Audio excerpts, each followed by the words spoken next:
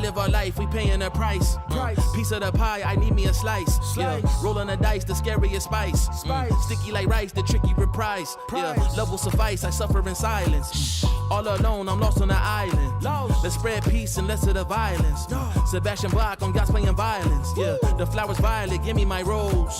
This for my city, all for my bros. Did it alone, so far in my zone. So raise your glass, let's all have a toast. I can show you how to get like me. Live your life till you die. Yeah, look, I can tell you how to live your life, but you just gotta get up now. Get up. Get up. Get up. Get up now. Get up. Get up now. Get up. Get up.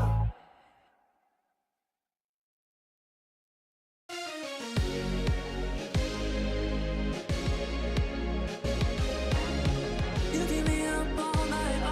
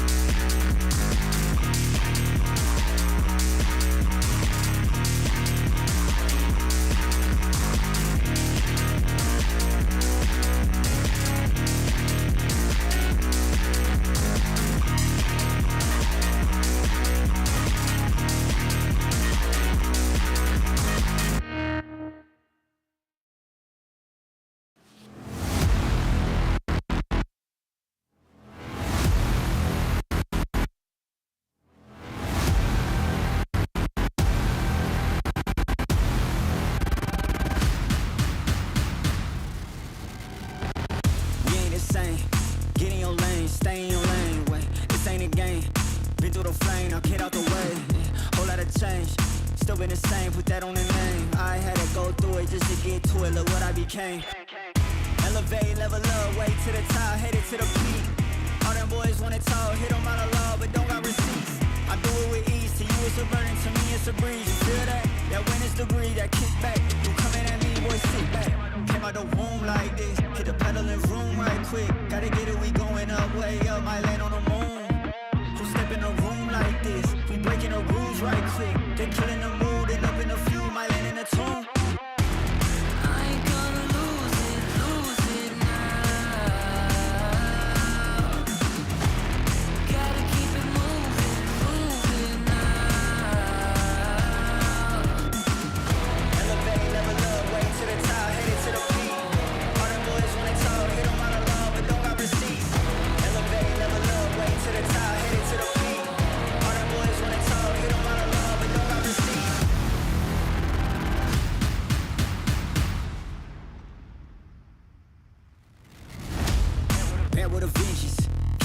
I'm leaving no remnants. They all in attendance.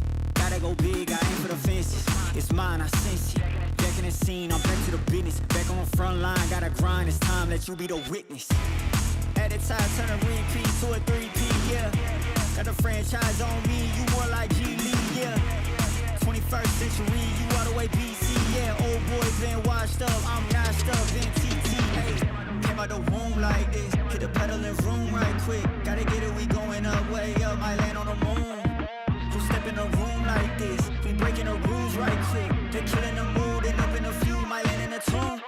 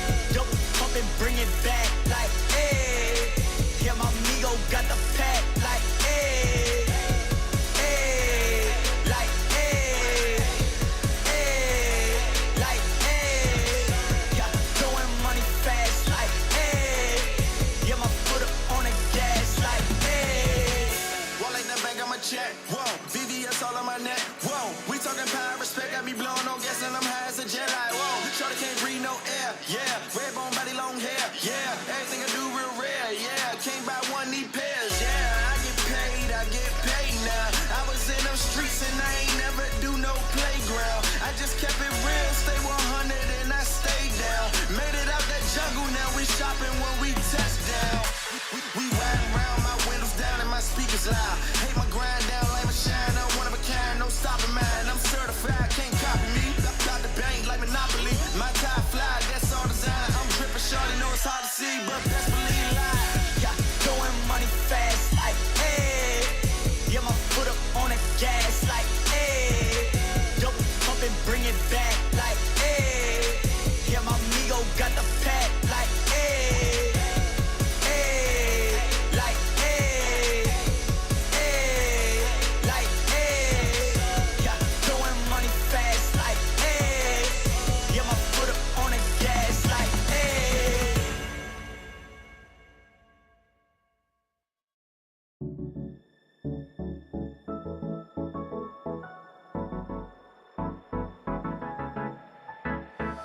let's do something crazy.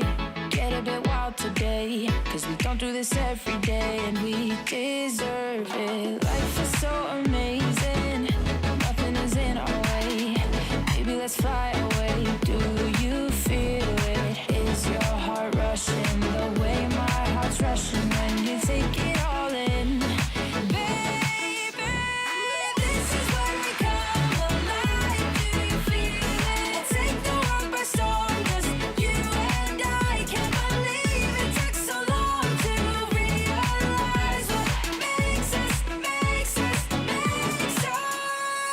alive. Oh, what makes us come alive? Ooh, let's break some rules. No, we don't always have to be good. Don't always have to do things that we should. We'll feed the fire. Let's see it through and let go of what's holding us back. Just light it up and we'll burn through the past and take it higher. Is your heart rushing the way my heart's rushing when you take it all in? Baby, this is where we come alive. Do you feel it? Take the world by storm, just you and I. You and I. Can't believe it took so long to realize. This is where we come alive. Do you feel it? Take the world by storm, just you and I. Can't believe it took so long to realize what makes us. This is where we come alive. Do you feel it? Take the world by storm, just you and I. Can't believe it took so long to realize what makes us come alive.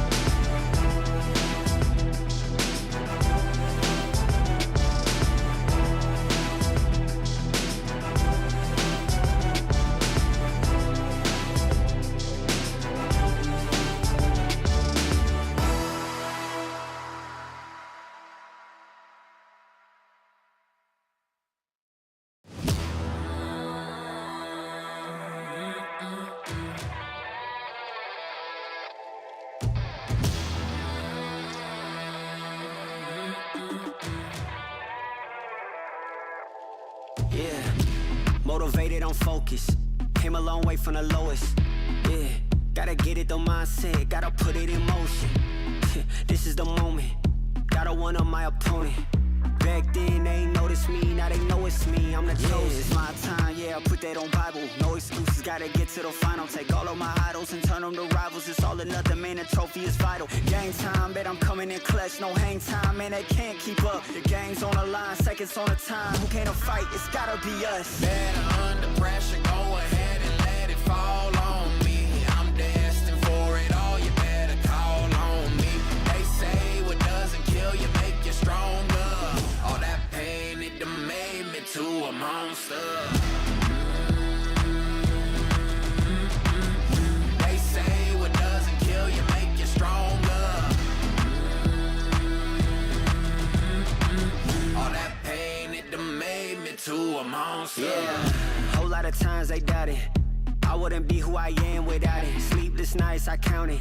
It all paid off, it's really astounding. I had to keep the faith to elevate. Hope for better days, they were coming. Now we can celebrate, knowing every day is abundant. Yeah, it's my time, yeah, I put that on Bible. No excuses, gotta get to the final. Take all of my idols and turn them to rivals. It's all or nothing, man, the trophy is vital. Game time, bet I'm coming in clutch. No hang time, man, they can't keep up. The game's on the line, seconds on the time. Who can't fight? It's gotta be us. Better under pressure, go ahead and let it fall on me. I'm destined for it all, you better call on me. They say what doesn't kill you make you stronger. All that pain, it done made me to a monster. They say what doesn't kill you make you stronger. All that pain, it done made me to a monster. All that pain, it done made me to a monster. All that pain, it done made me to a monster.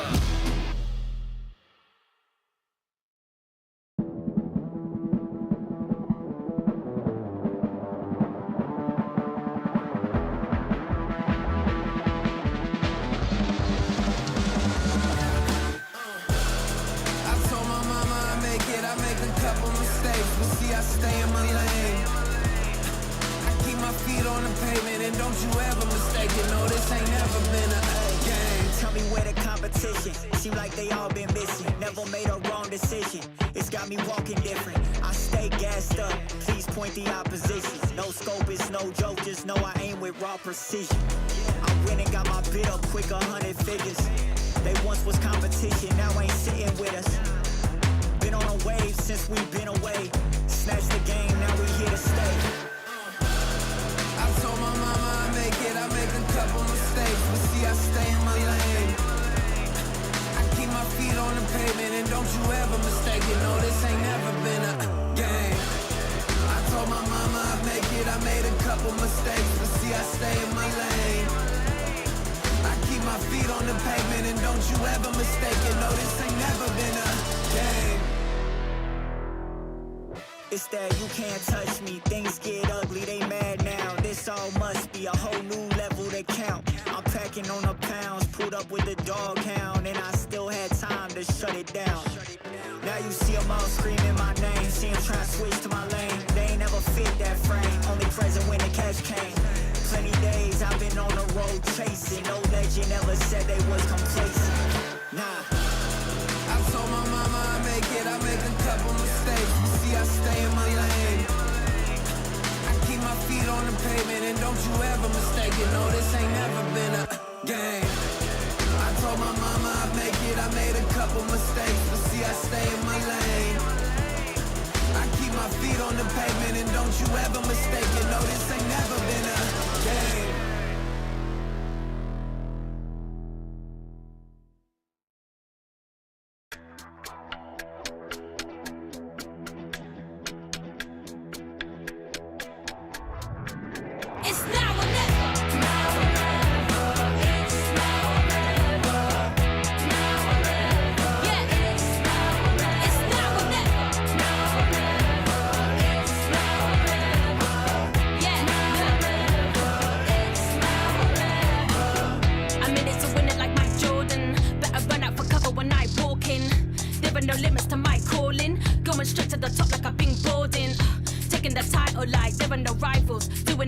closed. Give me a blindfold. This shit is easy, like a recital. I'm taking my shot, like my hands on the rifle. Yeah. It's now or never. Yeah. It's now or never. Now or never. It's now or never. Woo. Now or never. It's now or never. It's now or never. Now or never. It's now or never. Yeah. Now or never. Yeah. Look. Keep quiet, the queen's talking, keep walking. Couple of rings brought in, lines choking. Couple of reporters reporting. Firing line with a red dot, no recordings. Taking the title like there are no rivals. Doing the eyes closed, give me a blindfold. This shit is easy, like a recital. I'm taking my shot, like my hands on the rifle. Yeah. It's now or never. Woo. It's now or never. Now or never. It's now or never. Now or never. It's now or never. It's now or never. Now or never. It's now or never. Now or never. Yeah. It's now or never. It's now or never.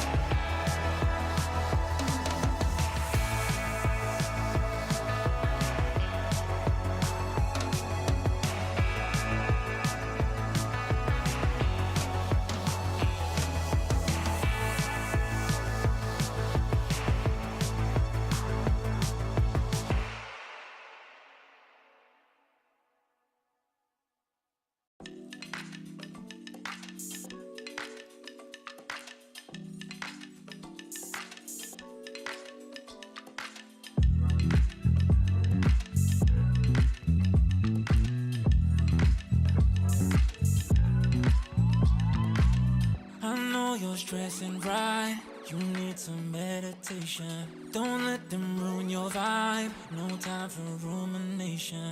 Let's leave it all behind, take a flight, aviation. Want you, girl, by my side, let me show my appreciation. I want you here with me, I miss your body, baby. No, I cannot believe that you're still single, lady. Wishing I could retreat. I want you here with me. Be my lover, be my, be my, be my, be my trophy, be my, be my, be my, be my woman, be my lover, be my trophy, be my, be my, be my, the only one I want. Be my preliminary.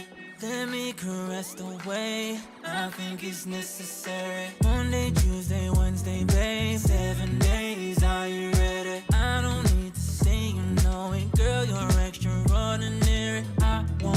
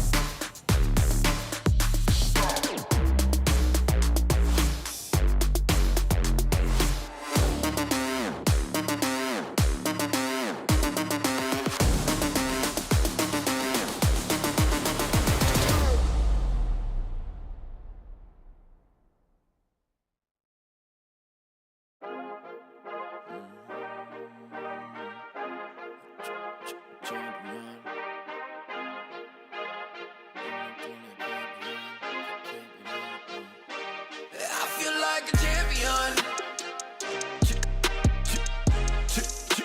A champion. Ain't nothing that can't be done. Oh yeah. I put it all on the line. Definition of divine. Yeah, I feel like a champion. Ain't nothing that can't be done. They told me I wouldn't be nothing. Came on down second to none. I need me a trophy, I need me a ring. I'm not with the bull, but keep it a beam. You know what it is, you know what I mean? Shit, all I do is win, win, win, win. Haters wanna hate, they ain't made top 10. Double, triple team, what they need to defend. I juke left and I'm gone with the win. I'm gone with it. I feel like a champion. A champion. Ain't nothing that can't be done. Oh yeah. I put it all on the line. Definition of divine. I feel like a champion. A champion. Ain't nothing that can't be done. Oh yeah. I put it all on the line. Definition of divine. Feel like a champ, MVP status. Yeah, the win been guaranteed. So let's see about it. If you gon' speak about it, then be about it. If you don't bring that energy, no, I can't be around it. Nah, I'ma shoot my shot. I'ma stick it, watch. At the tippy top, I cannot take no loss. 2 seconds on the clock, they gotta give me the rock.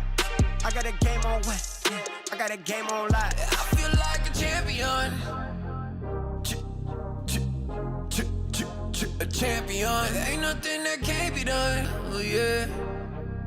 I put it all on the line. Definition of divine. I feel like a champion.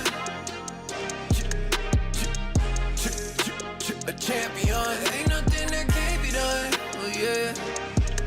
I put it all on the line. Definition of divine.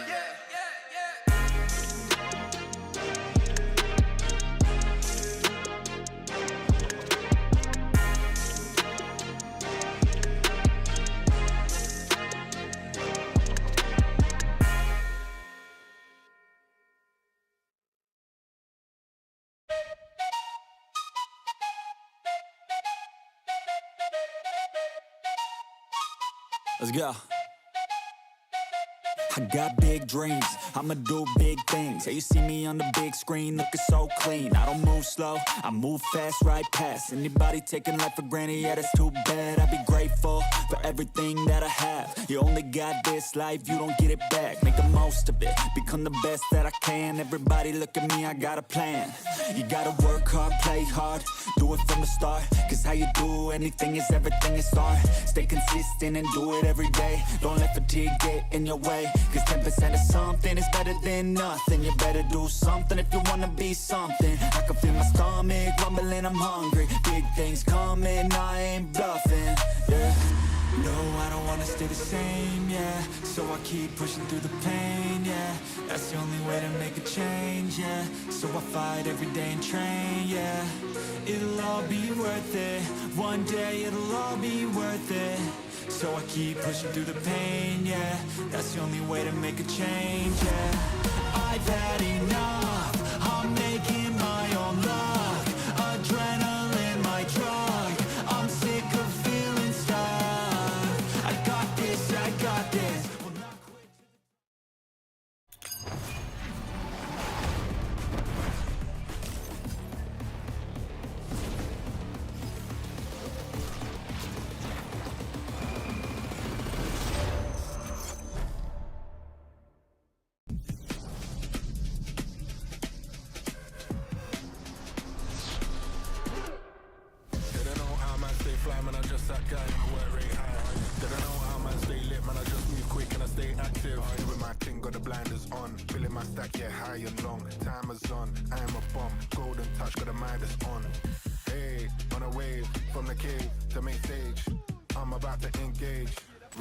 My wage. Didn't know how man stay fly, man, I just that guy and I work rate high. Didn't know how man stay lit, man, I just move quick and I stay active. Didn't know how man stay boss, man, I pay that cost, long nights on the job. Didn't know, I'm a pro. Didn't know, I'm in the zone. In my zone, yeah, I feel at home. Silence on my phone, focus on my goals, whoa.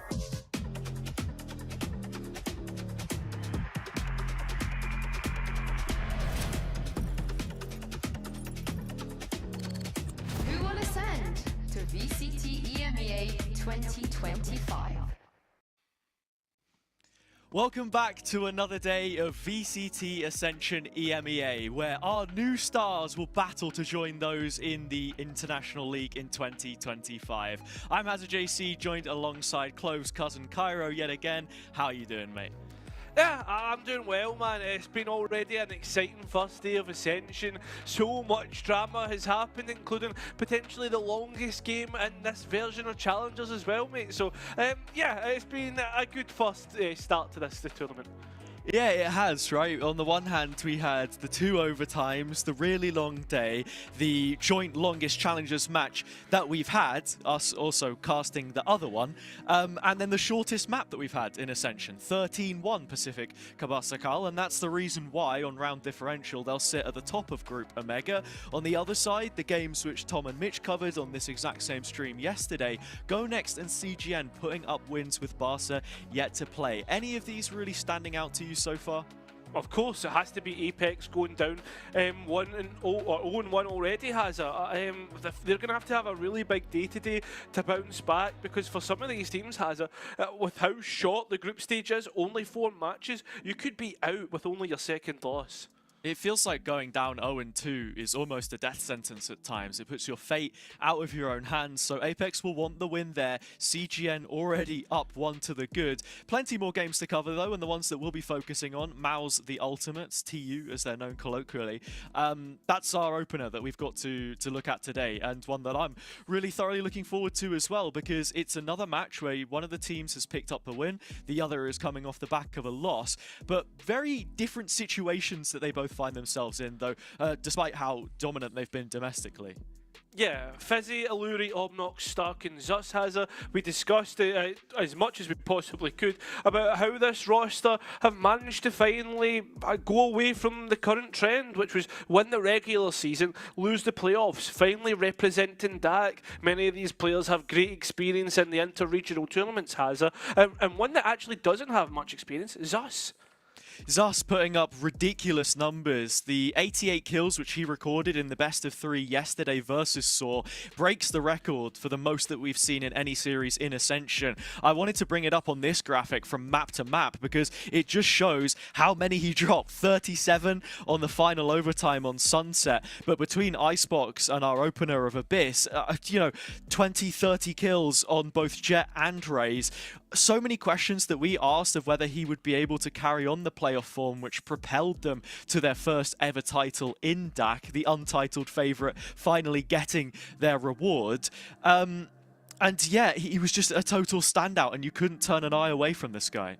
You can't, it's just what tends to happen with Mouse. It's the thing, just go kill, right? But it's supported by such an impressive roster of supportive players, your Fizzies, your Alluries, right? Obnox, the likes, all being able to put Zus into positions where he's able to go and thrive.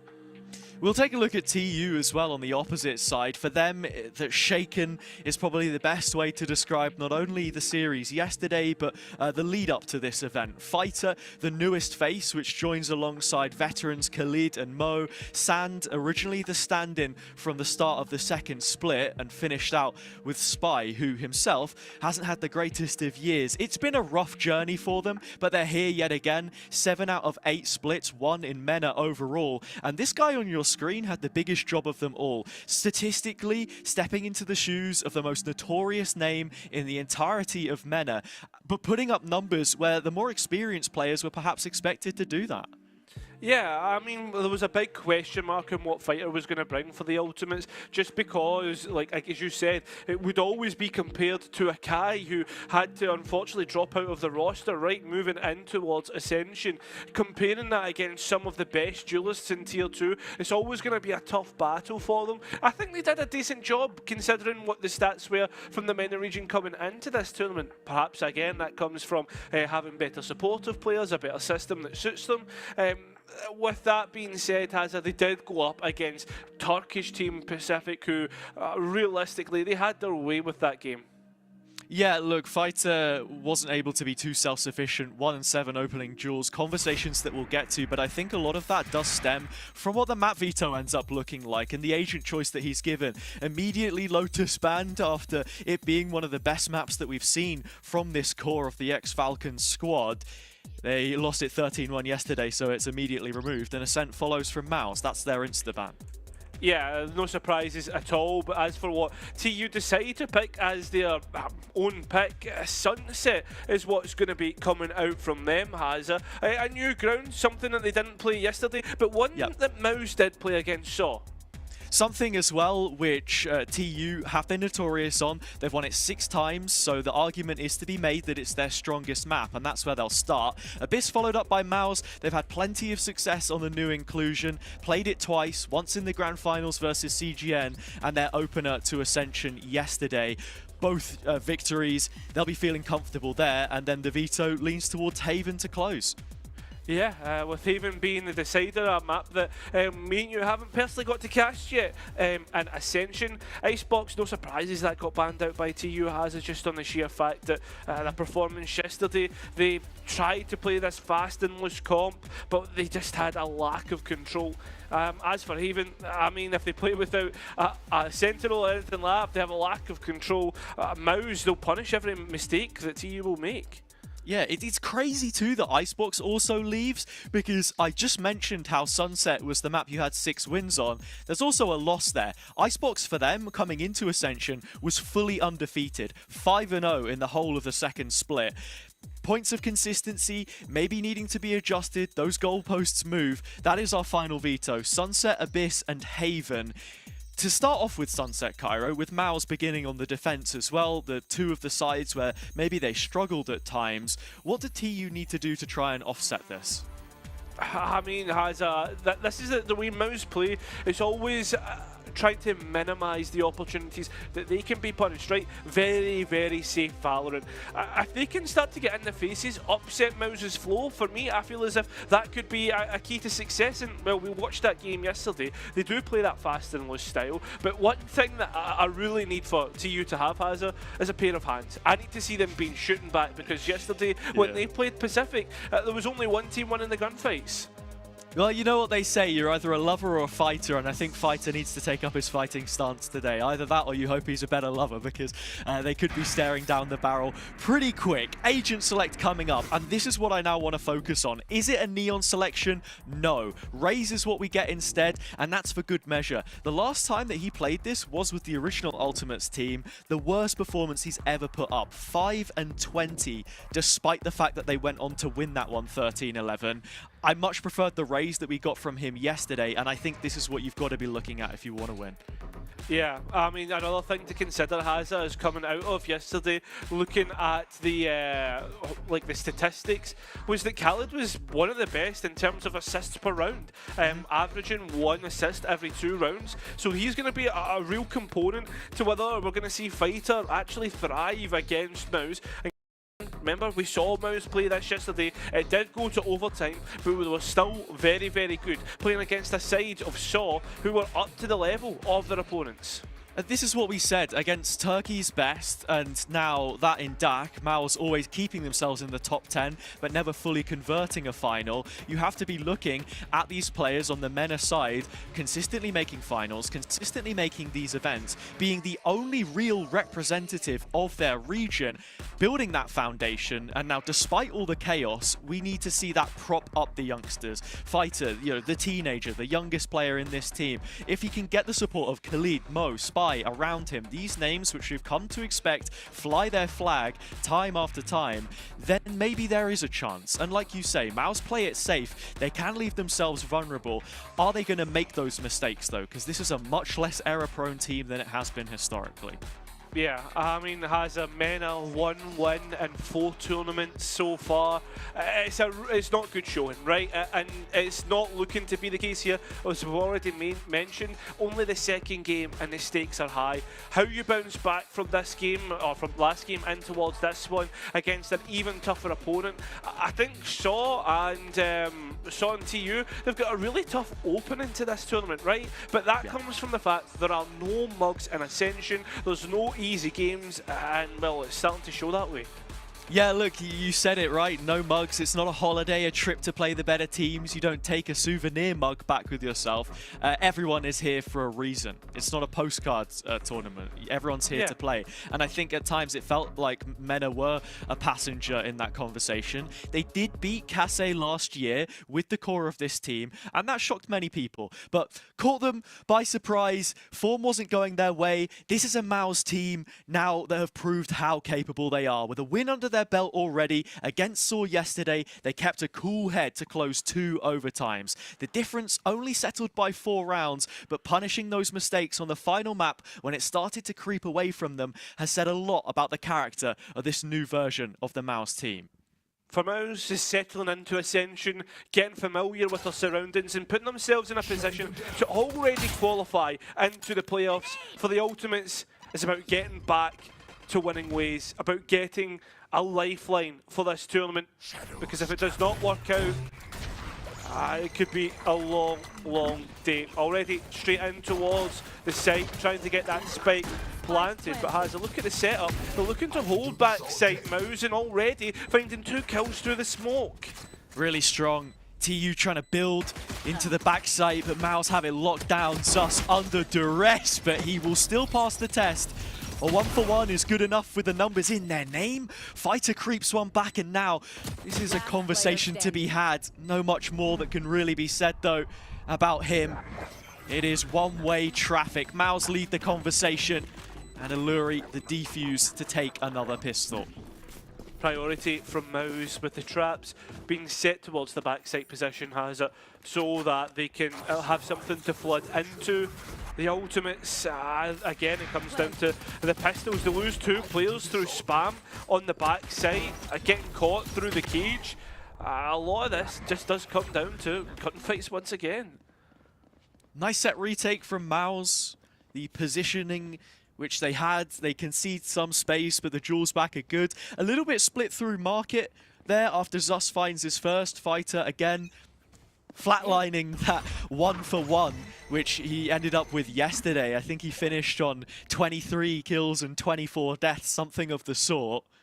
Yeah. This is the first time I've been actually able to look at an Team Ultimate's default, how they like to play a map. Yesterday was so fast flowing.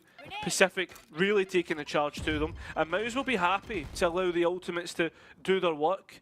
Looking to try and break a trip on B main. There's nothing there.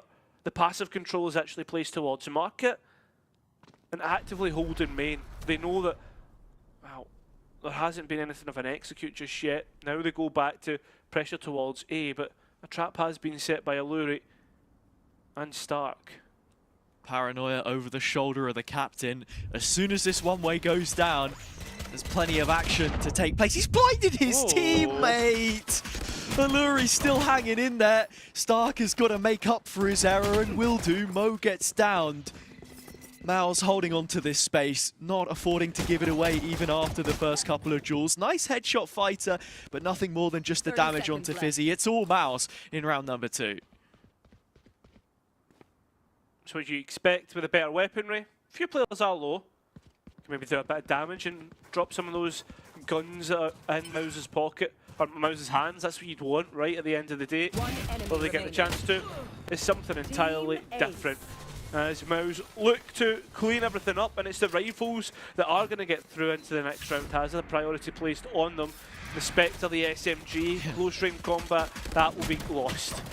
That Paranoia did look a little bit suspect, and unfortunately for TU, they can't make anything more of the situation. And yeah, to touch again on this Raze player, when he was on the Neon before in the previous TU team, the implementation just wasn't there. It didn't feel like he was ever in positions that could be supported, whether that's, you know, his own mistakes or the rest of his team. Usually it's the former rather than latter. I think it's good. You have that sort of push up of information from the teammates that you have. As I'm saying this, Sand's been completely lost on the other extremity. TU trying to force this A play. It is Fighter at the front again, but to just mention what I was saying. Yeah, when you have more experienced players around you who've been to these events, you're expecting him to be able to feed off of that knowledge and improve how he plays individually at the same time. And I think you're already seeing that.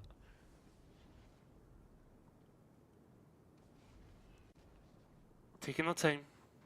The Ultimates positioning themselves for they execute, but Fighter is just peaked completely on their own.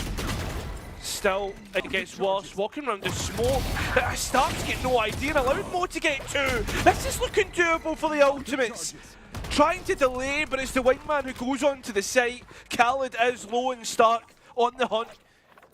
Can see the footsteps here where the players are moving. Fizzy's all on his own towards CT, allows the Ultimates a chance. Now 2v1, rifle in Stark's hand though, so the firepower is there. It's all about hitting your shots, managing to isolate the 1v1s, but Spy will convert.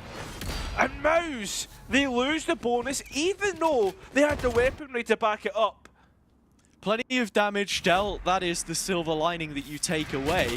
But yeah, I wholeheartedly agree. After Fizzy finds this onto sand, all the map pressure was lost. TU move into this A execute, and I'm so surprised how blindsided they were by that short peek through the smoke. Whether there was a gap on the side of Stark's utility or not too sure. We were speaking about him before as being the player who, not only in his own region, but in Ascension as a whole, is so constant with these smokes and finding value off the back of them. So the fact that there's a misplace there, a slight error, unexpected. But that's what you make the most of if you're TU. I mean, they've been doing the same combo towards A on elbow to gain control of it. That's twice in a row, the flash to stop anyone destroying the Dizzy, so they can get the information. But this is really nice though, Hazza, from the Ultimates. They're actually starting to see, you can see them settling into the game, playing a nice macro. Yeah. They've deposited and Fighter, and they look to go and re-clear and pressure other areas of the map. Mouse have really bit in towards the Ultimates, finishing towards A. Honestly, that's the Ultimates exactly just it. going to hit B. That's exactly it. You put Fighter there, I think TU wanted to lean into the idea that if you spot Fighter, that's a signal that they're going to be executing. It's a Thrash that comes through market. They're trying to fake the left-hand side of the map instead. Won't be able to be recovered. Trap should come back up here. Now the A execute follows through, and Khalid is the one that opens up. Oh, spot on. Zus, as always. A little bit of delay just to get that spike down. That's the key point here. Convert this into a post plan. But this has allowed Mouse to get into position. Hello, Mo. Takes Zus's head clean off. A 4v2. And everyone's ready to swing. This is really nice. Fundamental Valorant from Team Ultimates. And they're putting themselves in a position to get this over the line. I'm liking what I'm seeing, Hazza. This is not the Ultimates from yesterday. It certainly isn't. It feels a lot more coordinated, but at the same time, I'm again sat here wondering how on earth Ivy and A Short is that weak? How on earth has Khalid managed to get out 2 rounds in a row, or Mo I should say on the previous, a player in that position and find another multi-kill and it just fall flat that simply? TU are doing a brilliant job at depositing pressure here, putting players over towards elbow, and then re-executing later on. It's if Mouse had a bit more concrete of a mid-round to actually re-clear any of this space where you would be worried, but it's the initial engagement this time which sets them up. Zus has just walked down mid. The Ultimates are holding on to, waiting, seeing if Zus is going to peek out. It does happen, but uncharacteristically, Zus misses.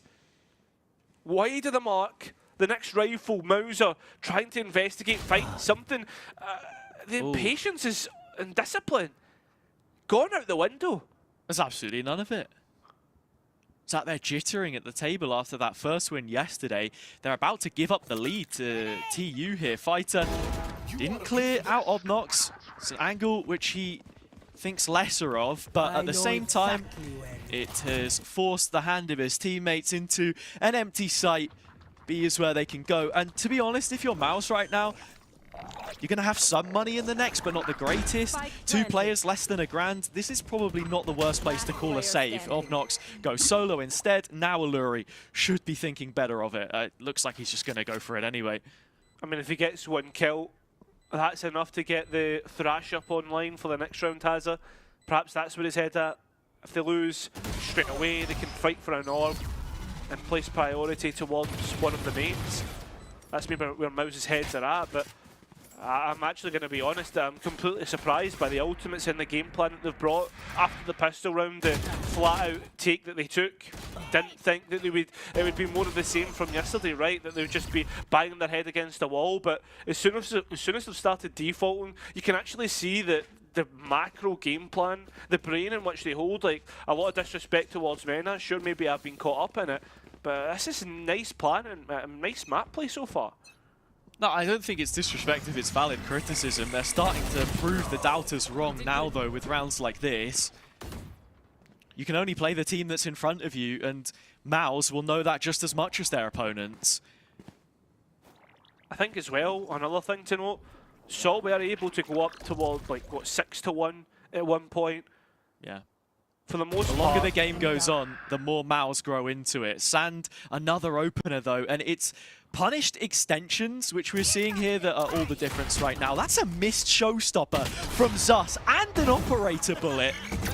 Any more of that, and this could become seriously problematic. The site is holding, but Spy gets Alluri. That opens up middle and the transition for the rest of his team.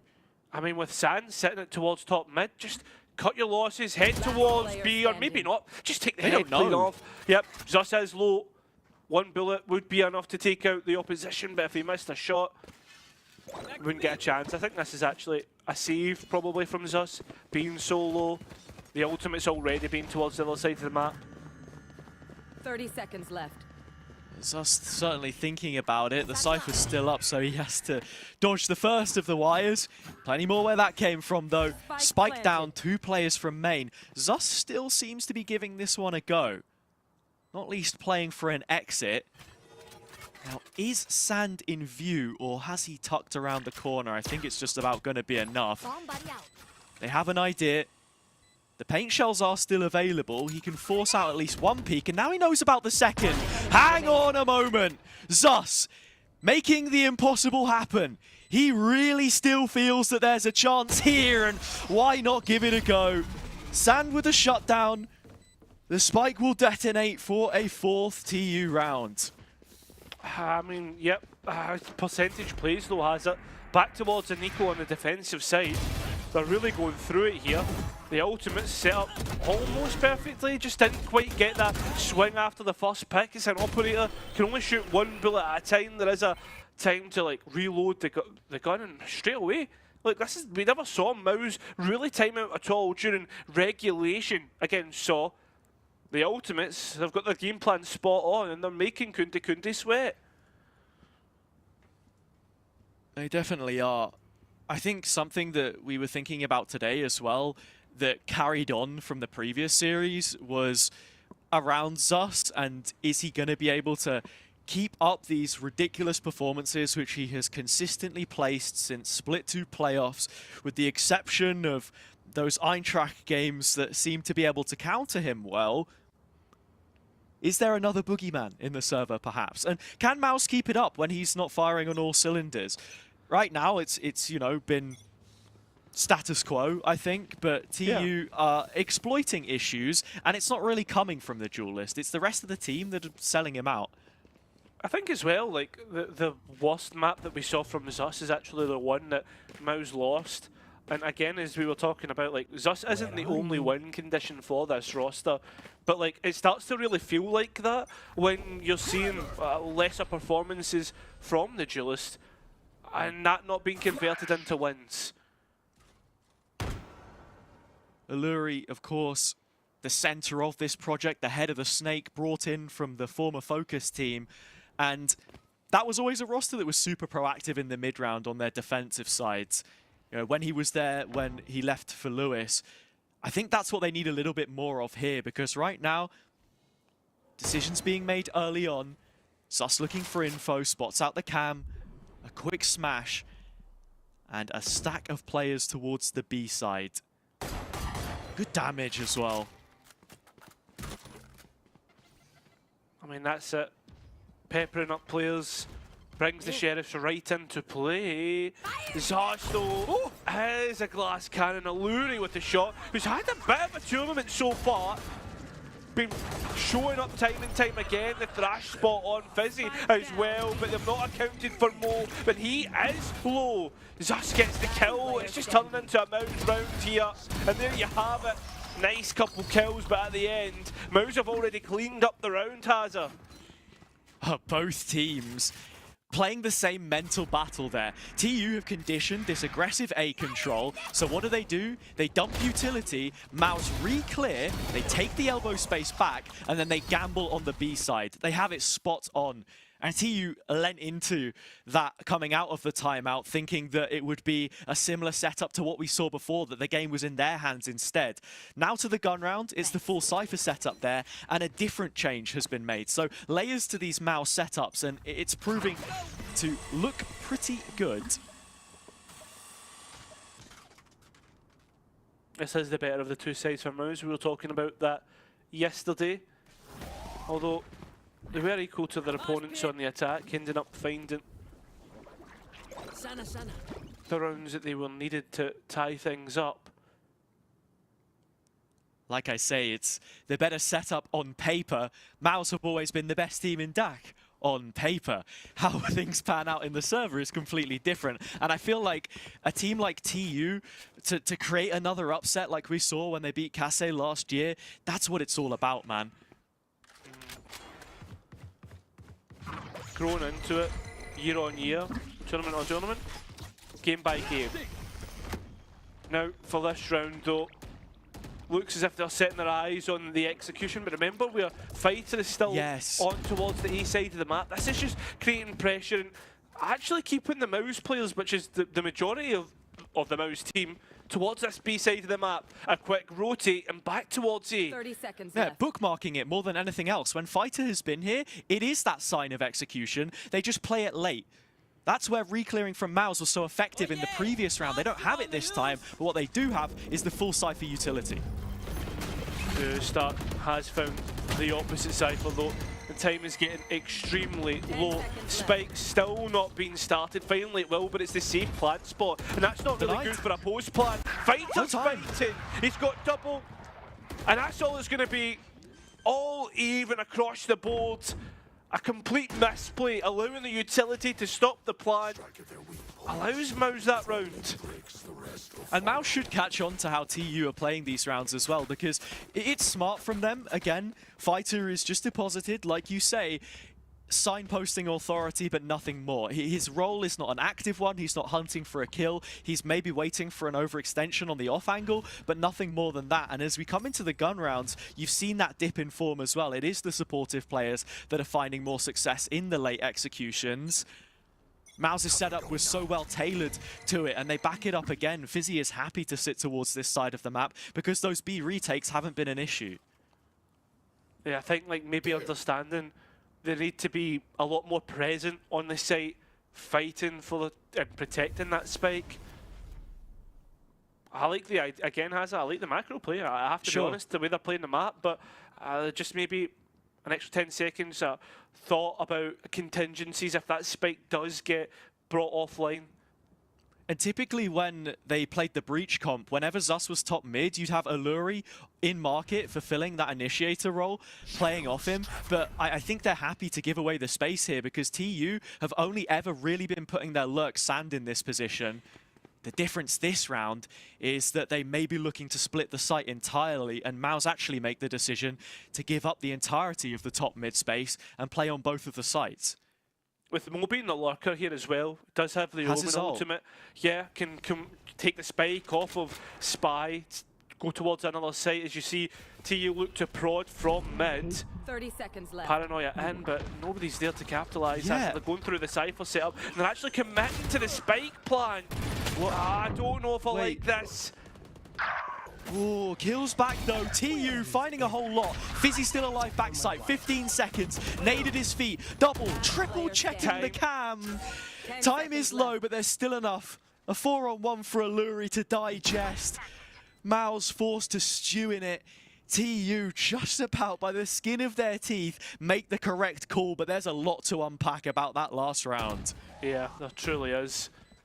I mean, they get the round in the end, but for me, I thought like what was going to happen was they were going to just leave Mo sitting in there with Spy, try and poke and prod B, have a TP over if they needed it, or if the players rotate off, they take A. But I don't know if they get caught in the shots, the paranoia, and they just walk out into the site, not realising the Cypher setup either. For me, it's throw the wingman out, right, with the spike, it lands on the site, oh, this is the execution. Rotate comes through, you play into the empty market space, and you have the ult to pick the spike back up. I don't know, I guess Mo is in the same place, so it's a rough one, man, honestly, but they managed to make it work anyway, so that's the most important part. And for Mao's, caught with their pants down, really. Weren't expecting mid to be as exploited as it had been. And Zusko searching solo. TU have been so good at picking these off. Yeah, punishing Zus's over peaks. Not over peaks, but dry peaks at the very minimum, right? Not using utility, and they've been doing a lot of this double stacking, holding towards elbow and stuff. Fair enough, we never got a chance to really see how the Ultimates like to play Valorant yesterday because it became so gunfight heavy against Pacific Hazard. But you've got to remember, like, the coaching staff that are on the Ultimates have a lot of experience, especially the assistant Calypso. Of course, playing experience, that is. We mentioned it yesterday. Rise, Envy, alongside Finesse. Used to be the Jet player there. So again, that mentorship onto Fighter in this tournament where he is a completely different level to the rest of his team, but seemingly doing enough so far. Should notify his teammate about the trip. Sand knows, holding for the peak. Alluri gone, while Fizzy is able to find another on the fadeaway again. He can't help but give away the site control itself. Playing into a retake with half of the numbers. Blind and out without a chance. Miles may just be throwing the towel in for the first time here. Wow, my eyes are I haven't done it just yet, has it? And Fizzy's still sticking around, as you said. He's been good in these clutch situations. Does have the support of Obnox though. And it looks like it was doable for a moment, but Mo's there to get the last couple. That is at least even on the half for the Ultimates, Hazard. And now looking to propel themselves into at least an advantage on this attacking side. It shouldn't surprise you at this point, though, that Maos go for these kinds of plays, to be fair, because Kundi was saying before the game today on their Twitter account, what are we expecting? Lots of close rounds, lots of clutches, lots of overtimes. They're giving it to us. They're playing that style. It's not been the safe expectation that we labeled them with. It's been fast and loose, like exactly what TU would be asking for here, to be honest. The perfect set of circumstances, the storm which brews up an unexpected result. Because, look, 6 rounds already, you're 1 away from matching Soar's tally on their opening half yesterday. Well, I think if the Ultimates were able to win this series as a whole, you could pick up the script that was starting to be written from yesterday and completely tear it apart. Nice shot. So clean. Not a nice cage. No, there is a big gap, and Mo is going to find that out very soon. Thus, information circles back to him. That's as far as it goes. Alluri still challenging. Mao's not sitting easy, and the rounds they do win are where they're able to partner players together. It's Fizzy alone on the site hold, but Zus stops the cross. Yeah, trying to get out from market that Cypher Trap stopping them, and well, there's plenty of Mouse players now here. Sand a little bit late to react to it, but here we go, showstopper in, doesn't connect, doesn't do much damage either, and Sand's here. Still Khaled popping out the smoke, but it's Alluri to hold this down. Spike has been planted. Mo could use the ultimate to get out if he really wanted to, but no, dances round the pillar. Looking for a gunfight, something to work with. There's Alluri, but while he jumps, that distracts Mo. Trying to shoot the clay pigeon. Stark will win the round, 6-5.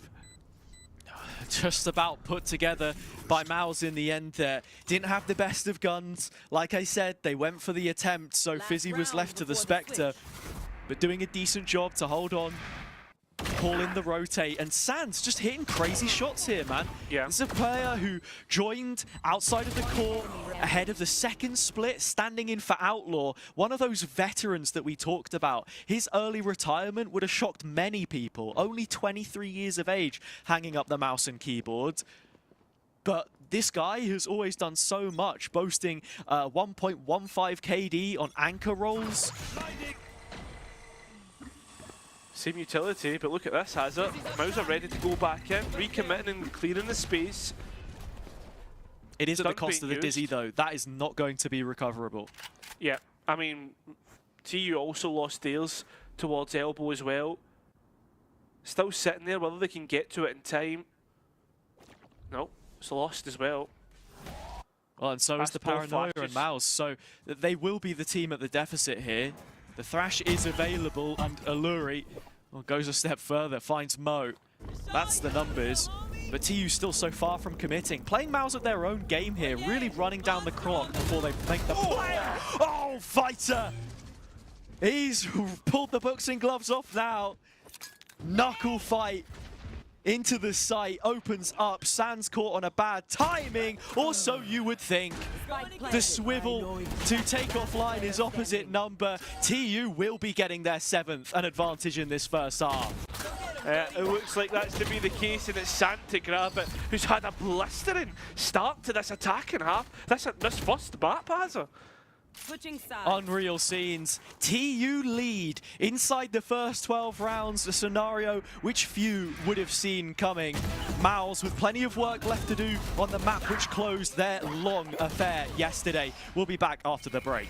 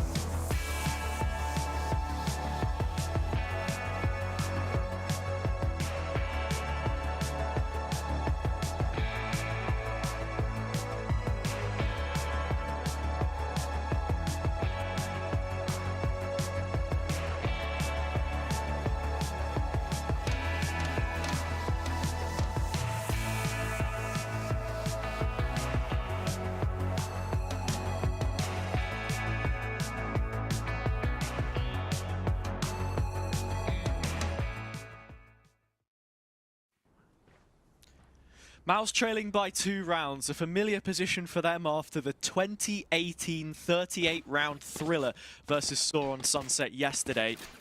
Their attack side was led by Zus, and again he tops the sheets, but TU stealing the headlines for the time being. More shutdowns from Sand here, potentially on the cards as he's preparing on the A side. Mouse get their chance to attack. We were talking about it yesterday about how their attack generally isn't better than their defence. They made up for that against Shaw. The Ultimate's looking to hold A main. Contact play. Yep, waiting as soon as contact's taken. Here comes the Dizzy.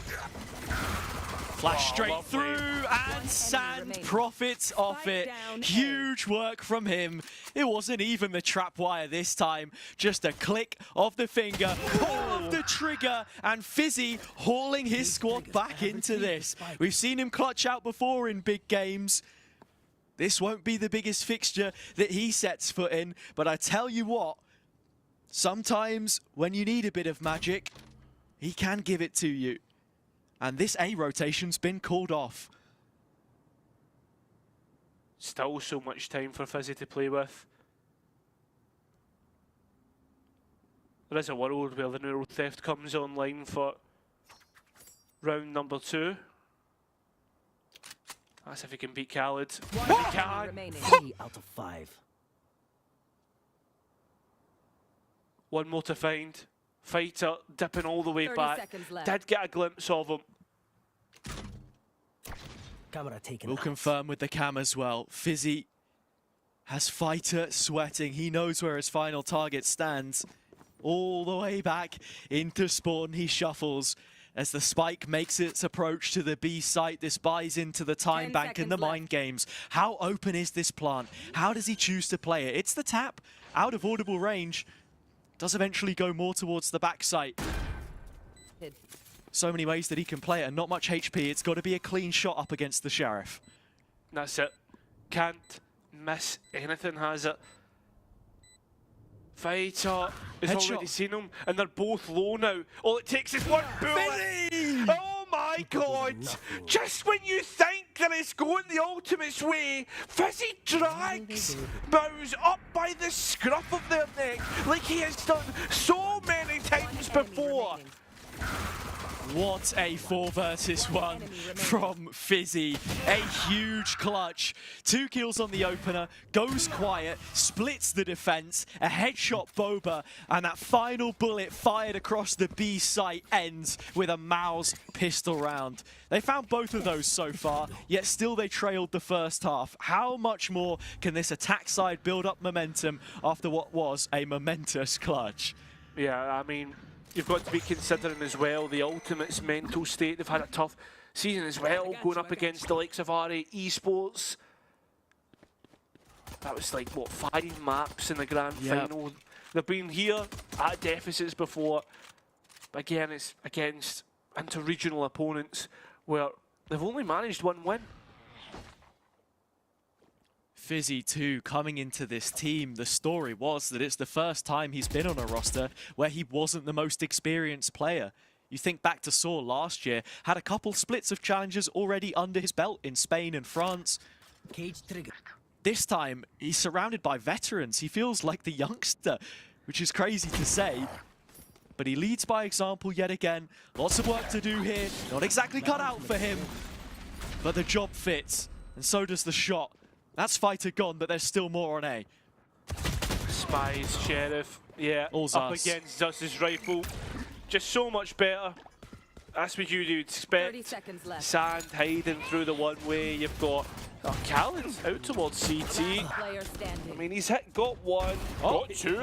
Is there more to be had? I mean, all he's doing is damaging the economy of Mouse, which is going to be big for the next round.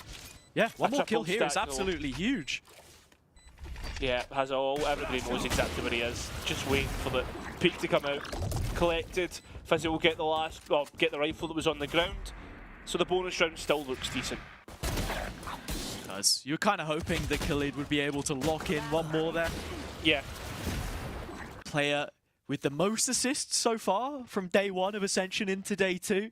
Whether that's because he can't finish his dinner or he's good on the flash is hard to say. But look, this is the agent where if you are able to find more assists, it counts for the most, more than any other. Some stat work done by Mini on Twitter. I think KO overall is the most difficult.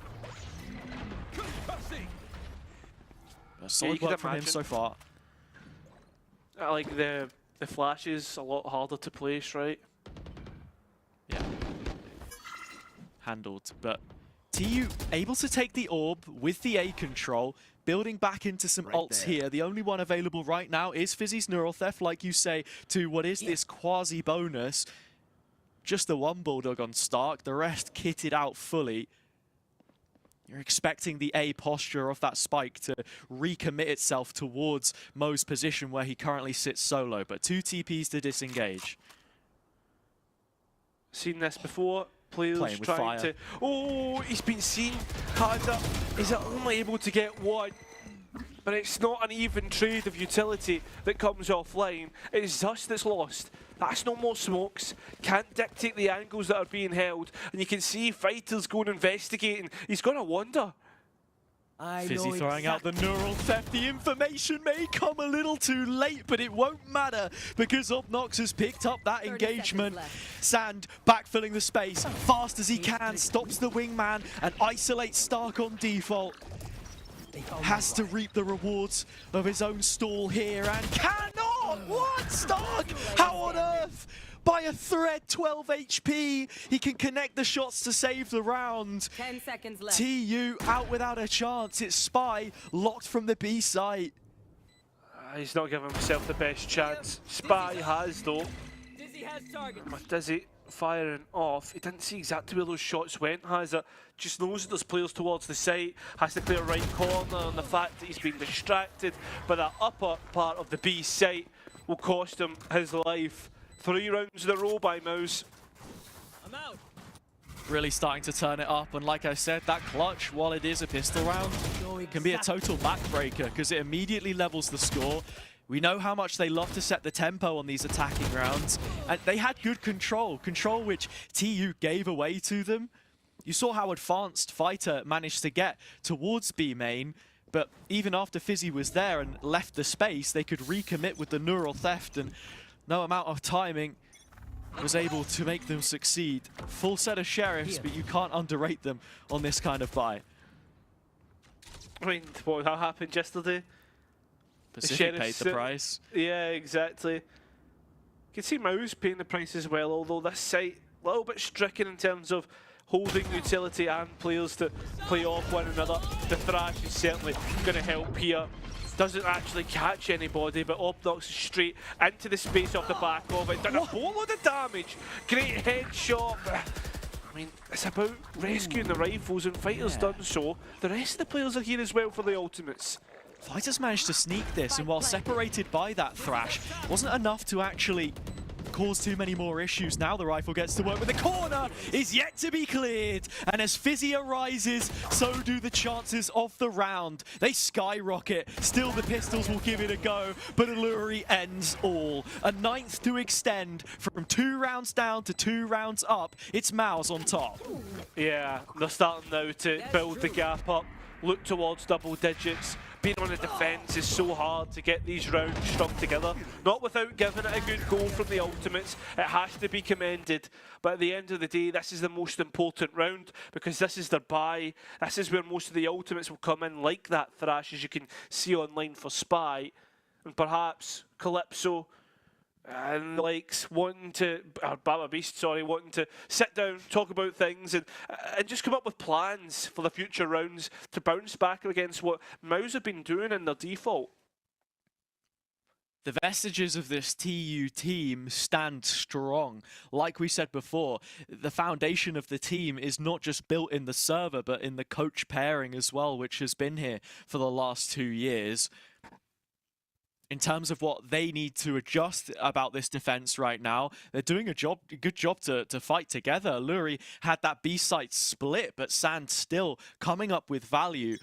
When you have your anchors as your 2 best performers, Sand and Mo, you have to try and find a way to not leave any gaps in your setup. And how exactly can you cover over weaknesses as it would appear? Something which Mouse do a lot is when Fizzy has his Cypher utility, they play the op directly in front of it. One issue with TU though, they don't like to play the operator almost at all.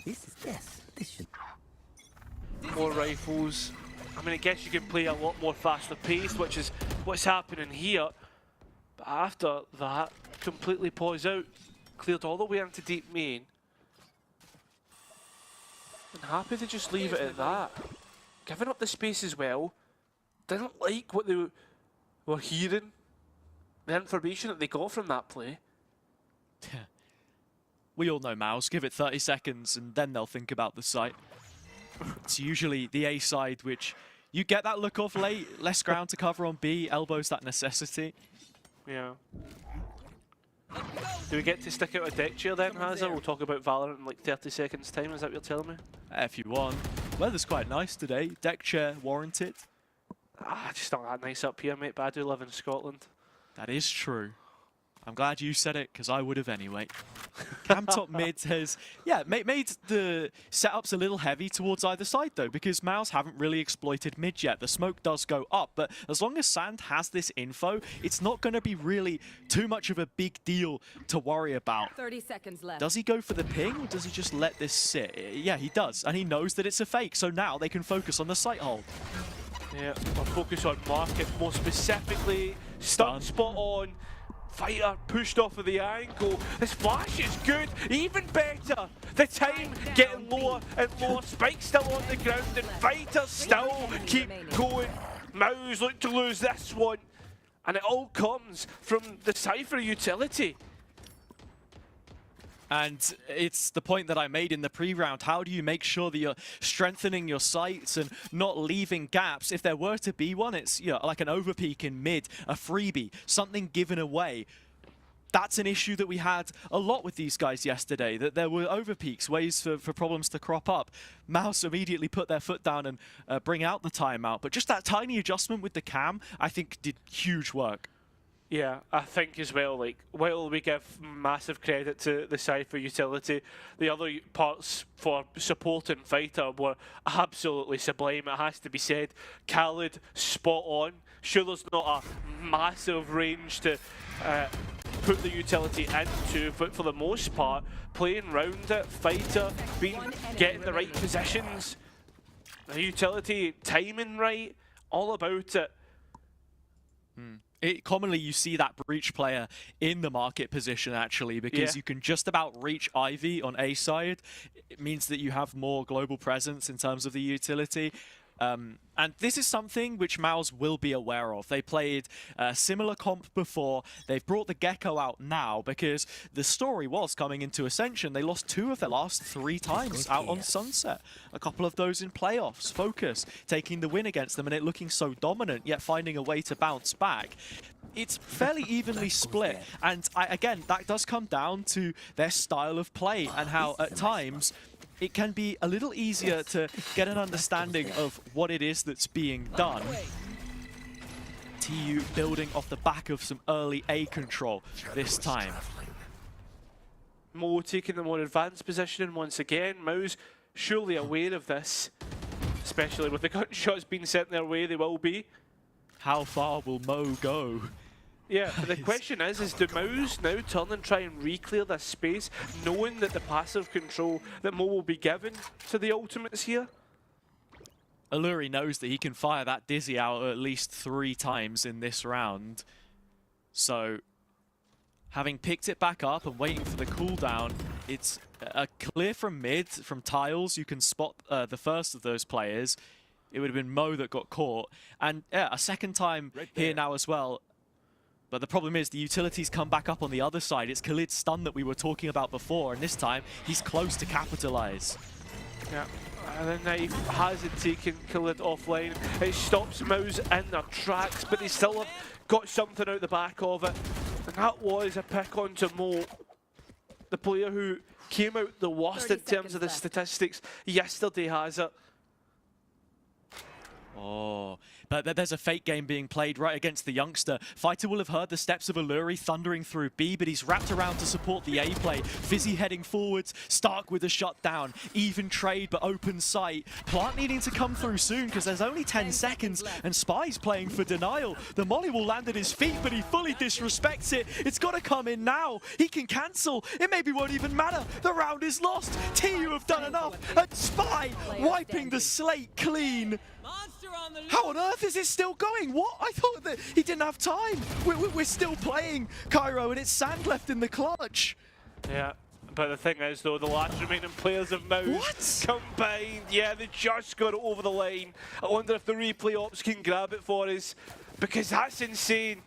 Comes so close. The wingman, right? That's the only way, because he tapped it on 4 seconds. And then it stopped. I mean, he must have very quickly swapped over there.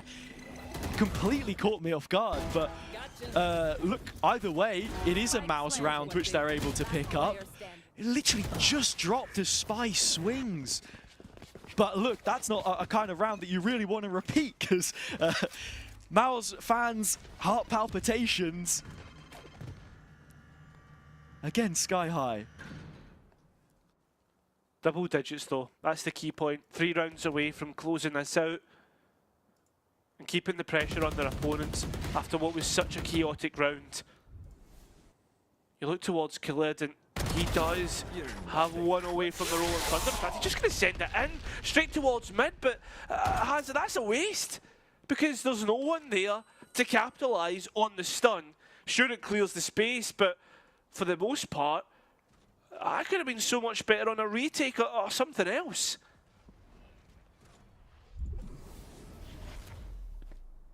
TU player to the good. They've got the info, but this time Maus know all about it. They're going to be heading back towards A again, as is standard. The knife to try and create a little bit of pressure, and maybe even Obnox following it up. He's contacted into this room, and with the cam still placed towards B main, they have to be thinking more about this left side instead, rather than their usual end to the round.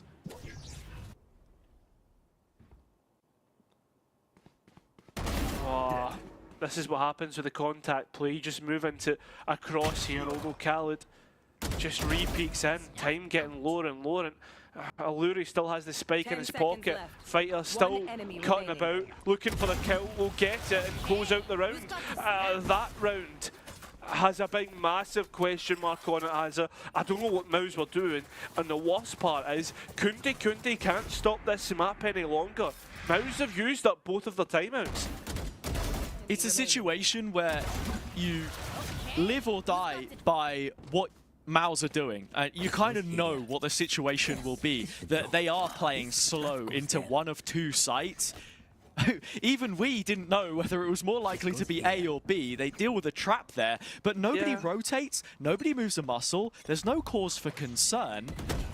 And that contact play out the books of their rivals turned regional representative CGN, just a little too easy for TU to fight up against. That's it.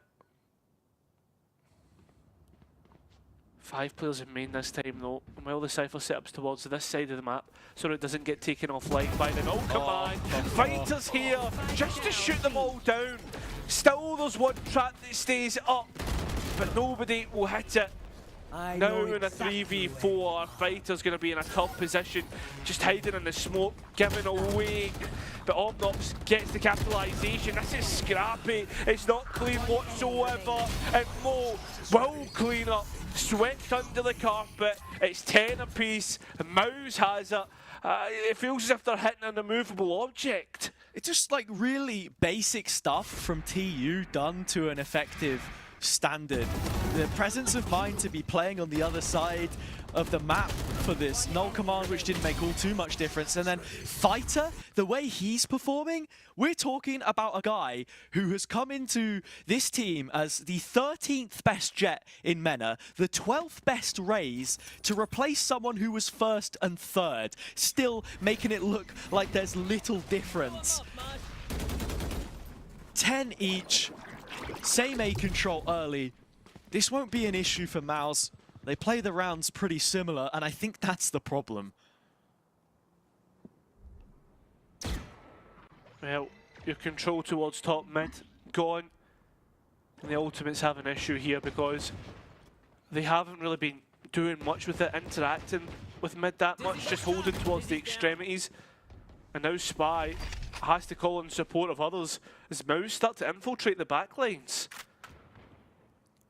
Zas has gone the full 9 yards and finds Spy as well. Still 2 players deep towards this garage control in main. Alluri does have his utility, but it's all by himself. And there were times yesterday where he found himself isolated, just waiting for Fizzy now to re-clear this space. But it might come to a head before he gets a chance. It will. Alluri guards it though. Difficult angle to clear. Fizzy's the one that now becomes a problem as Khalid walks around the corner. A perfect set of circumstances undoes all of TU's hard work. Yeah, the wombo combo. Sand! It just got straight back in. Hello, what he's charging into sight. Time low once again. Oh, showstopper not good enough, and Fighter's hidden in the corner. Does Alluri know? Seems to be. It comes down to the gunfight. A 1v1 before the mosh pops. Just pops the head like a pimple. 11 being taken. Maus restore the lead, but for how long has it? Because this feels a little bit like a fever dream. Much like Acne, there are imperfections. Maus would not have it any other way though. Thrifty round picked up, Sand lost in the source, gallops into the site with a spring in his step after that double kill. Where's the discipline though, Hazza, from what we were seeing in the last couple rounds? The Ultimates almost felt stalwart in their holds, right? Although Mo being caught by the knife. A knife which you should be placing now too, because it's the same from TU every round. And just as much as I'm saying that Maus are interacting in, you know, parallels, if you can turn it into a situation which fits you the same way that the previous did, then it's not an issue.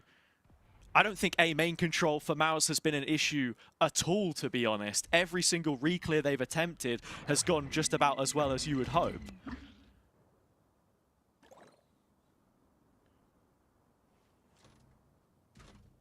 Fizzy now trying to activate his luck, has held the calm.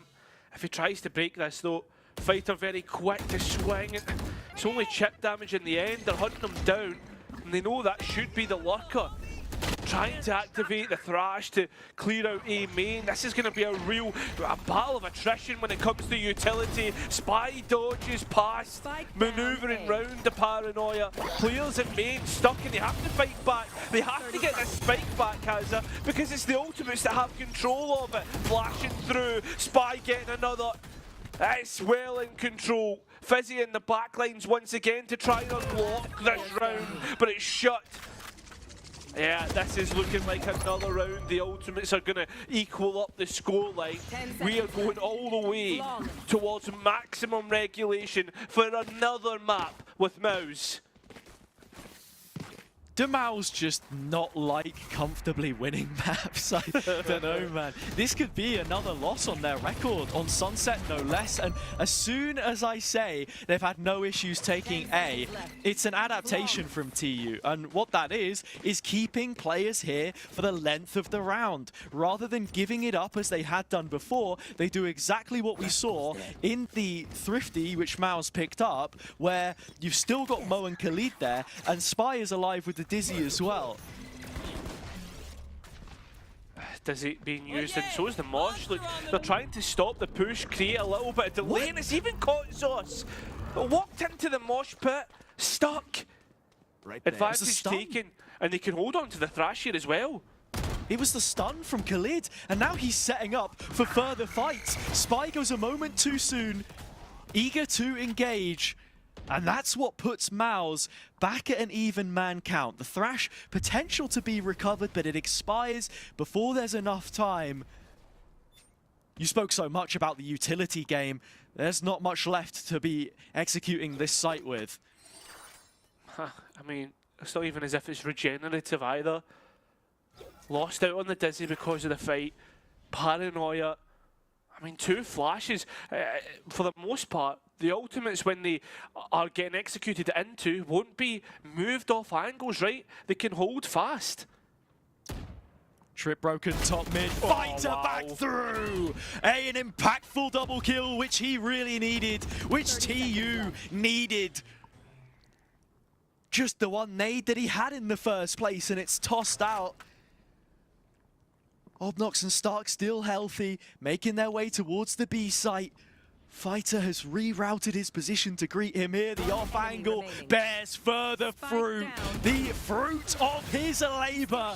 The hours and the work put in by the youngster to match one of the top upcoming talents for TU has propped them up to a position now only a round away from their first map win this Ascension. Yep, Hazza, that's going to be another loss on Sunset. If it does come true, Maus need to try and find a way to drag themselves into overtime again. Remember, every map so far that Maus have played is full-time regulation. The other team have played the most Valorant since the start of Split 2 out of any team. The most rounds played in Ascension so far. It just doesn't stop. This move too would open up the decider potentially. Or the chance for TU to take all. One more round left to decide it. The ults come up for Maus. When things don't go well for them and they have the showstopper available, at times they have been happy to commit it, to throw the kitchen sink at the situation and hope it sticks. It doesn't seem as if they're going to be as hot-headed here, though, pacing themselves to break the top mid-trip again. The showstopper finally comes out. A flash in the face is dodged, but no collection on the kill. So much pressure. Still players in the site. One man going back to clear, but look at the reaction. Going to try and break the weak arm of the push. Lovely reactions from the ultimates to hold on to the A site. Busy elsewhere. Tries to get something away to alleviate any pressure and get on towards B, but it's not going to happen. Now the reclear comes through from the ultimates. So Spy wasn't looking. Illuri's walked past him. They're pushed back into spawn, and the unthinkable might really be happening. A disaster for Mouse. Illuri has 15 seconds to stop this from ending. Sand has played it perfectly. He's gone deep to the back of the site. The only way the plant happens is if he can clear the corner, which he can't. A win for all of MENA. The weight on their back's unbearable, yet TU have lifted themselves up from yesterday's defeat and found a landmark win here on Sunset. Against Mouse as well, has we were saying about how tough opponents can actually be. Mouse is one of the toughest and one of the favourites to win out this series, win out this group. This has certainly made things interesting. TU with a shock opening map win. For all the changes they've made and how consistent Mouse have been, this is a mark on their record. We'll find out how it ends after the break.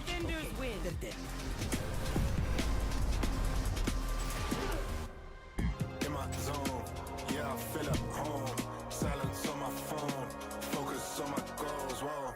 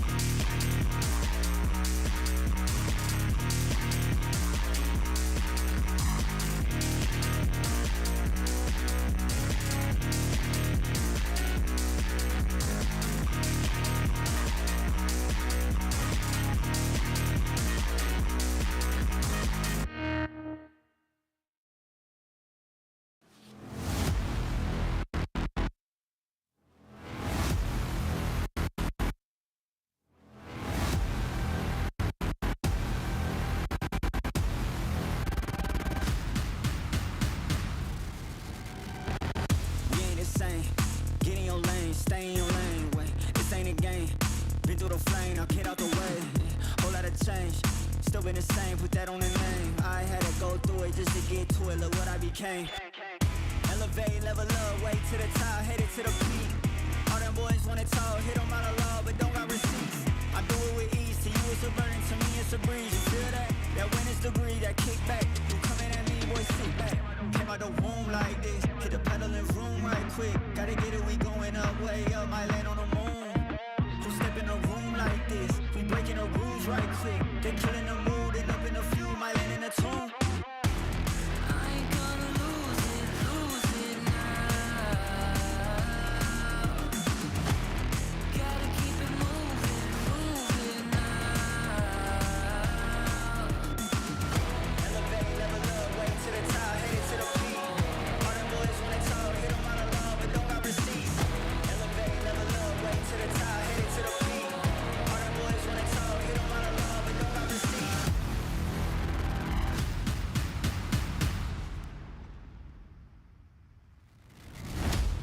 Bad with a vengeance, killing the ops and leaving no remnants. They all in attendance. Gotta go big, I aim for the fences. It's mine, I sense it.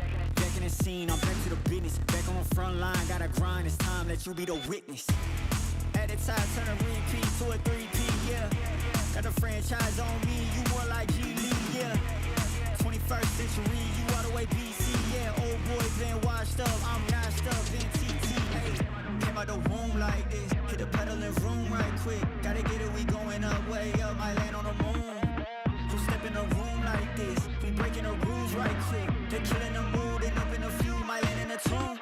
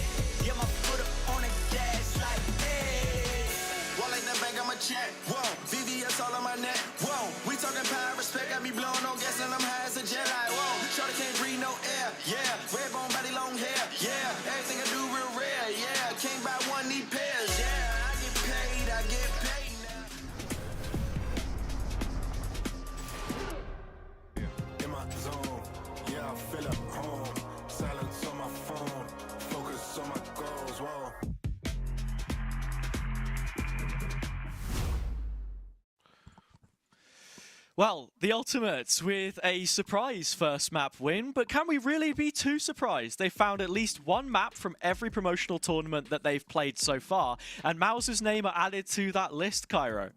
Yeah, I guess they have been, Hazard, but I think I'm surprised because after yesterday and the performance that was put in by the Ultimates, after everything, the situation that they found themselves in coming into Ascension, I did not expect them to come into the Mouse game firing on all cylinders, right? They seemed to really settle into this game well, the defaults that they were working, the way that they played the map on the attack. Then moving on to the defense, Mouse weren't doing enough to stop the Ultimates. The timeouts that were called by Baba, Beast and Calypso were spot on. They managed to be able to, I guess, like make the right adjustments to what Mouse were doing, and they countered them perfectly. Yeah, just micro details, do you know what I mean? In terms of, I think a lot of the fights came down to the A main area where we saw it be a bit of a back and forth. Mouse liked to go there late round, and TU eventually buckled down and managed to make the most of the situation. And Mouse, mid to late round as well, look, if they couldn't take space in certain areas, they looked lost at times, which is an indecisiveness which we've not come to expect from them on Sunset, as you put. Fighter as well, someone who I mentioned brand as being mid-range in terms of ACS on, Jet and Raze, coming in here, implemented directly onto the role that we saw the ex-Falcons team play, and play it to a fantastic standard as well. The same with Sand, someone who has a split of work behind him now, being the highest rated player that this team had in the regional finals, stepping up again when it comes to those big moments. I think for me as well, Hazza, this is now moving in towards Abyss. This is a map which there isn't a lot of material for either team on, right? We've seen Mouse play like in the grand finals when they were going up against CGN. As for the Ultimates, they have played it twice, so it's not as if they're too wary of being on this map. It's not as if they're going in fresh, but they have already lost it once and they have won it once. So there's a bit of a 50-50 coming into this one. Yeah, if we want to talk that Jet Raze conversation again, because I feel like it's so important to mention, the self-sufficient nature of this agent rather than the Raze where you have that, combination utility as well, which plays such a big factor. We're going to need to see a cut-edge ruthlessness from Fighter, which was maybe absent when we saw him play the same role on Icebox last time around. It is a lot of individual engagements where you're forced to excel, and if Sunset's anything like that, I would not be surprised if we can see it from him here. Yeah, that's what you would hope, right? Like, he's been building into this tournament. Again, it's only the second series, but it is a series that matters quite a lot, because if Mouse can win this one, Hazza, bounce back, win the next two maps, they put themselves in a position to confirm playoffs for next week. As for the Ultimates, lose this one, lose what is the prime opportunity to win out a Series 2, Hazza, they're going to be out of Ascension, essentially. But you have to think about head-to-heads, like you've said, and I think that does count as a big playing factor here, because if Mouse, say for example, don't have head-to-head over the Ultimates or just a loss on their record when they already showed they're capable of beating some of the favorites in this group, it's going to be a really strange position to find yourself in, and it just makes things more complicated but more exciting for everyone watching at home. If you're Mouse right now, the one thing that you've got to show is just a bit of comfortability in your own backyard. This is their map pick. Sunset's always been a bit of a problem point. We're still seeing it develop. There were gaps yesterday. Those have grown bigger in the last 24 hours. Now you go back to your tried and tested. It was won by overtime yesterday, but I think with the reps that they have, this is where you want to see the success be concrete. Yeah, I mean, it's not only just the duelists of Fighter and Zeus that we have to be talking about, Hazza. It's probably like the IGLs, I would say, coming into this one. Alluri, I think maybe not calling the most perfect game. As you look towards the Ultimates, Hazza, they had everything down to a T. That timeout was so killer towards the end of the second half as well. Yeah, I mean, that's the first time I've seen Mouse actually use both timeouts on Sunset, because last time when they played Saw, they were so comfortable in what they were doing.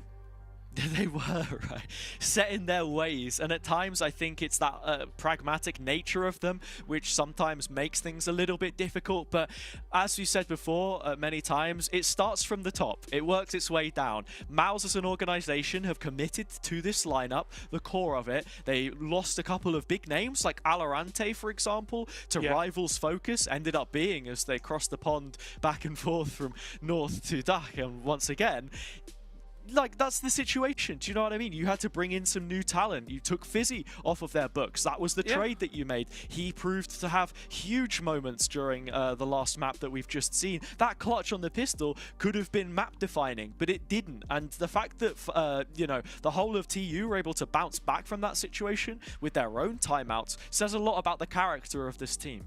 I think that's the key thing about Mouse, right? They've essentially been made by the fall of Focus, like moving away from the Polaris roster, the best roster that never was, and also the fact that like they've been able to capitalize on them losing out on players because of the LTR status of the likes of Cider, etc. Like gaining Fizzy cannot be underestimated and understated about how good that actually is, because Fizzy's unreal. Not just in the way that he's able to shoot and the utility, like the communication that he gives, and the something else, like the clutch factor as well. He is a superstar, and I think Hazza personally should be picked up and looked at by tier 1 teams. 100%. Look, all of these guys are going to be. I think it's interesting that you mentioned those tier 1 teams as well, because the support players on the TU side, rumor has it that they had top flight trials at times, were on the radar of them, but just couldn't make the cut, weren't in the, the short list rather than the extended set of trials that they'd gone for. Khalid, for example, one of those names, Mo, the one I was referencing previously, it's been 1,500 days since he was on TU. He was there at first strike with them. He's been around for ages, but he's only 20. Like, it's ridiculous to think that this is a guy who's gone from being a teenager playing in the server to like a real man now for these guys, leading by example. His breach was sublime on the previous, and if they can get more value out of him here, what's the reason to say that this can't be a more convincing series from them?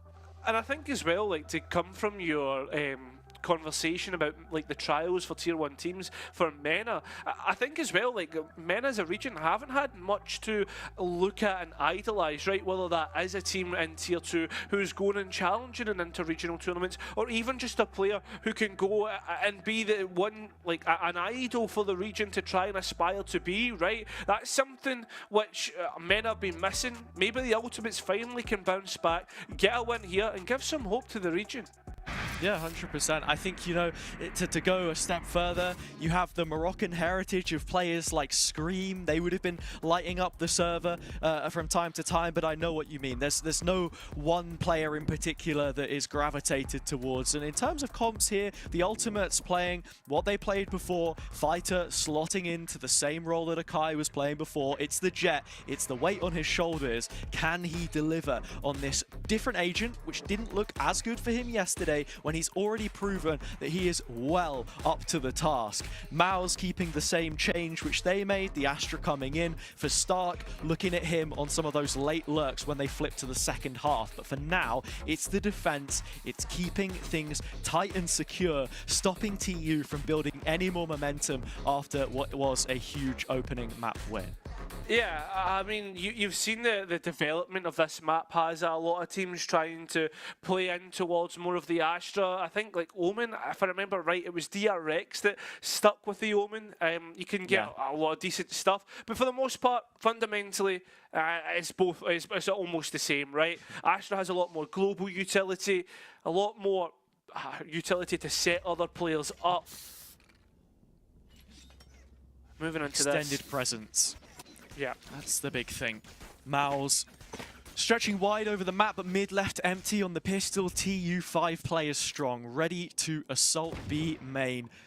Route 1 Valorant, that's the name of the game. Sheriff brought up by Zus to try and maybe tag a player through on towards the ultimate orb, but it's a trade of information instead. Fighter posted, again bookmarking this space as they look towards middle and find Fizzy with it. Yeah, utility offline. And control lost in mid. That's where they're going to re-clear through the form of Stark. Immediately pivot in towards A. Look at this. It's blistering pace out on towards the site. No one close for Mouse. And they've actually left Fighter in mid to be a late lurker there. Ooh. Mo's gone a little bit over there. Illuri, they're managing to catch him from backside. The reason why they executed A early is because Fizzy's traps went down. Fighter was still towards B. Now he's the late flank.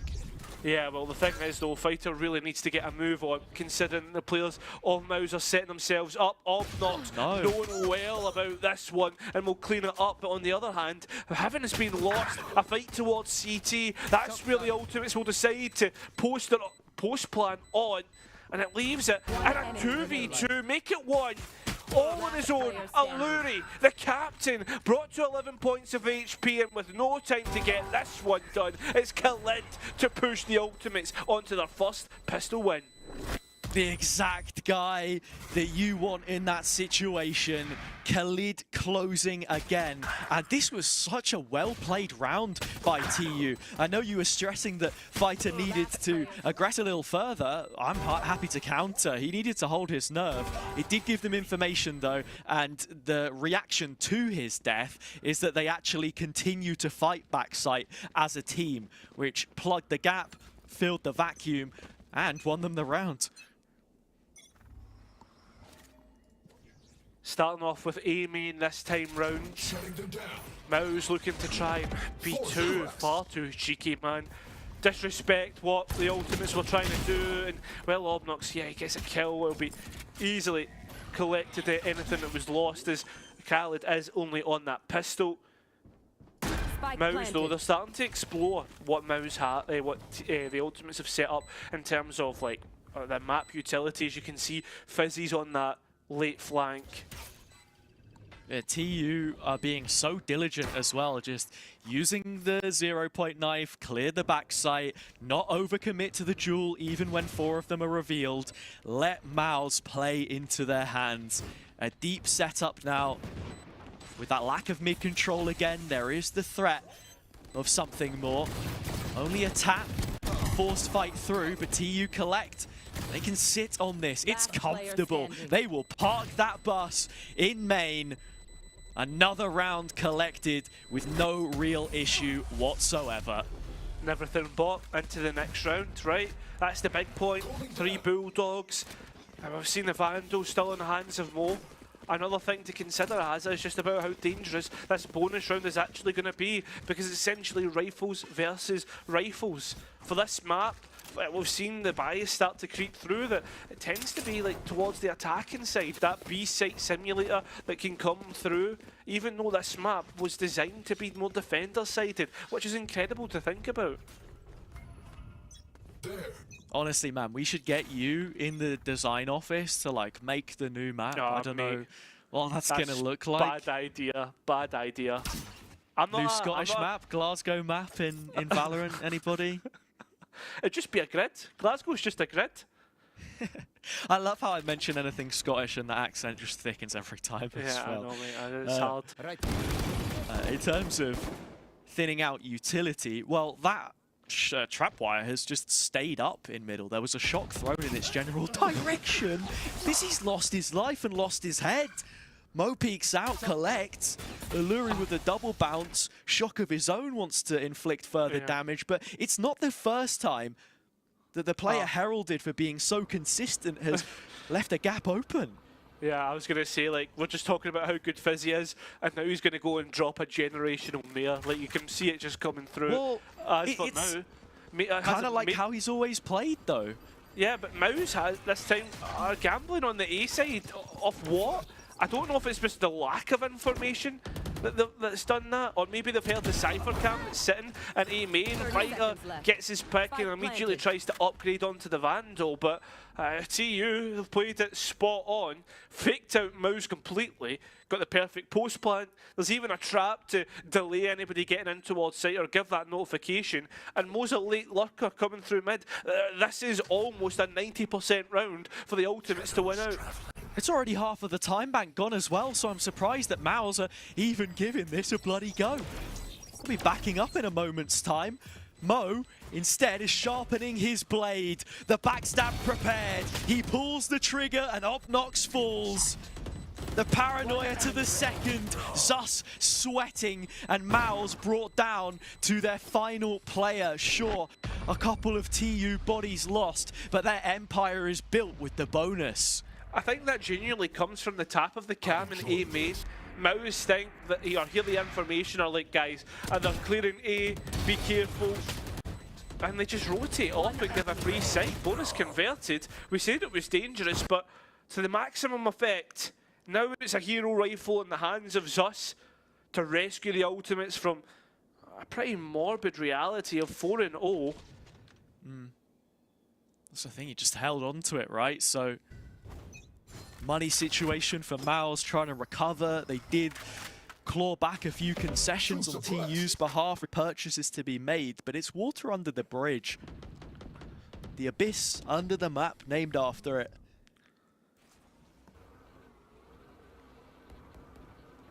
You feel as if Mouse were to lose this series, they would be the ones dropping into the chasm, because what a hit to the confidence, I think, after what we saw yesterday.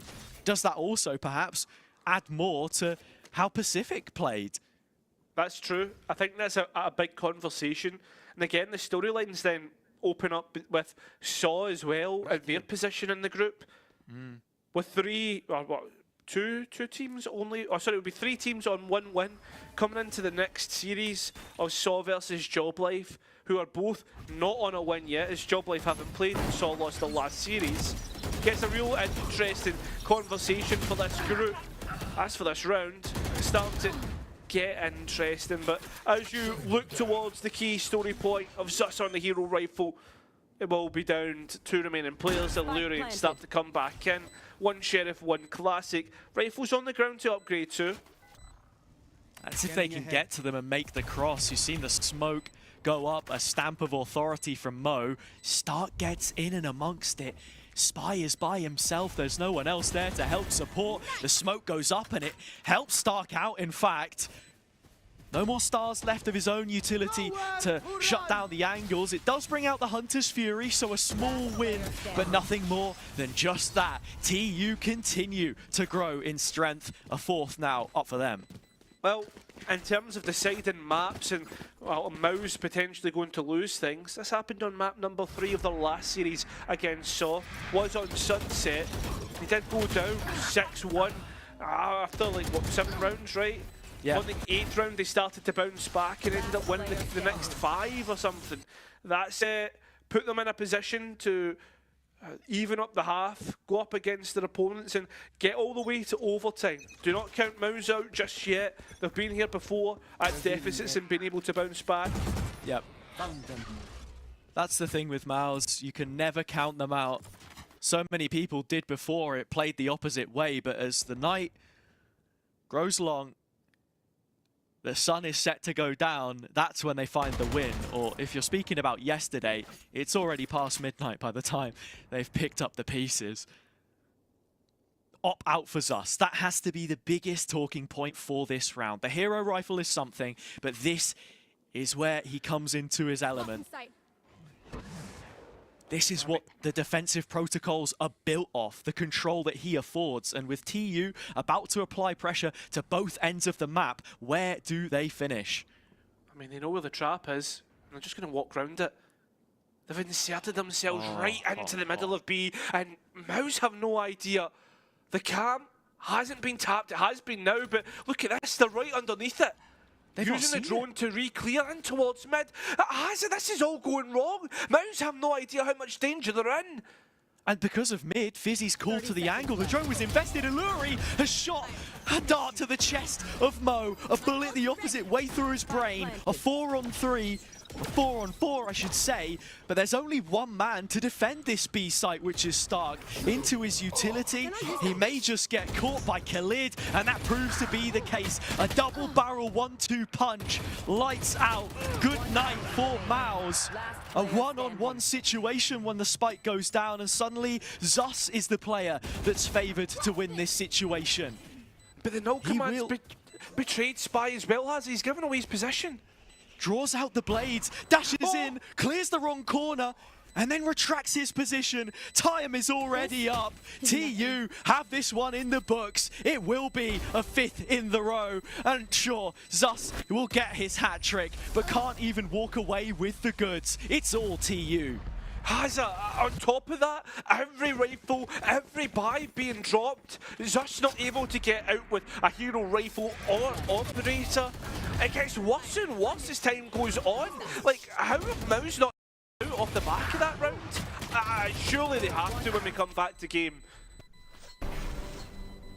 With the amount of confidence they have in their setups, these defensive rounds,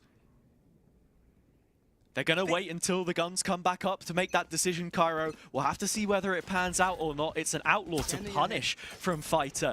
This guy barely plays scoped weapons, let alone the downgrade of the op. Yeah, clearing out the traditional trap that's been placed towards top mid. Holding this time with a lot more presence, a lot more players holding on, players peeking out. Fighter hasn't got what he was looking for. Zus has not had much in terms of interactions. Fighter scared of what's going on. 1v1's been taken all across the map this time though. And it has been Mouse that are winning them out. A lot more active around the map this time compared to last, where they allowed the ultimates to contact through their own setup. this is looking like a potential thrifty. Fighter's used all his gap close utility as well, so even if he opts into the blades here, gonna struggle to cover ground. You need Spy to set you up, something he's been good at doing so far. The volley's pushed him forward, the fragment at his feet, and he'll find the fight that he wants. By name, by nature, the opener his, but Zus still alive, still hanging on to life itself. Spy downs him and the spike with it, but a 1 versus 2, a clutch, which we're yet to see come out of TU. Yeah, it has, but we've seen clutches against Mouse before. Think back to Saw, think back to Abyss, and how they allowed Cunha to be able to clutch that one up. This is doable for Spy on full HP, 2 flashes and a fragment. He won his 1v1 in the previous, and he's in good stead for this one too. Cuts closer to the wall. The Ricorn, the reveal, it's giving away all the information, and sure, his position is now condemned. Fizzy will go over the top to fight him, but Spy knows his tricks too well. Another clutch, back to back. TU, there's no stopping them now. As we said, Mena needs a hero, and well, TU are here to answer the call. I can't believe this. Sure, last round was a half invest, but there was some really dangerous elements, and one in which they found 2 players to the good, Mouse. And they've let it slip. The Ultimates are having their way with the dark side, the dark representative. How they've let Spy win a 1v3 in the end. That is incredible. And on top of that, moving in towards this round, the Mouse start to continue to doubt themselves. The Ops back up. They have a few ultimates to work with, but still Kundi hasn't called a pause to affairs. And neither has Alluri. 3 bolts from the Hunter's Fury. Silence across the map and no information. Nothing collected off the back. Fighter up mid, and for TU, everything going their way. So much so that Zus rotates from the site that they prepare to hit. Fizzy has struggled so far. Even failing to convert that previous 1v1 is not something you'll see from him all too often. Now that the information is gone, it's his chance to fight, and he needs to be the hero. Traps are offline. Not going to get lit up, but the players have been stunned up, and Alluri at the back of site has control of Spike, although Fighter not accounted for, has found his way into CT. Alluri now in a really bad spot. Mo will trade it out. 30 seconds left. Knobnox has given away his spot because of the null command. Still don't want to pick up the spike. Still don't want to try and attempt to plant it because they know that Mouse are close by. That there's a chance that they could easily take the gunfight and deny the spike. It's another 1v1 to the side this map, and it's a quick TP to the other side of the map. 10 seconds left. A little bit of breathing room for Mo to reset. Another of those players who's been there in these big events, peeking through Alpha! It's Mo with a smackdown on Stark. 7 for TU.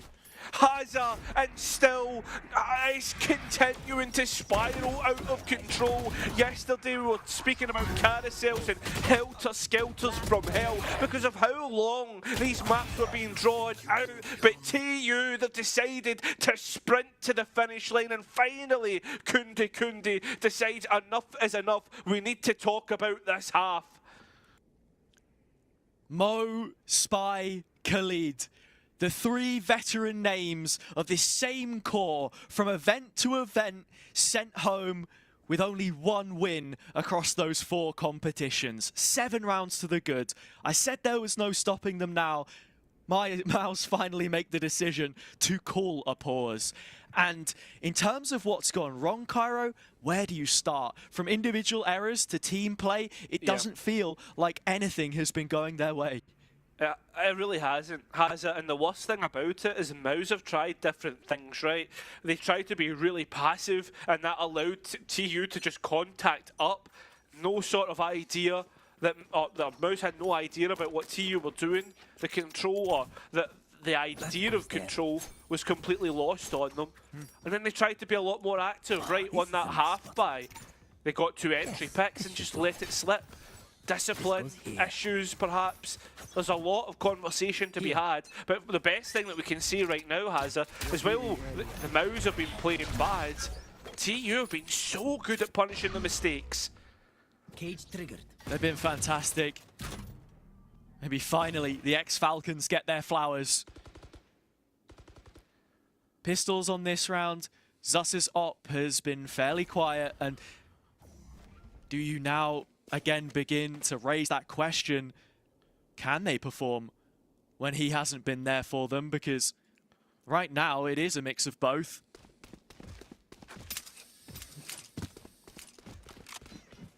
I mean, everybody's decided to put all their chips towards the A side of the map. 9 players towards here. Fizzy's the only one towards the B side to hold down that side, and he's going to be a bit delayed. That knife taking the drone offline. That's real danger. They can't clear out the site. Null Command's still 1 away. I think this is the first time the Ultimates have been left scratching their heads, but while this has been the case, they're deciding that they want to go towards B, deposited the Cypher for a late luck. They're going to end up hitting the B site, which has a stricken in terms of support. Fizzy the one who's here again. The initial test with the Sheriff in hand. Traps come offline, but Alluri fills in the gaps. Sand is down and the spike isn't. 10 seconds left. Player to the good. Can Mouse make this retake happen? They were so good at it yesterday, but Fighter wants to dispel any of that. Yeah, taking this on the front foot. Oh my god, it's lovely. They're getting a rifle back. There's another one to be picked up, but it's Zus instead who finds himself at a loss. Yep, it's looking like it's going to be 8 unless there's some sort of divine miracle that Stark can provide. Nope, certainly not. Deposited into hell. TU continue their advantage and continue to extend the lead. This is brilliant from TU. They know Mouse was setting their feet to put the retake in motion. Throw them off kilter just at the right time. Fighter, more impact. Players by his side, brothers in arms, carrying Mena through. But this is the round where the adaptation has been made. Heavier on the mid control, both initiators present. Same setup from the Cypher, Stark solo. Op over the top of it. Is this the answer? Well, the answer needs to come through soon, right? There needs to be results. So far, they're not hitting the mark. I mean, a glass cannon op. Oh. Got him. I mean, the fact that they're finding Omnox trying to find themselves in a much more forward position.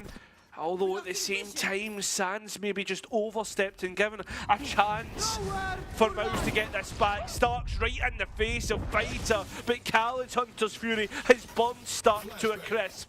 Spike can go down easily enough, but remember, Hazza, still equal in the men count. And on top of that, Zus is retaken with a glass cannon op. We know how that went last time, making sure that he's nowhere near close to the edge. Fighter did his job, traded human recon, opened up the site, picks off the back of it, now the setup. The smoke in heaven is about to go. Mo needs to be careful. The support was there. 3 from Fighter. And Zus chasing him down. Recon not yet available. Over the top of the gap. Scoped in and will not miss this time. You call the confidence into question, but he hits the big time shot. A first on the board for Mouse. Now they begin their defender's side campaign. Deja vu when he jumped off the side. Had to use the updraft to get over. But as you said, the confidence on the operator. Second to none. And they got worrying for a bit.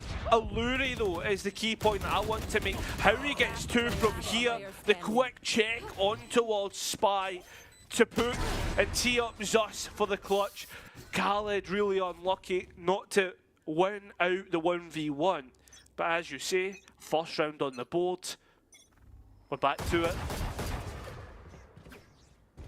Players will say they don't feel the pressure, but it's situations like this which demand it. Mouse have put up a round, and not only that, a statement. Information on all of the A players as they try to push through. Obnox forced to forfeit the space. He'll link arms with his defensive A main player. but Alluri's gone from CT, and that is the advantage TU, one which they will not sit with. Mo once more. Yeah, by taking the site and look at this, they don't want to hold on the site, which they've been doing before, scarpering out in towards main.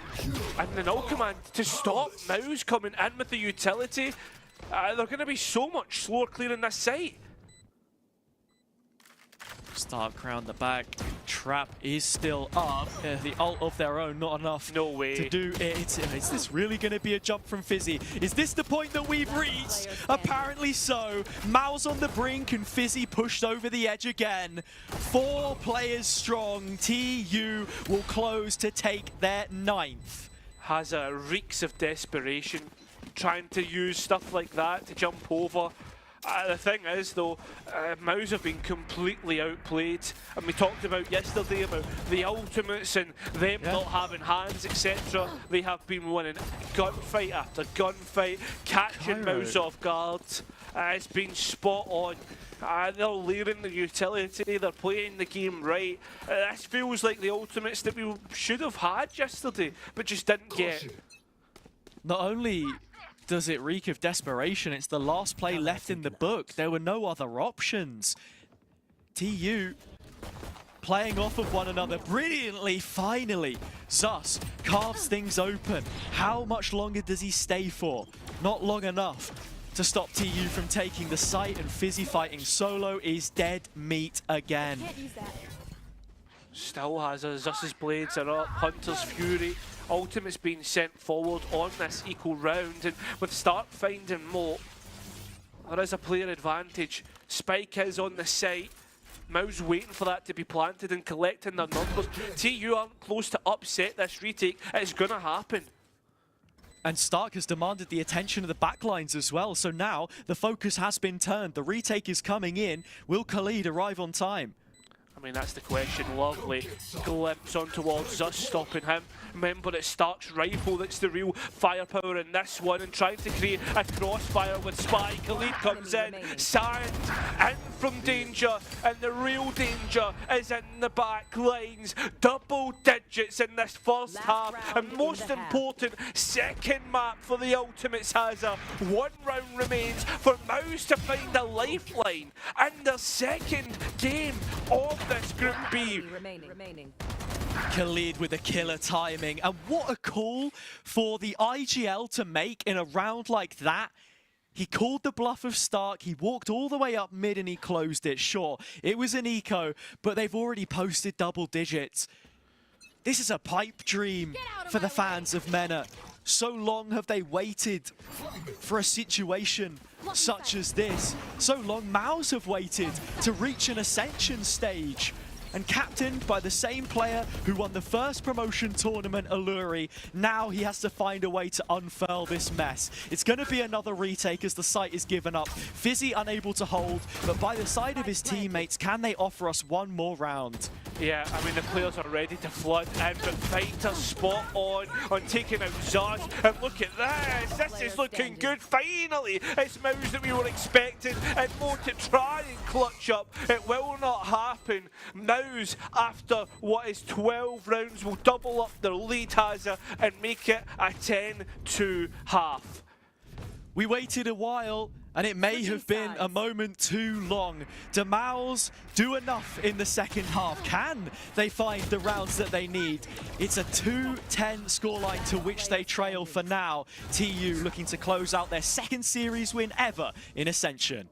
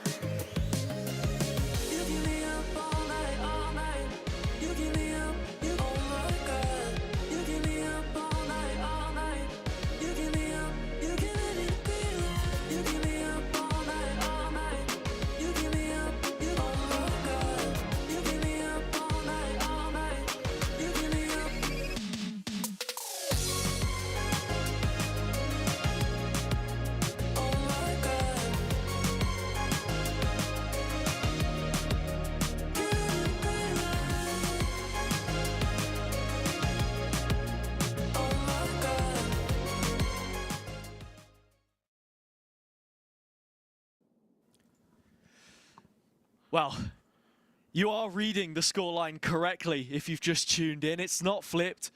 No need to pinch yourself. TU up with 10 rounds inside the first half. Now it falls to the pistol. Maus made both of them work on Sunset. They lost the first in what followed to be 9 rounds or 8 rounds in a row by the MENA representatives. We sit right on the edge of another historic win. Does this defense have enough to see 3 rounds through? I mean, we were talking about trends. The trend being that the attacker half is better. But Hazard, not this good. Already hearing that this is going to be an A split. You can see Mo looking to position themselves in the paranoia. Brings a stall. Already clicking the heads. Lovely shots. And this puts a stop to everything. Spike down. Maus putting towards the dot. Only one player. It's Alluri, the captain, to try and bring things back into order. But Hazard, the order is chaos, and TU, they're thriving in it. Mo with an insane double flick, and he was hunting down that final kill as well. He's been called to restraint by his captain before. You saw it on some of those attacking rounds. This is where TU can't afford to split up. We saw a 4v1 from Fizzy on Sunset in the second half attack side. Alluri is going the whole way around the world to try and set this up, but even then, TU are aware of every exit.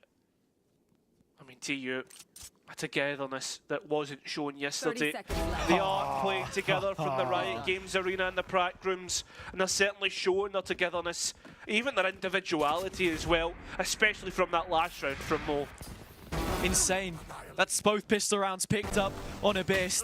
And for the second best team in Ascension at winning openers from their own regional challenger league, they were only able to pick up a single one yesterday against Pacific. So this kind of a turnaround is unbelievable.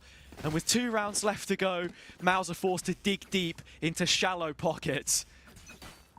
That's it. I mean, having to force in without even getting a spike plan makes things work. A lot of pieces missing from the jigsaw puzzle. And they need a full picture. Almost a perfect half demanded of them. Fizzy's just jumped through. Vital looked away. Gives a chance for Fizzy to get the pick. Entry. Player to the good. And how do they collect themselves? They collect themselves by giving one away. That was Fizzy who actually got the entry. He knew he was pressured from that danger exit, wanted to try and get out. Zos lost through middle, things starting to get out of control for Maus. They'll attempt to pick up the pieces, but those grains of sand often slip through their fingers, and it is that man on the Cypher right now which dictates the pace of this A play. Backside holding security, Obnox flanking around, and Mo with every which way to look. They are compounded and not fully constrained just yet. It's onto Mo's shoulders, but he's so capable, and they've not cleared him. Alluri has no idea. Spies picked up the all-important frag. 12 for TU. They are 1 away from the biggest win that we've seen so far. Viva TU is what's being spammed in chat, Hazard. Maus have had absolutely no chance to trigger discipline. Spot on by Mo. The game plan spot on by the Ultimates. And Hazard, they are spot on to win out this series 2-0. This is Maus's pick. This is their last stand. 10 rounds in a row is what is needed. Shadows traveling.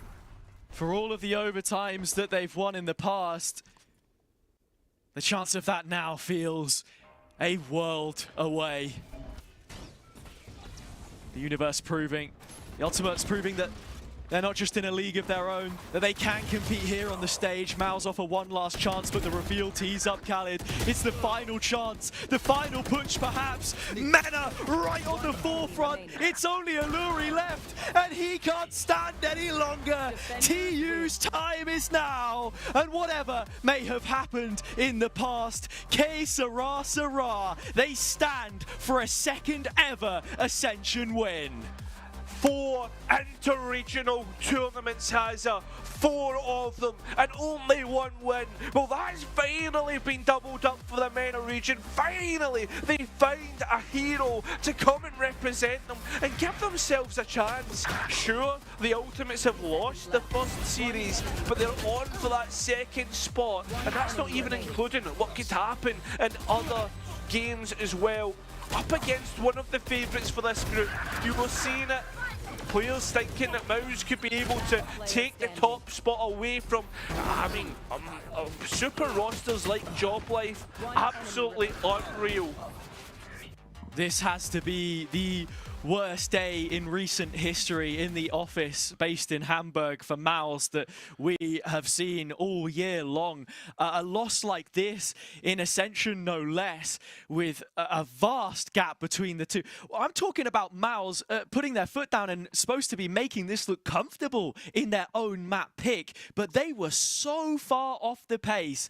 It was just a sight to behold. TU, on the other hand, hero plays left and right. Mo to make that decision in the force buy just before the final round, the discipline which effectively closes it, the maturity that the more experienced players showed to push up some of the new additions to this team that we've seen over not just the last split, but the last 2 weeks or so. It's ridiculous that this is how they find their win in Ascension 2024, Cairo, and I can only give my biggest amount of credit to what we saw from them. Yeah, it feels like there may have been a hangover from yesterday. I don't know, Hazza, but from the get-go, you could see that this wasn't the same team, same Ultimates that we had yesterday, right? TU came out after the pistol and anti-eco and started to show us something different, a real understanding how to default, poke and prod all across the map, then moving in towards Abyss. I'm blown away by how bad Mouse were, and how good TU were. At every opportunity, TU won everything. As we said before, you look at the MVPs, Khalid 21 and 5. That's a 4KD, above a 4KD. There are 3 players on the TU side, the 3 ones who have been at almost all of these interregional events with less than double-digit deaths. And Zus on the other side, when we were saying about can he be that capable fragger, that consistent fragger, and put up numbers, he's the one which, doesn't go negative, breaks even, goes above that, right? But it's still not enough. We needed the team performance, and I think this is going to be the best possible demonstration of that. Yeah, it truly is. And now we start to look towards the rest of the group, right? 3 teams on 1 win.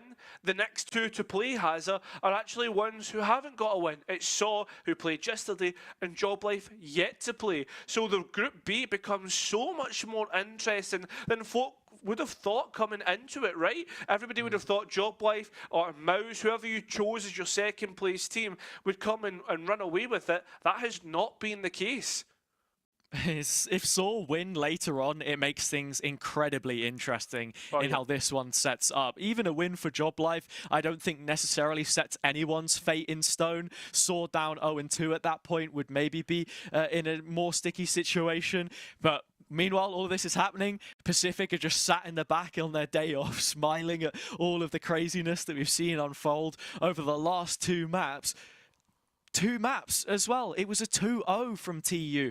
Not only did they win the first, their own map selection, they went into Mouse's backyard and made it look their own. There's not much more that you can possibly ask from them up until this point in time. We will have questions for the players when they arrive, though. I believe we're going to be getting Fighter on for the interview. And what a guy to be speaking to after winning your first series in Ascension now. Yeah, exactly. And this is his debut year in competition, Hazza. First time he's ever played in Challengers. First time ever in Ascension. Sure, maybe not off the back of his own merit, but he's certainly proven why he is here, Hazza. Yeah, look, picked up by the Ultimates, where he was already in the original core from the previous X-Falcons that came in. And we've mentioned it so many times already on broadcast, but the gap in terms of Akai being this #1 talent prospect coming out of the region, the two regions when you consider the GCC and Iraq, and then Levant and North Africa being two separate ones bundled together into their regional finals, and being the standout performer throughout. Fighter has done so much to prove his worth in a very short amount of time against some serious top contenders, so only the credit can be given to him for everything that he's done so far. And I think it's great to be in this situation where we do have this even more competitive group, and we can hear from him now ourselves. The interview is ready. It's Fighter on the line with us. I just want to capture the immediate emotions off the back of that one, Fighter, and talk me through the last couple of weeks as well. You came into this team, it would have been a bit of a surprise for you, but here you are. First Ascension win against Maus after everything we saw yesterday. What are the emotions in the camp? To be honest, we're so happy after this game. I'll be honest, like yesterday, everyone was sad. Like the loss was so big and huge for us. But hopefully we'll bounce back like tomorrow, like today, tomorrow. Yeah, I mean, that's the question that I have is, like, coming out of yesterday, what did you guys do differently? Obviously, Pacific a lot more aggressive, Maus a lot less aggressive. Was it just a better matchup for you guys, or did you feel as if, or was there anything done to change the game plan? I feel like our team has a curse, like in every tournament at the beginning of it. So I don't think it's about the game plan or our individuals. It's just a curse. Okay, so it's just an ancestral curse or something, some bad omens. You needed to like get some jade leaves out and sort of blow some spirits around, get something sorted. I don't know. I have to ask, you can see from the chair behind you, you guys obviously are in the Riot Games arena right now, in the prac rooms. You've had a chance to look around. What's the feeling like? You're obviously gunning for VCT EMEA. What's the experience been playing on LAN again for an online tournament? It's really great feelings playing on a low ping in this server. After we saw the stage, like we really wanted to qualify, and hopefully we'll make it. Yeah, I mean, and your next matchup, Job Life, they're playing after this. How are you feeling for that one? They didn't come to here if they are not a good team, so we have to be ready for them, and good luck. Yeah. All right, well, Fighter, any final words, any fighting talk perhaps for your opponents, or thanks to the fans? I think everyone was sad about our game yesterday, but I promise you we will bounce back in this tournament. Nice one.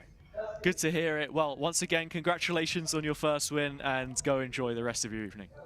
Thank you. Cool. There you have it, right? Look, a man of few words, but he does the talking in the server, and that's what we want to see. I think being in their shoes as well, and seeing the stage right there in front of you where you can reach out and almost touch it, you light up the server to light up the studio, and yeah, look, they're one step closer to that now. Well, that's it, Hazza. I mean, you only need 3 wins minimum to qualify from your group.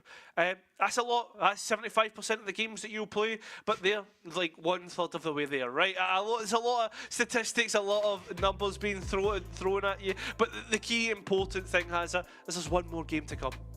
Only 4 teams can make it to playoffs, and by the end of the day, we may have, you know, almost 4 wins. 3 of the teams in the group now with a win under their belts. So we head to a break. When we return, we have the second series coming up for you. It is Job Life versus Saw.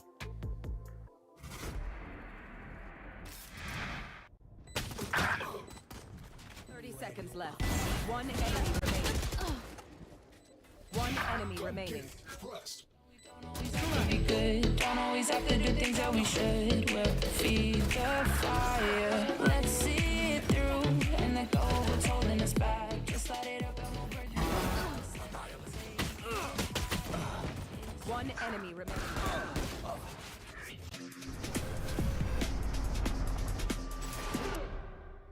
In my zone, yeah, I feel at home. Silence on my phone, focus on my goals. Whoa.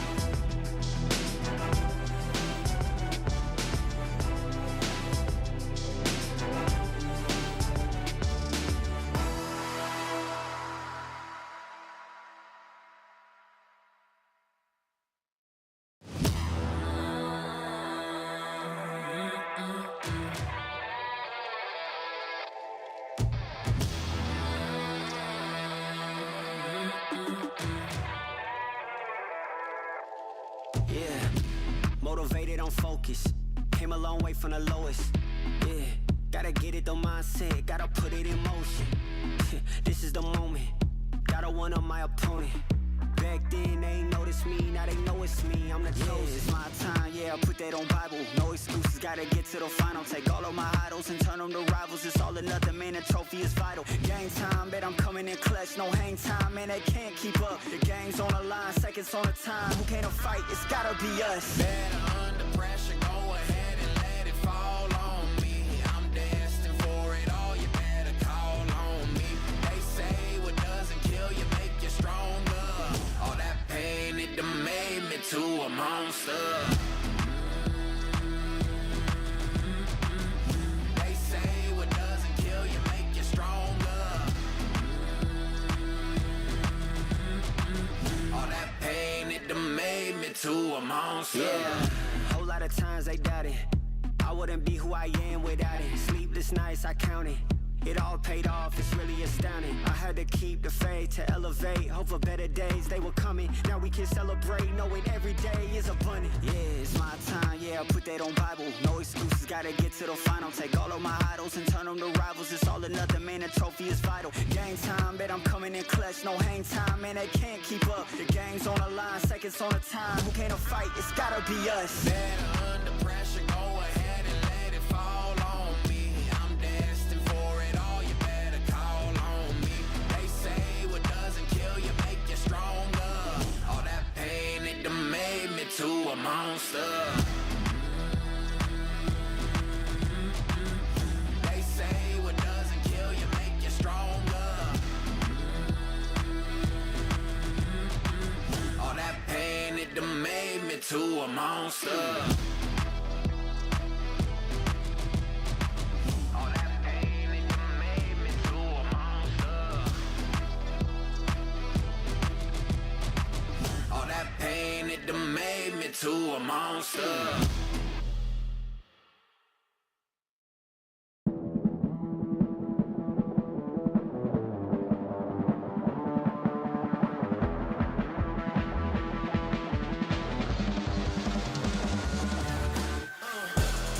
I told my mama I make it, I make a couple mistakes, but see I stay in my lane. I keep my feet on the pavement and don't you ever mistake it, no this ain't never been a game. Tell me where the competition. Seem like they all been missing. Never made a wrong decision. It's got me walking different. I stay gassed up. Please point the opposition. No scope, it's no joke. Just know I aim with raw precision. I went and got my bid up quick, 100 figures. They once was competition, now ain't sitting with us. Been on a wave since we've been away. Snatch the game, now we here to stay. I told my mama I make it, I make a couple mistakes, but see I stay in my lane. I keep my feet on the pavement and don't you ever mistake it, no this ain't never been a game. I told my mama I make it, I made a couple mistakes, but see I stay in my lane. I keep my feet on the pavement and don't you ever mistake it, no this ain't never been a game. It's that you can't touch me. Things get ugly, they mad now. This all must be a whole new level to count. I'm packing on the pounds, pulled up with the dog hound, and I still had time to shut it down. Now you see them all screaming my name. See them trying to switch to my lane. They ain't never fit that frame. Only present when the cash came. Plenty days I've been on the road chasing. No legend ever said they was complacent. Nah. I told my mama I make it, I make a couple mistakes, but see I stay in my lane. I keep my feet on the pavement and don't you ever mistake it, no this ain't never been a game. I told my mama I make it, I made a couple mistakes, but see I stay in my lane. I keep my feet on the pavement and don't you ever mistake it, no this ain't never been a game.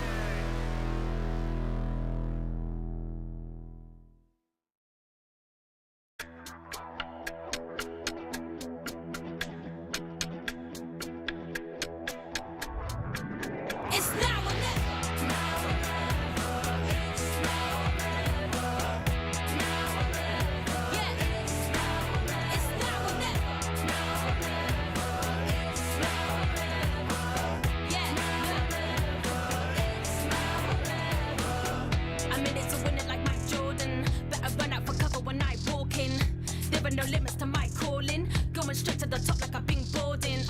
Taking the title like there are no rivals. Doing the eyes closed, give me a blindfold. This shit is easy, like a recital. I'm taking my shot like my hands on the rifle. Yeah.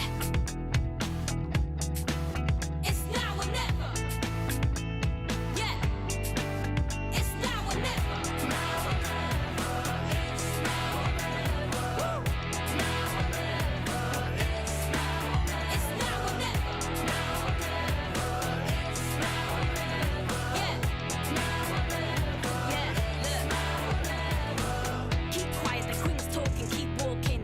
Couple of rings brought in, lines choking. Couple of reporters reporting. Fire a line with the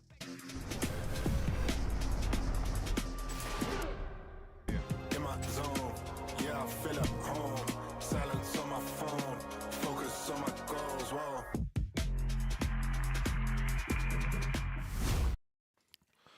We always keep it entertaining here in Ascension, and that first series was no different. A 2-0 for TU means that Mouse are now sent back to the drawing board. We come into our second series with plenty more action. Saw versus Job Life, two of the most passionate sets of fans that we get from France and Portugal respectively, and they bring so much energy in the server as well. I'm Hazard JC, joined alongside Cairo yet again, and I cannot wait to sink my teeth into this one. Yeah, Hazard, this is a real interesting matchup. Not only because it's Saw and Job Life, great teams, blah, blah, blah. It's the first time we get to see Job Life actually go up in their first matchup, right? And it's against a good opponent as well. Saw showed what they had yesterday against Mouse. They ended up losing, and now it actually makes an interesting debate about the state of Saw in the group. But for me, Hazard, so much to talk about coming into this one. With the youngsters as well on either side, Kamek is a more notable name now. He has cut his teeth on the VCT EMEA stage, a stand-in last year for Fnatic against BBL and Giants, whereas Fragger, this is his first time at this level, really. First splits that he posted last year, playoff matches with Exotic, picked up into this Saw team, and when you look at the pickups that they made into this rebuild, he's already proved his worth. He was one of those names that we saw pick up 3 clutches yesterday, always impactful and just doing so much from the sidelines. Yeah, and I think that's something that Saw can really rely upon is their mechanical ability. They were able to find value in their individuals, but as a group has it, they need to stop the mistakes coming through. That's the real test. For Job Life, it is a repeat story. Robbie BK and Lohan, the IGL and coach, up against the org which beat them 6 times out of 8 meetings last year. In terms of the veto that they opt for, it's Haven where this one begins. A dominant showing from them against Valiant in their 3-0 sweep of the French Grand Final featured this. Icebox, where Saw found a result yesterday, is the pick that they'll be opting for. Yeah, I mean, Haven's going to be such a great starting point just because of the comps that Saw run, the old Fnatic one, and just the way that Job Life play macro-wise. Now heading on towards the decider as well. What are we going to get here? It's left down to the last one. I won't let you guess any longer. It's Bind where we finish off. And look, I'm loving this veto from start to finish. Both of these teams play electric Valorant.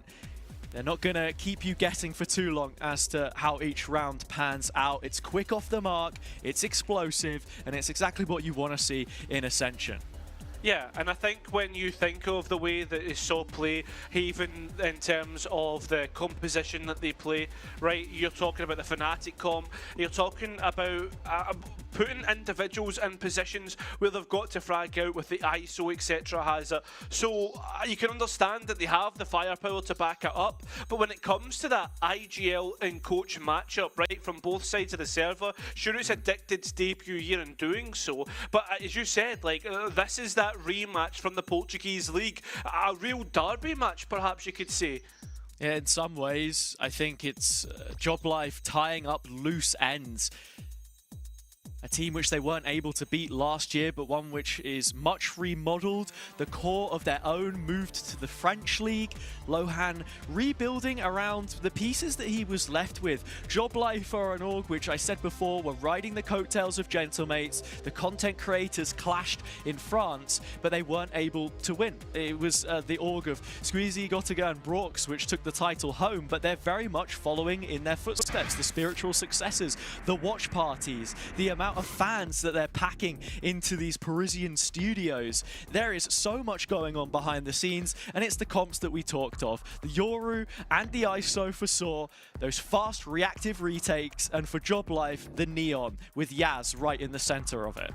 Yeah, I mean, that's the thing with Jazz being in that position where he can go and frag out as so confidently does. Job Life love this Neon, and the Neon has been rising and pick rate, especially after she got her buffs right in terms of the accuracy that they can shoot the gun.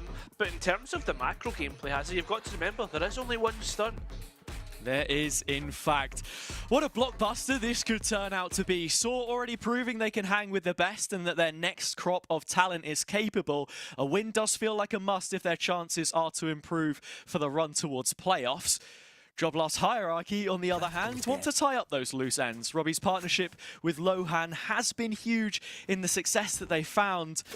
But of the 3 regions visited, the 2 conquered, the one which they could not beat was Saw and the Portuguese region. Kicking it off on the attack now, they bring the fight first to the seaside. Something to consider here coming in terms of storylines as well as just how much Job Life have been set up to go and win Ascension. Team built systematically for it. This one kicks off with Saw proactivity. 4 players through a lobby. They clear out the space, but C has already been forfeited, and it's only GRTW which stands between Garage and the possibility of a Job Life push. One which will not arrive. Missed shots, Robbie. Not the best way to make your debut on the Ascension stage. They go a man down, but time still on their side. Yeah, well, straight away we're seeing double tap coming in, and Mikey has actually managed to double up himself. Now heading on towards the site. Magic and Kamek to hold on to that Shroud. Time is getting low, and there needs to be a move on, and it's a blistering pace onto the site. Is there enough time? I don't think there is. I don't think there will be. It's close, but Job Life get it by the skin off their teeth. The first round eludes Saw. And doing much of the same that we've seen from them on pistol rounds previous. You think of their run towards the grand finals versus Pedro. Against IGW, they were walking down mid often. They mixed that up by being active C long previous. It's A this time, a different setup, but the same kind of idea.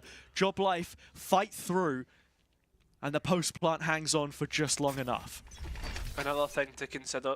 A lot of similarities as well in between Job Life and Saw and their second splits what they had. Saw not finishing where they wanted to. Neither did Job Life. In fact, as at one point, people were even starting to doubt whether they would be good enough to actually get to Ascension. BRK certainly good enough on this Marshall as he continues to peak and peak. Jazz being able to rescue that spike. But remember, we always speak about deposits. Leaving someone lying behind it is going to be Mikey with that global presence on the Astra. Well, and Cunha under window here as well. Saw staying active. Spotted the spike, and 2 players can only take the first. Follow up GRTW. That is brilliant work from Saw to compress the midsection. They now know about Mikey as well, and while these players are isolated, there is still a chance for this to be problematic. Well, I mean, that Marshall in prime position to activate. And it is GRT who's on it, but not close enough for a fight. Magic lying in wait, Addicted won't clear the corner, and it leaves the Marshal of GRT to do it all. Spike collected, heading towards the B site. Options still to be had considering how far back GRT is, but Job Life don't have that information, has it? Job Life should be moving this into post. And as you said before, it was an unsuspecting finalist Valiant which they ended up against. Mandatory, their main competitor. GRTW keeping the ball rolling for Saw here though.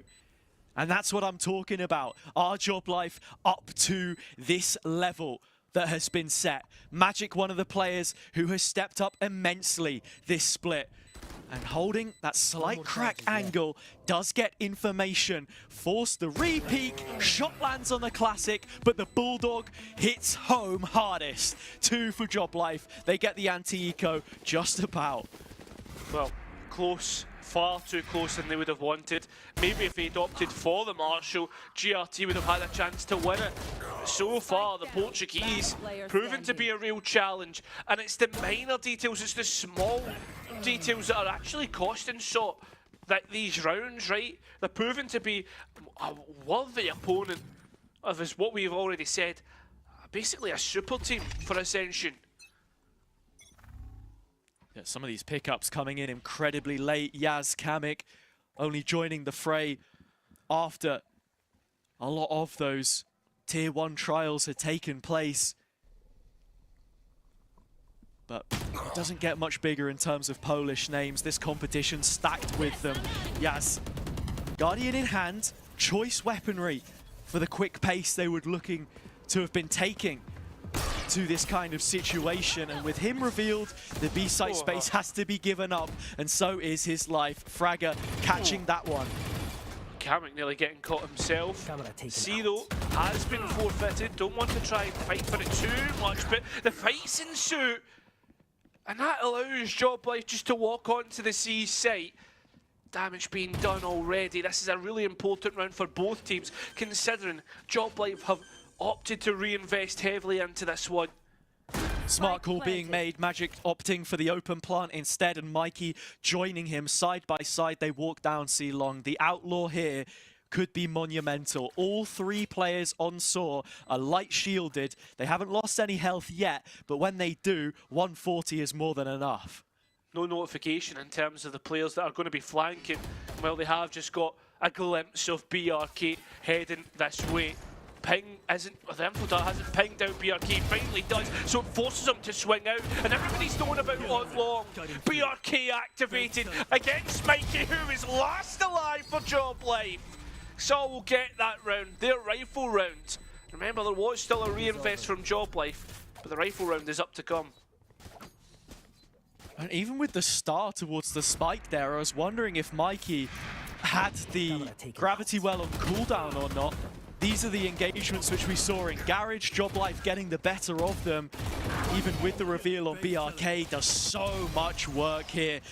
Well, he's been a little mixed with entries at times. The big thing about him is keeping him up late in the round, because those multi-frags come far too often.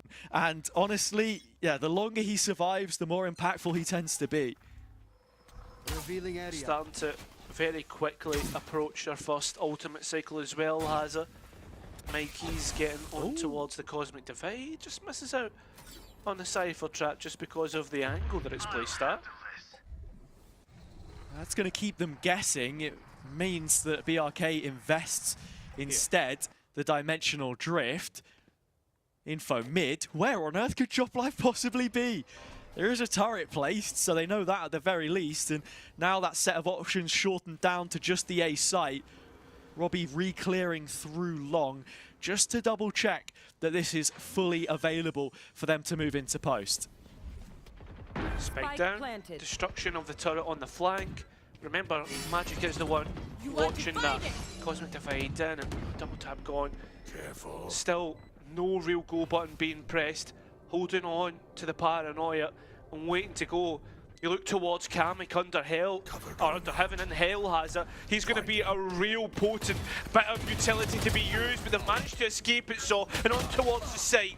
Intel Dart doing so much to light up players, but so is the rifles, the guns which Job Life hold on to. So they're going to fall short on the retake. Job Life had everything they needed, and it all comes from Kamek's stall and the dart from Robbie BK. Great counter utility, as you put it. Job Life with the correct setup. BRK and Saw as active as they are, you have to expect these flanks as well. Even when he gets the operator online, he's going to be towards the back, causing issues. This is a situation where you see them stalled out into their retake as well by the Cosmic Divide, where typically they're immediately trying to flood, pre-take, backfill that space as much as possible. Fragger, we highlighted him before because of how active he is with these undercuts, the vulnerability and the problems that that can pose.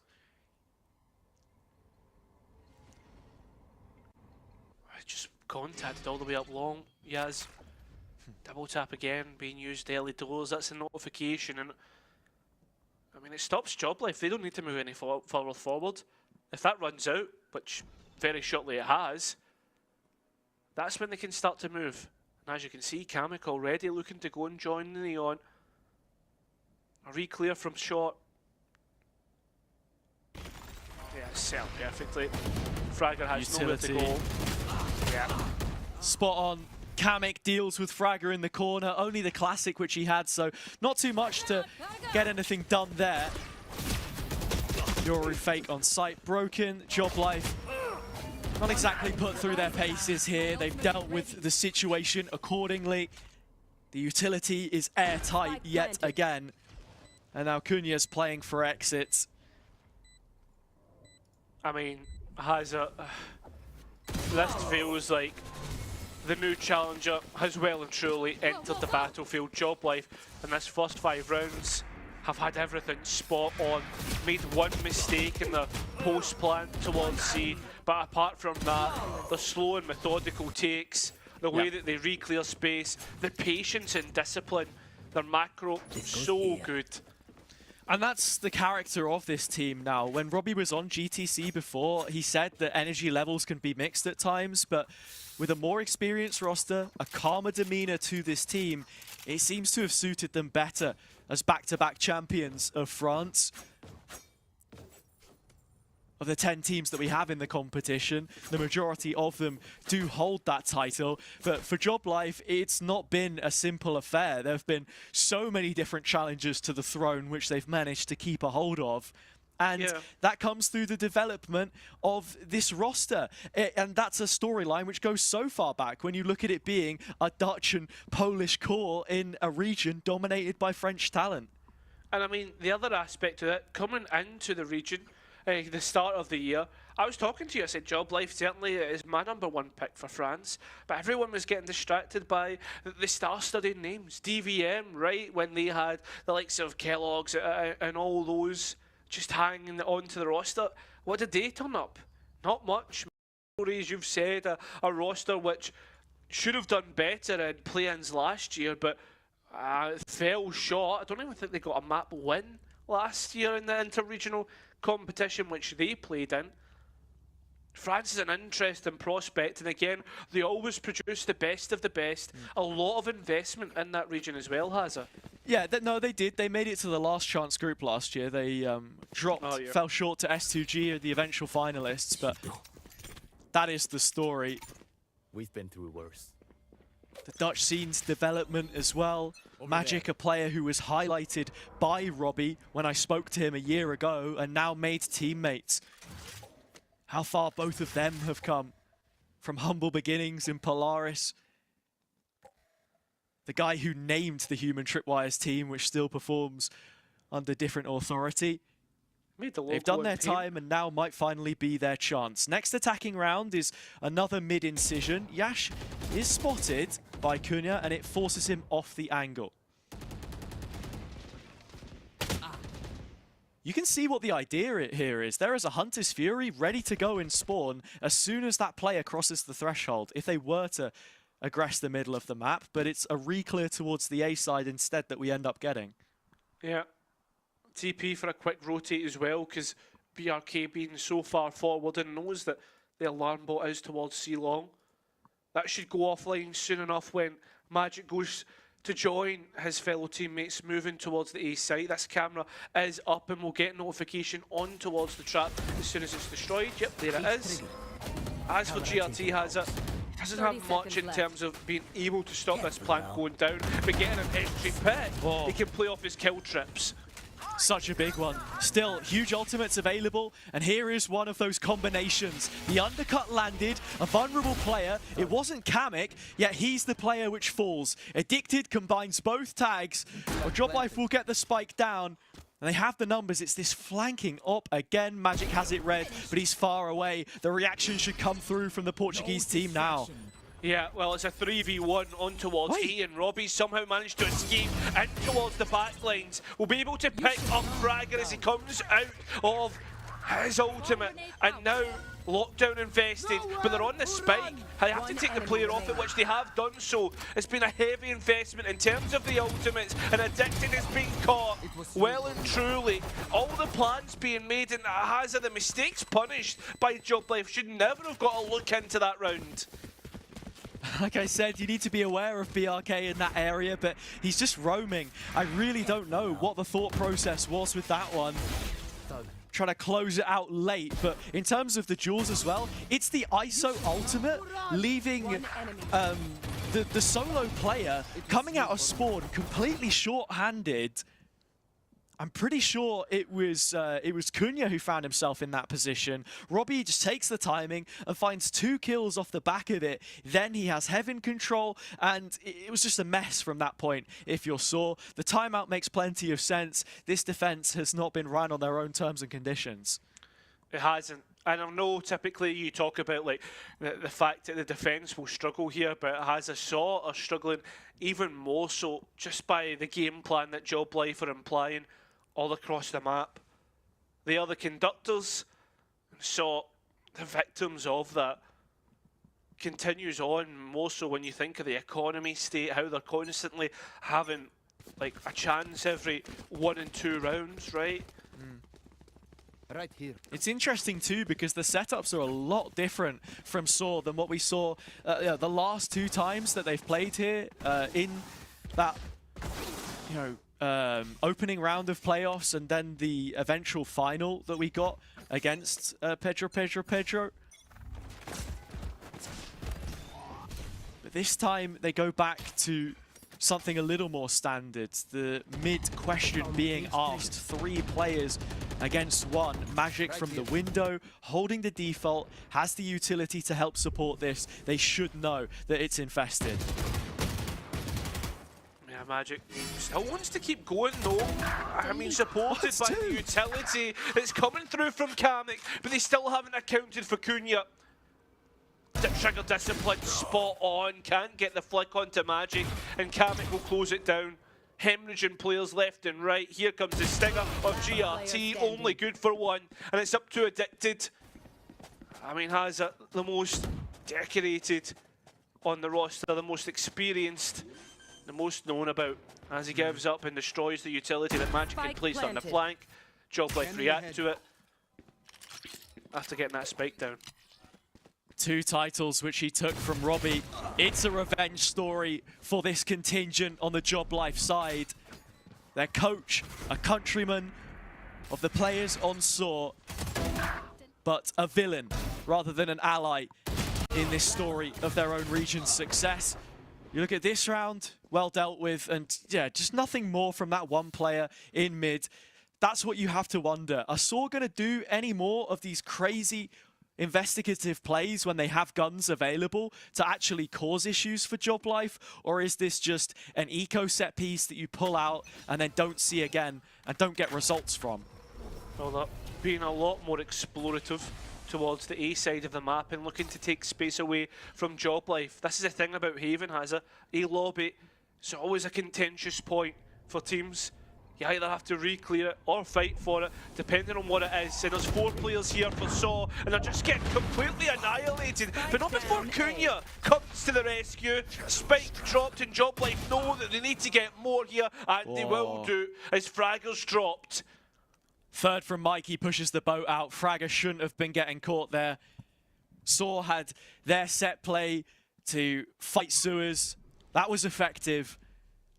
Long is where the bodies dropped, and now a man down. They group up with all the Cypher utility on the other extremities. There's still a chance that this is problematic for Joblife. Mikey has cleared the close corner, however. They might be thinking about going elsewhere, knowing that no pressure has yet been applied towards mid. I mean, still got 3 stars sitting in the pockets. Almost full belt of utility for Kamek. So this should be easy enough in reality. But instead, you know what? Just send the Rolling Thunder forward.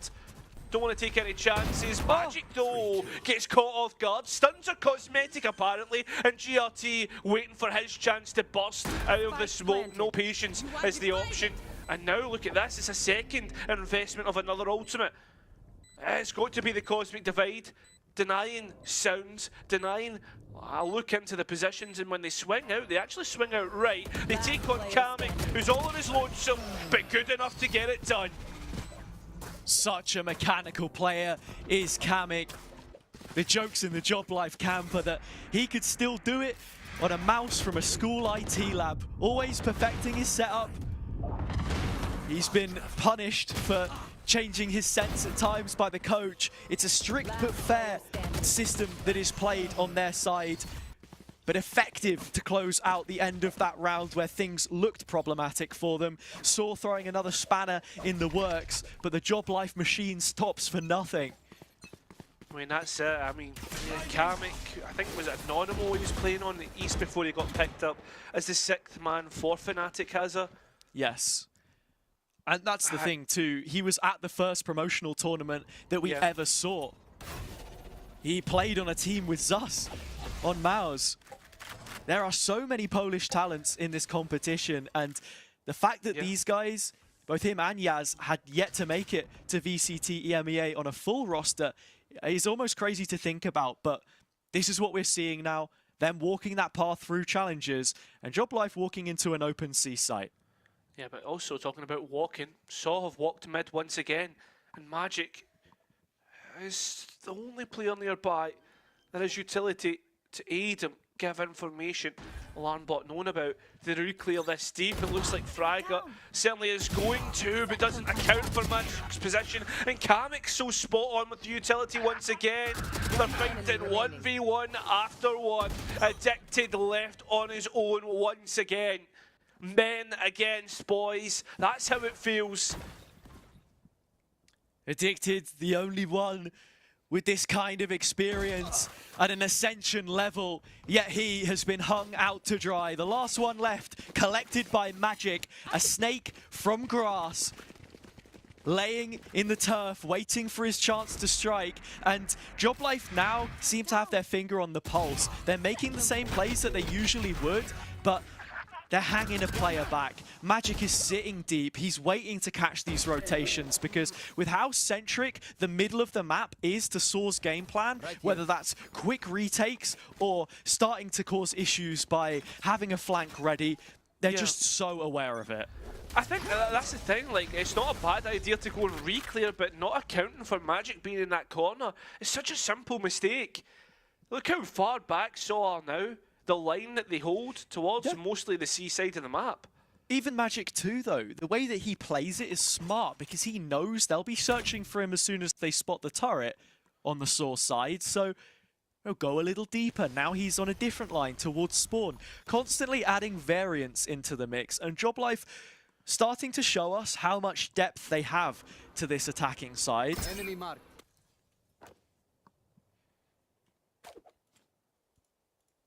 Look at this, they're lining up for mid once again. Cunha and Fraga are going to be the ones clearing it out. They're scared. They're actually scared because they're hearing the drone. And look, as I said before, Job Life, this has been a long-term project. They've stuck together. There hasn't been change like Saw, even just the replacement of GRTW, a new name in, months that you've got to make up for. Magic had a split in France previous. He knew what it was like to play there. And they set up for this B play now. In they go. Yes, the first one to fight. The overdrive online. And that's a scary prospect. Saw continue to cower behind the smoke. But it will not block the electricity that fires through. One enemy remaining. Mikey on a late flank. It matters not. The newest of inclusions, GRTW, has his work cut out for him as Yas locks in the fourth. 9 rounds on this attack side now for Job Life. Yeah, Haven has just been so good for them, and their play style has it. The way that they play around the map, you would expect that to be the case. But you were hoping for a little bit more resistance. Map 1 is Job Life's pick, as we've already talked about. Now, so obviously they won't be giving up this map just yet. They've got their own chance at attack. But if they don't get a couple more rounds, make this at least a 9-3 half, starting to think that this map could be over. I'll handle the hit. A set piece from Saw, the mid-fight with a little bit more energy behind it. The catalyst will be the dimensional drift, but Yas slides back through and tackles Cunha at his knees. He falls. A TP away. There's nothing more to be done here from the defense. They are dead and buried. Job Life have dug their own graves, and while GRTW will do his best efforts, Mikey is already poised to finish off the job which they started. Job Life are just putting Saw to the sword now. BRK can't do anything to deny double digits. No, and I think it was always going to be a big duel between BRK and Jazz. I mean, that's the other thing, like what Yaz was like one of these players coming out of last year that was a prospect people considered as the next up and coming, the next one to maybe get a chance in tier 1, didn't get it. Was trialing for a lot of teams, landed himself in a top tier 2 team in Job Life, and has been proving himself time and time again. In every game that's been coming up. First Ascension map, I mean, why not just go and drop like, what, 10 already, and I guaranteed almost a kill around. Well, that's the thing. It's not even like he gets to steal the show because everyone is equally capable. Saw attempting their best. There's an ult here for Fragger. Could find his position compromised. An aim duel against Yash. Already broken the shield, and Yash wins the fight. No fight fair against him. Cunha does skew the odds to claim one back. A man advantage for Saw, one which they can keep and double up from. Robbie also noted, and mistakes like that could come to cost you. Scrappy, but at least they get a lifeline coming into the next half, the attack half, right? Because, I mean, you're talking about pistol round deciding it all, probably has it. Magic giving this one a good go, using the lockdown in. Surely we can't consider this to be doable. It certainly is. Lockdown's been bought, bought a bit of space, get the spike down. 2v1, Cunha already low. Surely not, right? From the Coupe de France to both splits of Challengers France this year, Magic there since the beginning. His clutch is always so impactful, yet still they don't know the position. The ult finds nothing. Cunha from the heavens, his head spotted. Magic on another, on for the 4K. The clutch which GRTW would never roll over to give away. The top man in those spots for Saw will not allow for any more from Job Life. Yeah, that's the thing. Like, again, we've been talking about the key word throughout this tournament, Hazza. I think it's discipline, right? So eager to take gunfights, and Saw nearly thrown that round to Magic's chance. Saw a quick pace into those last couple rounds of the defense, something they'll be aiming to match for in this second half. The attack is everything for them on Haven. A comeback pending after the break.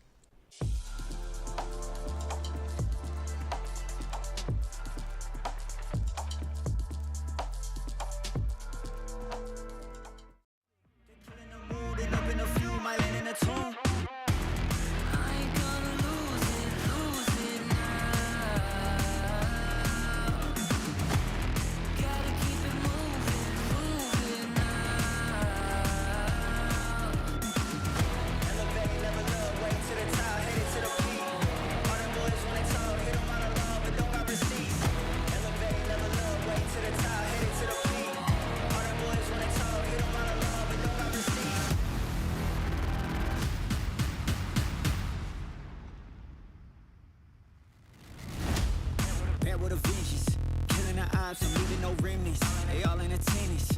Gotta go big, I aim for the fences. It's mine, I sense it. Back in the scene, I'm back to the business. Back on the front line, gotta grind. It's time, let you be the witness. At the time, turn a repeat to a 3P, yeah. Got the franchise on me, you more like G.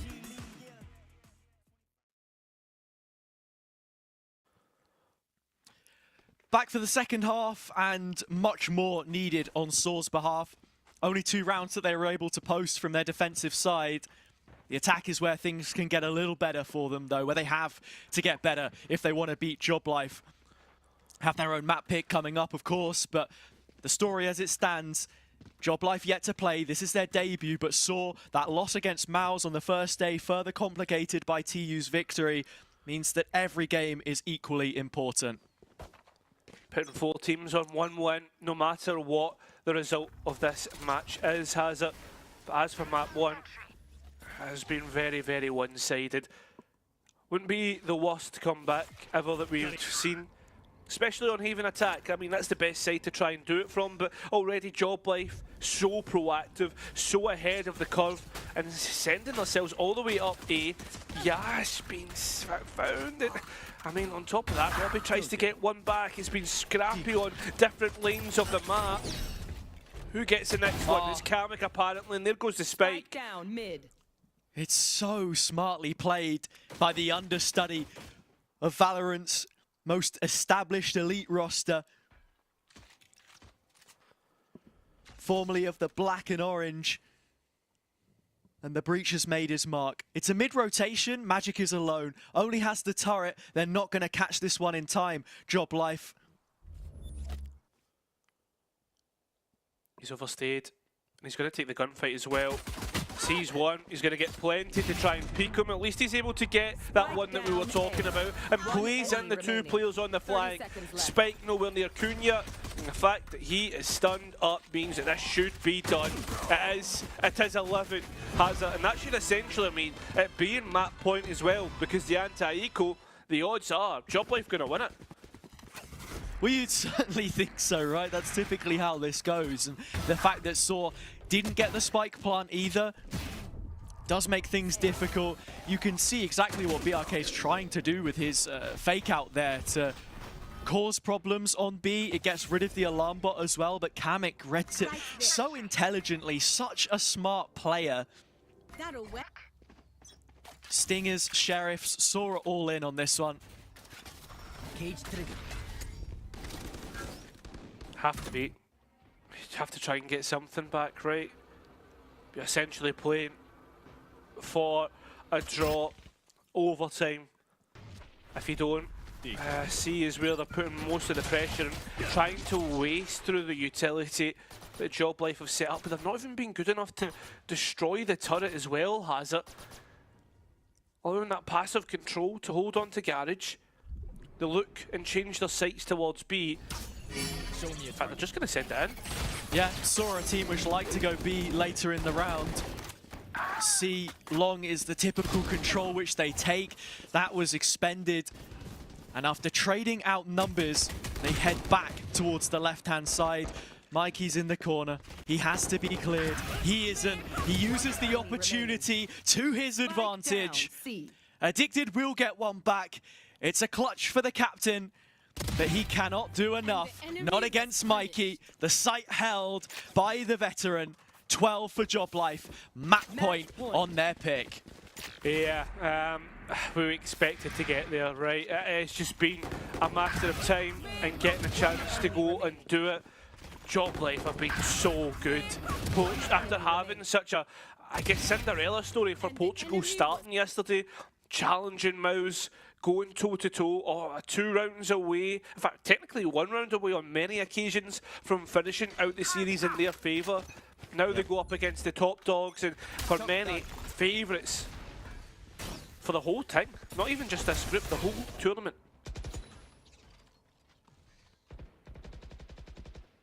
The stars might just align for Lightning to strike twice for France and promote another team.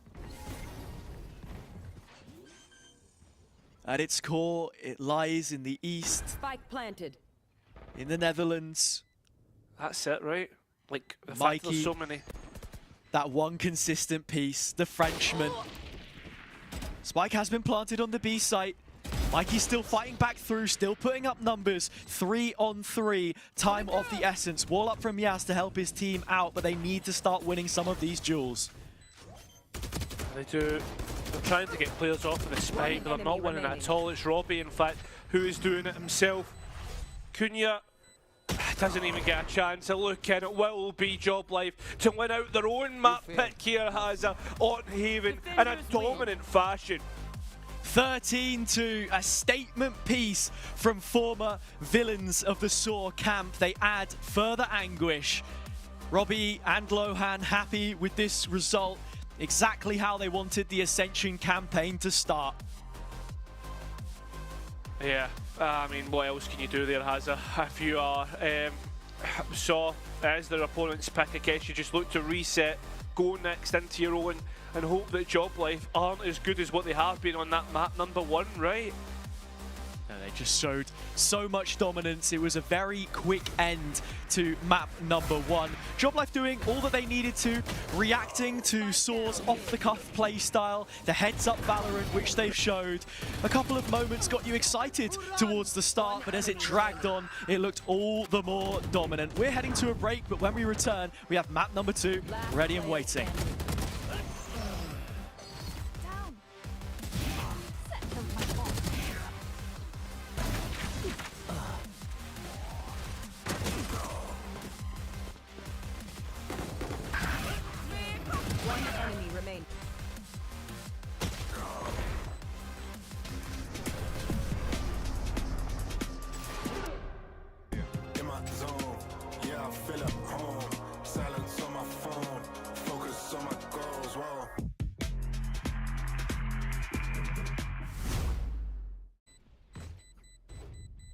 You failed. Now flee. Defenders win. Not ready yet. Tracked and hunted.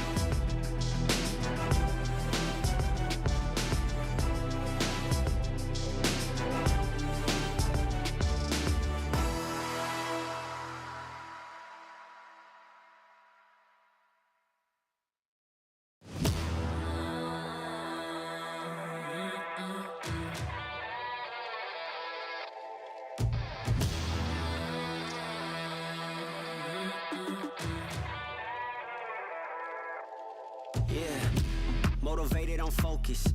Came a long way from the lowest. Yeah, gotta get it, the mindset, gotta put it in motion.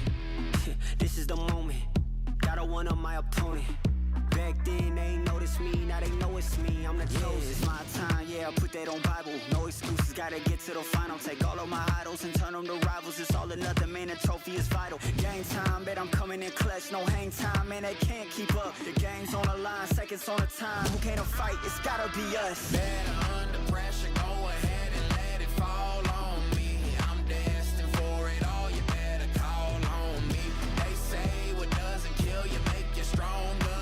All that pain, it done made me to a monster. They say what doesn't kill you make you stronger. All that pain, it done made monster. Yeah, whole lot of times they doubted. I wouldn't be who I am without it. Sleepless nights, I counted. It all paid off, it's really astounding. I had to keep the faith to elevate. Hope for better days, they were coming. Now we can celebrate, knowing every day is abundant. Yeah, it's my time, yeah, I put that on Bible. No excuses, gotta get to the final. Take all of my idols and turn them to rivals. It's all or nothing, man, the trophy is vital. Game time, bet I'm coming in clutch. No hang time, man, they can't keep up. The game's on the line, seconds on the time. Who can't fight? It's gotta be us. Better under pressure, go ahead and let it fall on me. I'm destined for it all, you better call on me. They say what doesn't kill you make you stronger. All that pain, it done made me to a monster. They say what doesn't kill you make you stronger. All that pain, it done made me to a monster. All that pain, it done made me to a monster. All that pain, it done made me to a monster.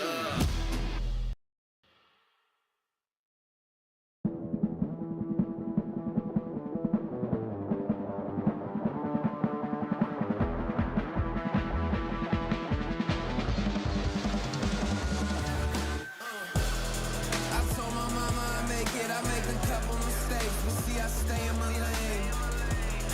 I keep my feet on the pavement and don't you ever mistake it, no this ain't never been a game. Tell me where the competition. Seem like they all been missing. Never made a wrong decision.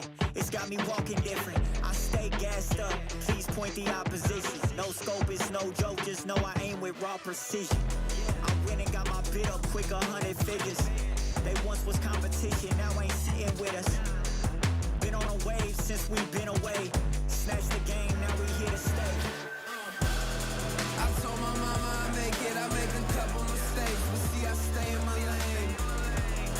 I keep my feet on the pavement and don't you ever mistake it, no this ain't never been a game. I told my mama I make it, I made a couple mistakes, but see I stay in my lane. I keep my feet on the pavement and don't you ever mistake it, no this ain't never been a game. It's that you can't touch me. Things get ugly, they mad now. This all must be a whole new level to count. I'm packing on the pounds, pulled up with the dog hound, and I still had time to shut it down.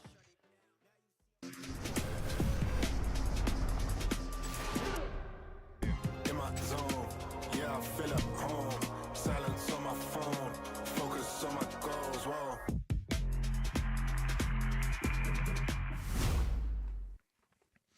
Welcome back to VCT Ascension EMEA, a dominant first map from Job Life to open up what we were expecting to be an explosive game. It was at times, but Saw may just be going out with a whimper if it carries on like this. 0-2 record for them is not going to make life any easier in the push for playoffs in Group Omega. I'm Hazard JC, joined alongside Cairo yet again. Your takeaways from that first map coming into Icebox?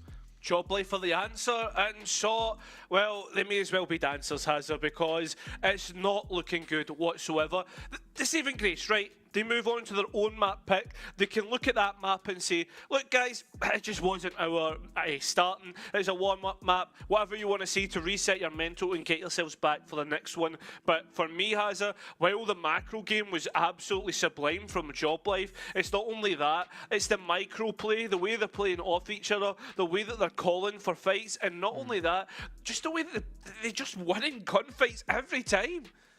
And not only that, but the spacing on Saw as well. I feel like sometimes you saw the reverse. They weren't able to play off each other as effectively when they had these intricate setups with the composition that they're running, trying to do a lot on the defender's side, which is ultimately what we need to speak about here, because that was where we saw most of the rounds played. They moved away from a lot of the strong utility combos, which you'd seen them find effectiveness in their own region. They moved away from the team-like style and focused on trying to go for hero plays, which may have worked against Maus, but as we know, Maus aren't all they're cracked up to be. I mean, honestly, Hazza, I feel as if like it's almost like Saw had the house of cards and Job Life just managed to topple it with a hammer, right? That's essentially what ended up happening. Moving on to Icebox, so things should be a lot more simpler. It's a lot more straightforward in terms of how you play the map. Like, having the 3 sites can really work against you, whereas Icebox, you can get momentum on the attack and momentum on the defense quite easily.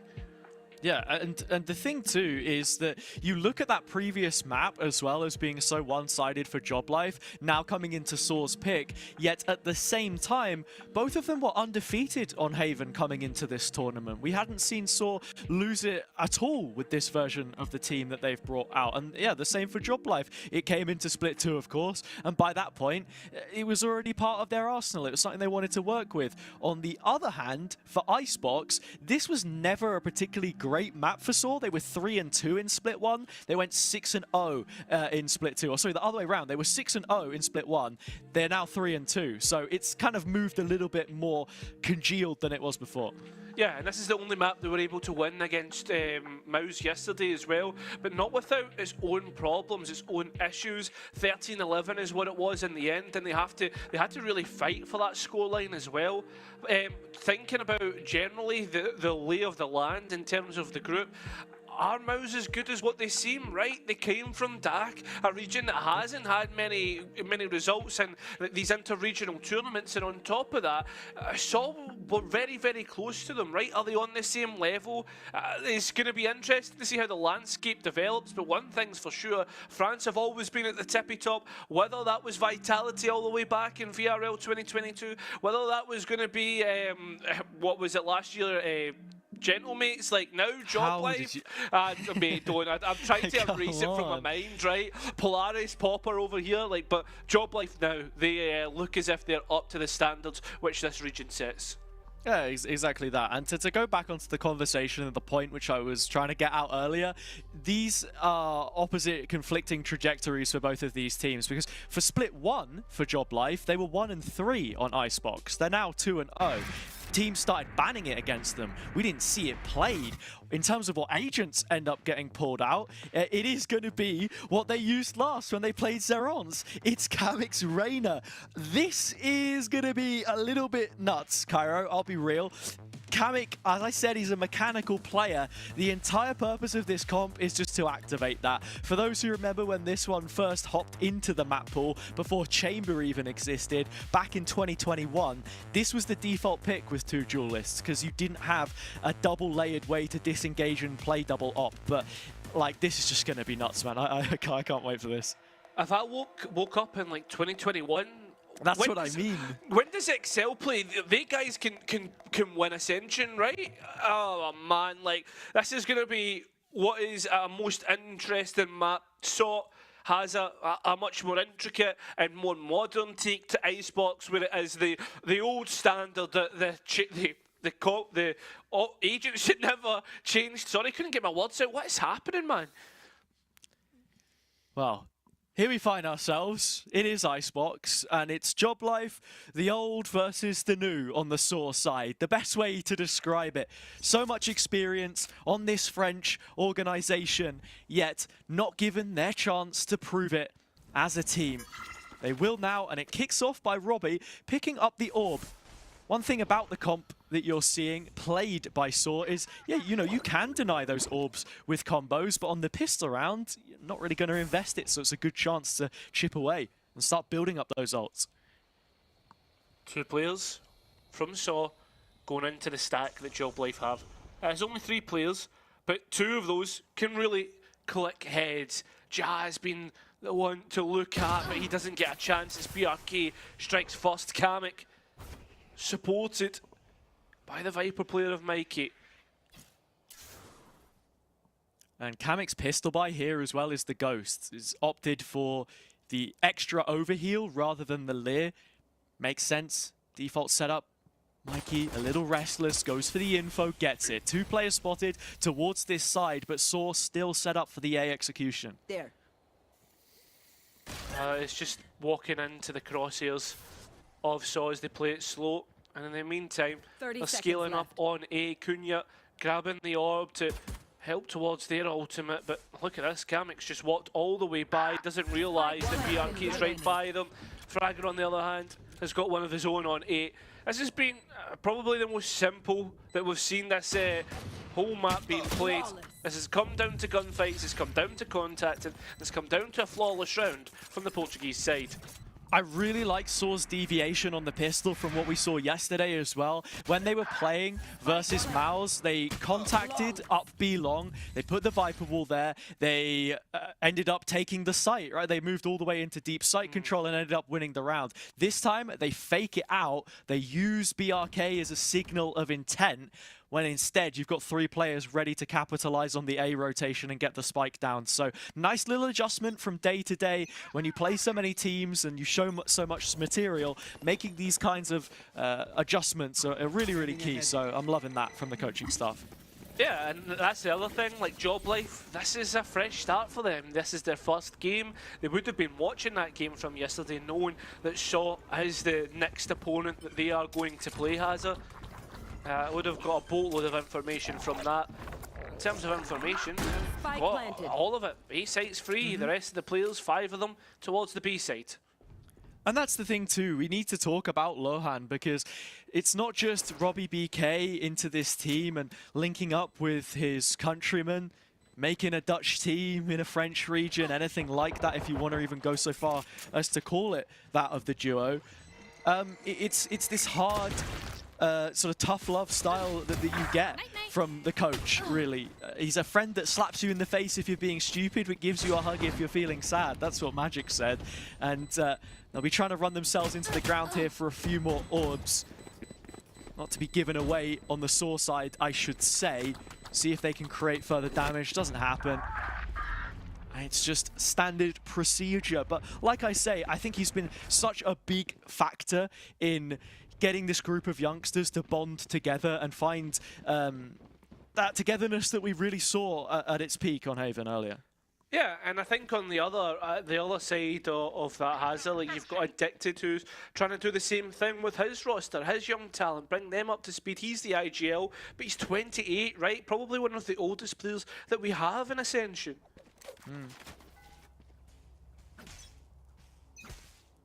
Soar getting ready for the A claim this time. A wide peek on Belt stops Robbie getting any closer to the Hunter's Fury. Dizzy tags. Yaz is there. Kamik trying to peek through with this Reyna. An increase in terms of form. He finds one, but nothing more for now. This is a rifle v rifle run. This isn't a bonus. Can't really consider it to be. Kamik's got one straight out by the dismiss and continues on.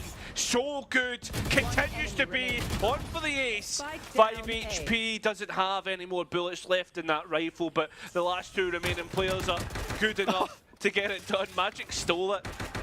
But at the end of the day, Job Life stole the round from what was a Shaw advantage. That's all Kamik. That's why he picks the Reyna. For someone who changes Mouses every month, finally found something that works for him, and just so crisp. Like I said before, whatever you put him on, it'll work. Magic does scumbag the ace away from him, but I don't think you can afford him to sort of get away with that much. BRK tried to dash over, but there was no one else to help out. Is that fraudulent territory stealing the ace away, Hazard? I don't think so. Just the timing through the wall as well, do you know what I mean? When you're going to be cleared by the drone, that's the kind of thing that Saw need to expect, these timings taken off of their own utility as we've seen. Yeah, utility combo to hold down from Mikey. He's got the orb to support him as well. We'll at least get a trade onto BRK, but they have lost Magic. They have lost control of Kitchen because of that. The turret's down, luckily enough, no flank to be had. And a stall in proceedings on the B site, drones traded. How much information does Addicted get? Spots out Mikey. That much is expected. Robbie here with him. And switching up the positioning to make sure that this mid area is under lock and key. Because as you highlighted, with Magic gone, it is that much more imperative that they can figure out what exactly is happening here. Saw haven't really played into it at all. They've just posted GRTW up towards A. He'll be lucky to find this opener on Yaz because he has to drop into the angle which is being held by the generator player. Knows about it, heard the information, walked straight into the cross here.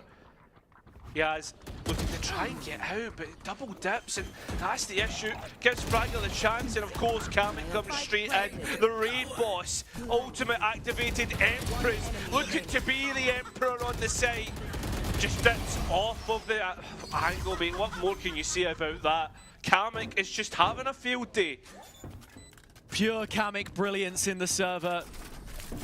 You look at the composition, critique the pick as much as you like, but when this guy has a gun in his hands, that seems to be all that's required to pick up a round win. So well played, and it's not just like he's solo fighting every duel by himself. Sure, he takes a risk here after Yaz's failure in discipline, let go of the backside control, but the rest is well supported. There's utility there to match it.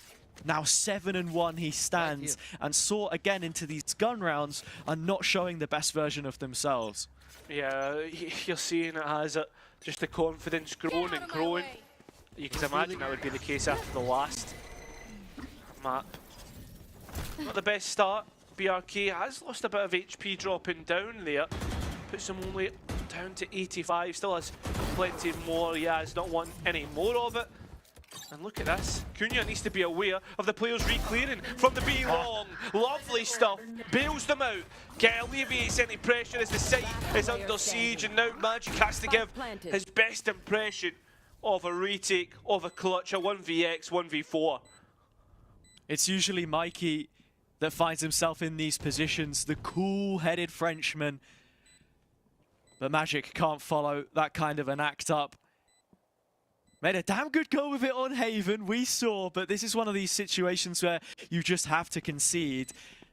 And for all that we were saying about, you know, Yaz and Kamek being those top names, the statistics after the first round of groups that we saw yesterday was that 4 of the top 10 players are Polish talents. But the Portuguese have so much more for themselves here, and you are seeing that through players like Cunha, someone who played 3 different controllers yesterday across the 3 maps, yet still proved to put up ridiculous numbers. Mate, you've stolen my stat. I was literally holding on to that. I tried to get it out in Haven, but you're totally spot on. East dominating the highlights. So is Turkey after the performance of Pacific. Another team waiting in the wings, watching after what they will feel is a very quick start to affairs, and then a break straight after. That's the thing. Portugal having to earn that respect of their opponents. Saw again flying the flag. The forever champions of Tempest, the 4-time winners. BRK here with plenty to prove himself. Looking for that engagement. Kamek, turn of the head, so indecisive on either side, flying past the screen, trying to make this entry happen. Kamek chases it. He is so bloodthirsty, but it bloody works every damn time, and now Magic Sight is the one being pushed. Can't quite keep the Phantom under control. Wall has dropped from Cunha and knows that there should be one player close by. It will be Mikey, hanging in the wings, trying to get his chance at an engagement. Well, at the same time, Kitchen, now that's on fire. Different spots where Saw will have to try and fight, try and control, suppress, and now it's up to Addicted. Up against the raid boss. Kamek finally has been destroyed, but for the most part there's too many players looking down, knowing about Addicted's position, and Job Life managing to equal the scoreline. Super sneaky Mikey. He found a gap and made so much value from it. Kill onto Fragger, Snowman, and then if you're BRK and you're sat in Kitchen there, you have nowhere to look. It is almost impossible to play out of that situation. So really well played on Job Life's behalf. And again, Kamek is just being allowed to play this as he sees fit, like a ranked game. He is running it down, looking for duels, and as good as BRK was, 151 ADR yesterday, a positive impact across all 3 maps. This feels like a cut above in terms of quality. You can feel the pressure getting to him in situations like that. Cameron's just sent it forward. He's caught one, but there's more than one here. 3 to be exact. He's got a glimpse at all of them. And that's why you can already see Robbie BK trying to come and reinforce mid where Yaz is waiting. Joblife won't make many more of those mistakes within this round. You know, Kamek goes for something like that. The call is immediate from Robbie to just back up, relax, and play a little more strictly. That's always been the style that he has implemented, one of control. And now they begin to find some of it. Yaz shutting down the mid play, Magic in support, all headshots on the Joblife side, and Saw very quickly put to rest. Fragger with a clutch attempt, but this one is well out of his wheelhouse. A triple for Magic and the lead now for Joblife. Yeah, I mean, they get the advantage, Saw, but tried to force the mid issue, not anticipating Yaz to just peek by the smoke, get a pick, and the combination, the crossfire that Magic creates, the fact that he's not pushed off there. Remember when we watched Icebox last time? One of the adaptations that Saw made was to get the poison cloud up towards A rafters. I've not done it again, and I've been punished for it. Dedicating the Viper towards the mid space, that was the issue there. Pit is available, but Magic has the natural counter in the lockdown. From round to round, you never know which version of Joblife you're going to get. Kamek has been so confident in taking these engagements, he loses one, but already the adjustment is, come play with me, Yaz. Let's group up, let's play through yellow. I can flash, we can peek together. It's information which they collect. And that Dizzy is going to struggle to return to its sender. Saw, in fact, give it up entirely ahead of this A execution. Well, any notification of the A execute hazard can be gambled upon on the sheer fact that there's been no follow-up on that Dizzy. And already there was footsteps being heard, or at least Joblife have just called to gamble on the A side of the map. Hunter's Fury to try and buy some time for more players to get in, but Yaz is just actually taking the timing in towards the site. Those toxins are going to run out soon, but the spam certainly not locked down in as well. BRK good, even though he is near-sighted, but for the most part, as the time is running out, Spike is down on the ground. No chance for Saw to get this back. Saw cutting it fine, but the pit's still available, Cairo. If there's a chance here, you've got to be gambling it, putting it all on the line and seeing if you can get away with a plant. I think that opportunity has just eclipsed them, though. As you put it, time was sensitive, and Joblife bought enough. A 5th round for them means that the advantage extends on the defender's side, and Saw still only have one gun round to show. That's the incredible part. As soon as you start to move in towards the deep waters of halves, that's where you really see what it looks like, the definition. And well, has it. So, timing out, not happy with what's been going on. And no wonder, as you said, 1 rifle round out of 6 is not good showing at all. No, it's not. And it's also a credit to the abilities of Joblife. There, I like that the wall is weighted, wavered until the execution. Then the Hunter's Fury comes in as well. And when you want BRK to be finding these entry picks for you, where he went positive for First Bloods yesterday and, you know, found 18 overall across the 3 maps and was heavily involved in when Saw were successful, especially here against Maus in the opening engagements. He has to updraft and get out the way. The pathing is difficult. The second bolt goes top for 410, so he can't really, you know, open up the site and dice it the way that he wants to. There is no perfect Valorant that you can really play against Joblife because the reactions are there and they're just so util heavy in the key moments. They don't use it when they don't need to.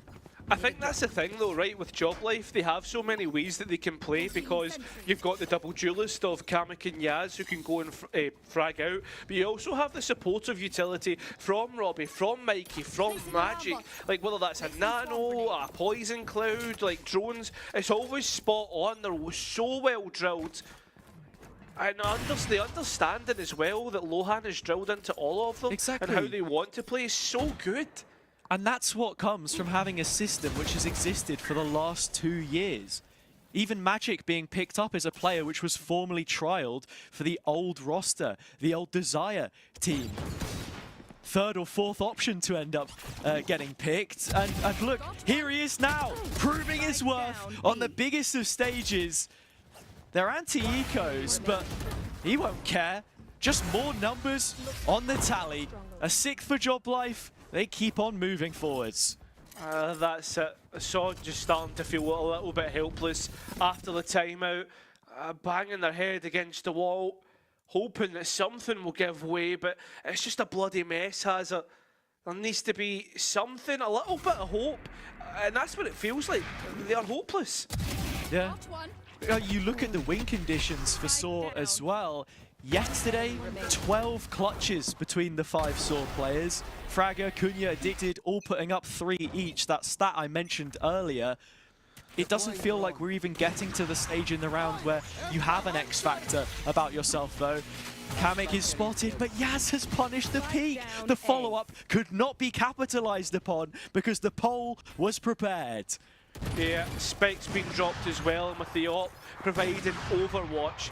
And I mean, the wall just managing to cover up the line of sight, allow it to be recollected. But look at Magic. After finding that pick and tube, is investigating mid, seeing if there was a cross. So do have a notification that that was checked. This is a huge rotation from Job Life as well. They have fully gambled on it being the case. Still GRTW lurks outside of A, but the spike is a long, long ways away from being recommitted.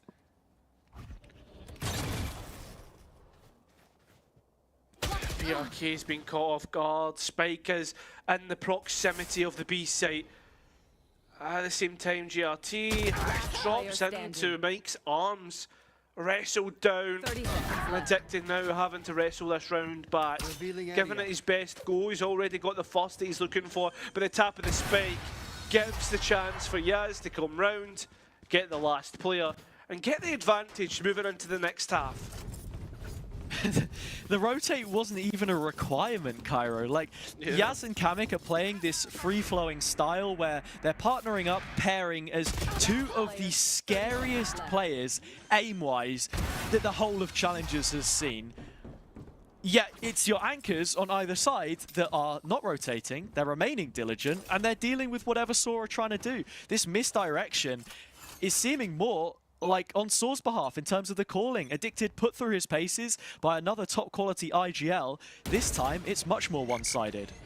Yeah, I mean, we've already seen what happens when Mouse get put under pressure, but now, I mean, when you're seeing Addicted get put under pressure, this is what happens. A clean up on IOB, and GRT left to come in and see what is being left.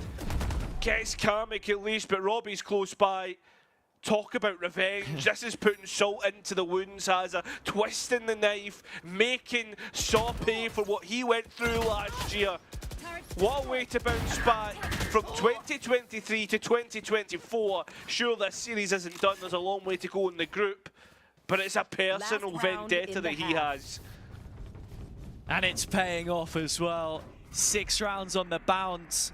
Sure, you say it's a supermarket sweep for Kamek, his own life on discount when he chooses to overheat. But these are the concessions that you're happy to make because his confidence continues to build, as do the ultimates. Saw need to find a way to get value from the heavy hitters that they've got here. That lockdown most notably before Magic's becomes available. I mean, you could argue that maybe Kamek felt a little bit hard done by not getting any tier 1 opportunities. From what we could see anyway, you don't know what goes on behind the scenes, right? You don't want to be the sub for a 2nd year in a row either. He's a player who should be playing in a top flight team. Kojo, Fnatic manager, said it himself. Someone deserving of that opportunity and now proving it. Mikey, another name in this band of Job Life boys. Their ascension has started off the best possible way. And Saw's the worst. 2 big duels against 2 top organizations, 2 top teams with star-studded players with experience. Going up against Mouse, lost. Going up against Job Life, well, look towards the top of your scoreboard. You'll see exactly how that looks. Kuna able to find the opener though, and that's an important one from the even standing. Magic's rotation will be noted. He's managed to get underneath the tube, but the turret has his back. And with that, it's a re-clear. Mikey by his side, waiting for his teammate, but Kamek does the job. A 3-time threat, a triple threat from Job Life. The pit is the biggest issue that they're still yet to deal with though, and the fact that lockdown didn't come up means they've got to push into the fumes. Not only that, right, with Kamek having the Empress up, is able to get at least one kill! Mikey nearly getting the chance to do so. Kamek getting distracted by how many targets were in front of him, couldn't flack in the right time. We end up settling for an 8-4 half. Has a question I've got to ask you is, have Saw done enough? You should run. It might just have been enough, but we'll find out very soon. Addicted with decisions to be made how he wants to approach this defender's side. It's all that stands between them and going down 0-2.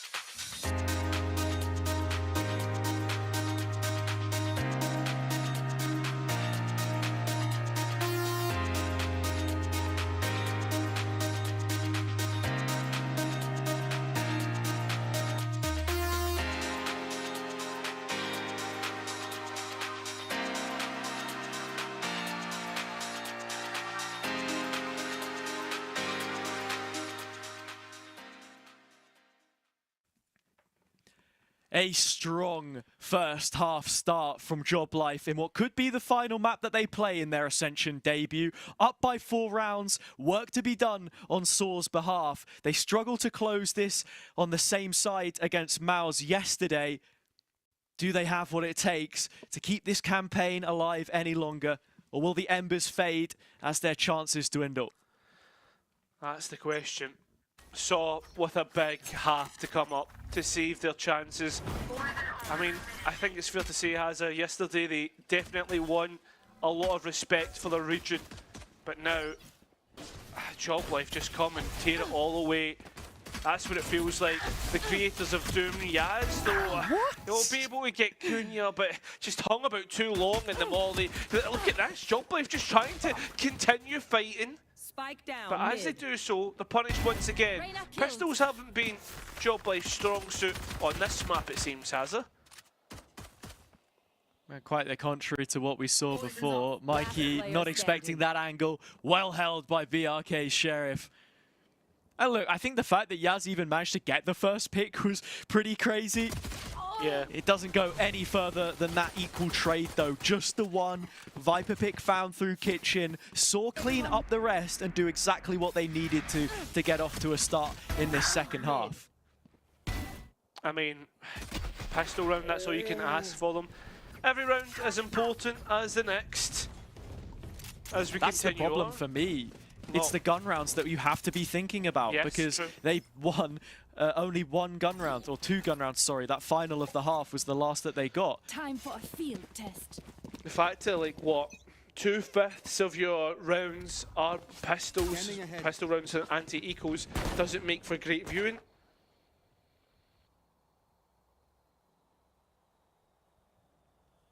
Quiet. Job Life using the wall to try and gain something, try and hide. Cunha catching Yaz through a spam, but Mikey is still here. Don't know if Saw know about it. It seems as if they're trying to check it anyway. They're still thinking, but actually, BRK being left on this angle means that Mikey has a chance to slip the net. Again, he's managed to take a timing. The Frenchman on the Benelux East roster, with the Calming Core Classic in his hands, the Gentlemates buddy trying to make up for what the mates did last year. He is buying the time for his team to rotate in, and BRK is gone. A pull of the trigger, but still the spike has not yet arrived. Cunha's holding on for dear life, but eventually gives up the space. I mean, the lights are flashing on the B side, but is it a red herring? I mean, it certainly seems with the spike towards this side of the map, so I've gambled correctly. But if they went elsewhere, it would have been all wrong. Time getting lower and lower. 20 seconds, less than that to get the spike down. Players continuing to fight, and Saw are doing what is needed to be done and winning all the fights that they can. They make their bonus look extremely good again, Hazard. And we've seen them win bonuses before with buys like this. Close to becoming an issue though. Mikey doing a great job to limit Test. Of course, he was originally on the Calming Core team that we saw when they were still a team in Challengers before partnership came out. And in terms of here, unlucky not to get the spike plant. Kamek wanted it open. 2 players fighting the snow pile. They go down. It didn't leave him with a chance. Out comes the gun buy, and 4 heavy shielded players against the Outlaw is an important note to bring when your preparation for BRK. I mean, that's the thing, with Mikey, a player largely forgotten about when we moved into the franchising era, right? Didn't find himself on a team last year.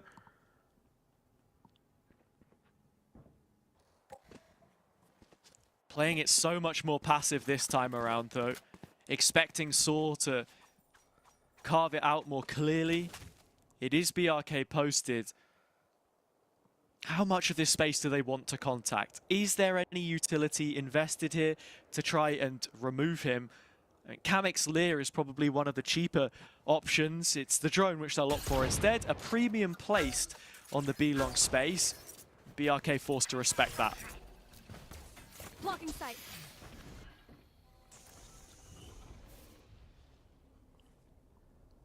Kamek. This is so nice. Yeah. What they do is they bring him onto a deeper angle BRK. Kamek is slow clearing A. He's opened up the entirety of the site for his team. All of this is Job Life just moving chess pieces on the board to set up for post plant. 30 seconds left. It's Kamek now, as the spike goes down, in prime position to take on screens, but he's flashed blind by a flurry of lead sent his way. Spike now begins to tick away in Job Life. They're ticking away in terms of the map space. Don't want to hold too far forward, but they are all holding on to screens from the mid site, the mid part of the A side of the map. Remember, there's that flank coming in later on as well. Now players being tagged up. Robbie finding 3, and still GRT holding on. Gets rid of Robbie, leaves it up to Yaz, and remember, again, BRK still finding his way forward, still finding his way for a chance to win this round. Time is gone. Job Life managed to get the round onto their side. You say it with such confidence, mate, honestly. but 0.05 of a second is all that separates Saw from a 7th. That was far too close for comfort, and what a shot that you see from Yaz there at the end. The one tap onto the pipes player is the only reason that they win it, because if BRK cleans up, GRTW full sticks, and that's it. I mean, it's simply put, and you'd already discussed about how we saw Kamek get the space. Saw need to be aware now that of what Job Life are doing, but because it's almost like the way Haven happened, right, Hazard? Yeah, because and the timing on the drone is just so good as well to deny information rather than anything else. And like, I think as well, with Kamek being such a fundamentally sound player, understanding how all the maps work, I mean, that's what the learning experience on Fnatic would have been like, right? Yeah. Being in such a fundamentally sound team. Grounded. Simple enough for BRK to get his opener. Yaz goes down this time. And Job Life, this team of timings, like we say, usually good at exploiting the gaps. Robbie just sends a post-it note. The recon dart begs the attention of both those B anchors. Mikey revealed, but gets out with the spike plant. Sure, Job Life were a player down, but they've brought this into post. They have a backstab. But how good is the timing on this occasion? Good enough. That's the Hunter's Fury. Exactly. Robbie can play this from a much further away position. But in terms of the gunfight, Saw really heating up into this. It's an open sight top plant as well, so when Robbie comes through CT, he has the perfect sight line. He has bought so much room for the rest of his team. And what? Numbers back on their side. It's BRK's up that will find on towards Magic, but the wingman's still working. Finally, Robbie denies, and I don't know if that's enough time to get this done.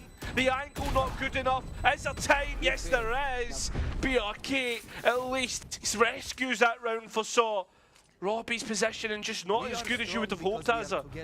It certainly looked like it, but the only way that that defuse could have possibly happened is if the main players were lost. So Saw, spotting that priority, fighting forwards away from the incoming flank, did a brilliant job to offset all the hard work of the captain. Brilliant plays from both teams, honestly, the way that they read each other here. I think as well with Lohan obviously not seeing something that he liked.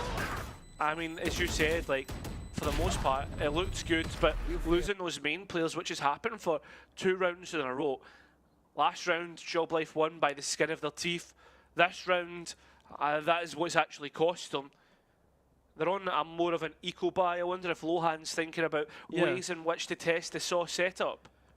Job Life aren't a team when they get in those situations either, which are going to sit idle and play for lineups. Okay, Kamek is on Reyna. You're not playing too heavy on the util front, but you still have the trifecta, which has been so common with Icebox, the Killjoy, the Sova, the Viper. It's not an aspect of their game which we're used to seeing. They like to push back teams. Placing swarm grenade. Placing swarm grenade. Something about Saw as well, like the yeah, the right click retakes are works going to be just as well. Yeah, the composition that they're running is so much better for the retakes with the Gecko. Yes. That was the big point that we highlighted yesterday. Moving away from the Sage into the Gecko. How good is it going to be? Dash across the front. BRK wasn't holding the angle, but when he goes back in, he picks up Kamek. Kunya needing to save the site and save face for Saw. Does a brilliant job against this eco. A rapid pace, a tempo change, and a different direction brought to the table. Still not enough to find even a single kill though, Cairo. Yeah. Last player standing. Oh, you see that, and it immediately gets cost. Like, it's a Mikey timing. We just, you know, tax that one maybe, but I think you get the idea. It's crazy how Job Life have made some of these rounds look so scary, but then not actually put anything up, like, on paper behind it. Do you know what I mean? Yeah, there's no backing, and when that starts to happen, Hazza, like, again, you start to see the timeouts come through and to discuss things. That's an equal round. That's the one-off. You're allowed to lose that. But now this is where we should see the real value come through from Lohan's changes. They've tested the mid-space, and you look at it. As I look at the pings on the map, I mean, with that being said, I don't know if they'll find that value because there is the alarm bot sitting there, and most of the players looking towards A. Holding on, and looks as if this could be a lot faster than you would consider. Maybe the pings are because they're going to get a late flank coming through. A reset, pause in the affairs. The hunt begins. And this is a situation now where Job Life have that call to make. Do you want to recommit towards B? They don't know it, but it is only Kunya here at this point in time. Still some big ults up. If he can get one and fade away here, even just maintain the backside control, it's job done. Because as soon as GRTW arrives with a lockdown, whether there's a pit or not, it's a problem. Turret out. Just dancing, jiggle peeking. It'll be a glimpse for both players. So patient. 30 seconds is probably when Job Life will start to move forward, and that's exactly the case. That was their goal button, and the lockdown immediately pulled out. And look at Yaz trying to get rid of it. Kamek will though, and will remember with the changes too. Oh, the dismiss, he's able to travel the space and get rid of it. Viper's Pit, time getting low. They need to plant this soon. Oh my God. If they're tapping it, and it's getting so increasingly low, just at the edge of the mosh, and luckily for Saw, it's a 3v2. That's unbelievable. I don't know how Mikey's gotten away with it, and suddenly it's all in favor of Job Life. The priority was to take the backside control. The wingman comes back in. Fragger is one off the ult. It's flying blind into the dark, so is Mikey, but the Phantom cloaks his position. The Master of Disguise making up another round for Job Life. Double digits reached, and Saw finally shaken. Yeah, that's going to be double digits. Saw has they are finding themselves off the back of a pretty harsh reality. Is Job Life now starting to look at the map and understanding again what the adaptations that Saw were moving into. The good thing for Saw, they still have a little bit banked up from the last previous rounds that they've been getting, but very quickly that's going to run out because they're on the defence. They don't have these little bits of extra economy going their way in terms of getting spike plants and the like. Looked like Saw was set up so well for that too. The way that GRTW placed the ult, making it so difficult. The guy who now stands on the Saw roster, a replacement of Kizporn, former teammate of Robbie. He's not just doing this for himself, but for everyone who was there with them last year that fell short.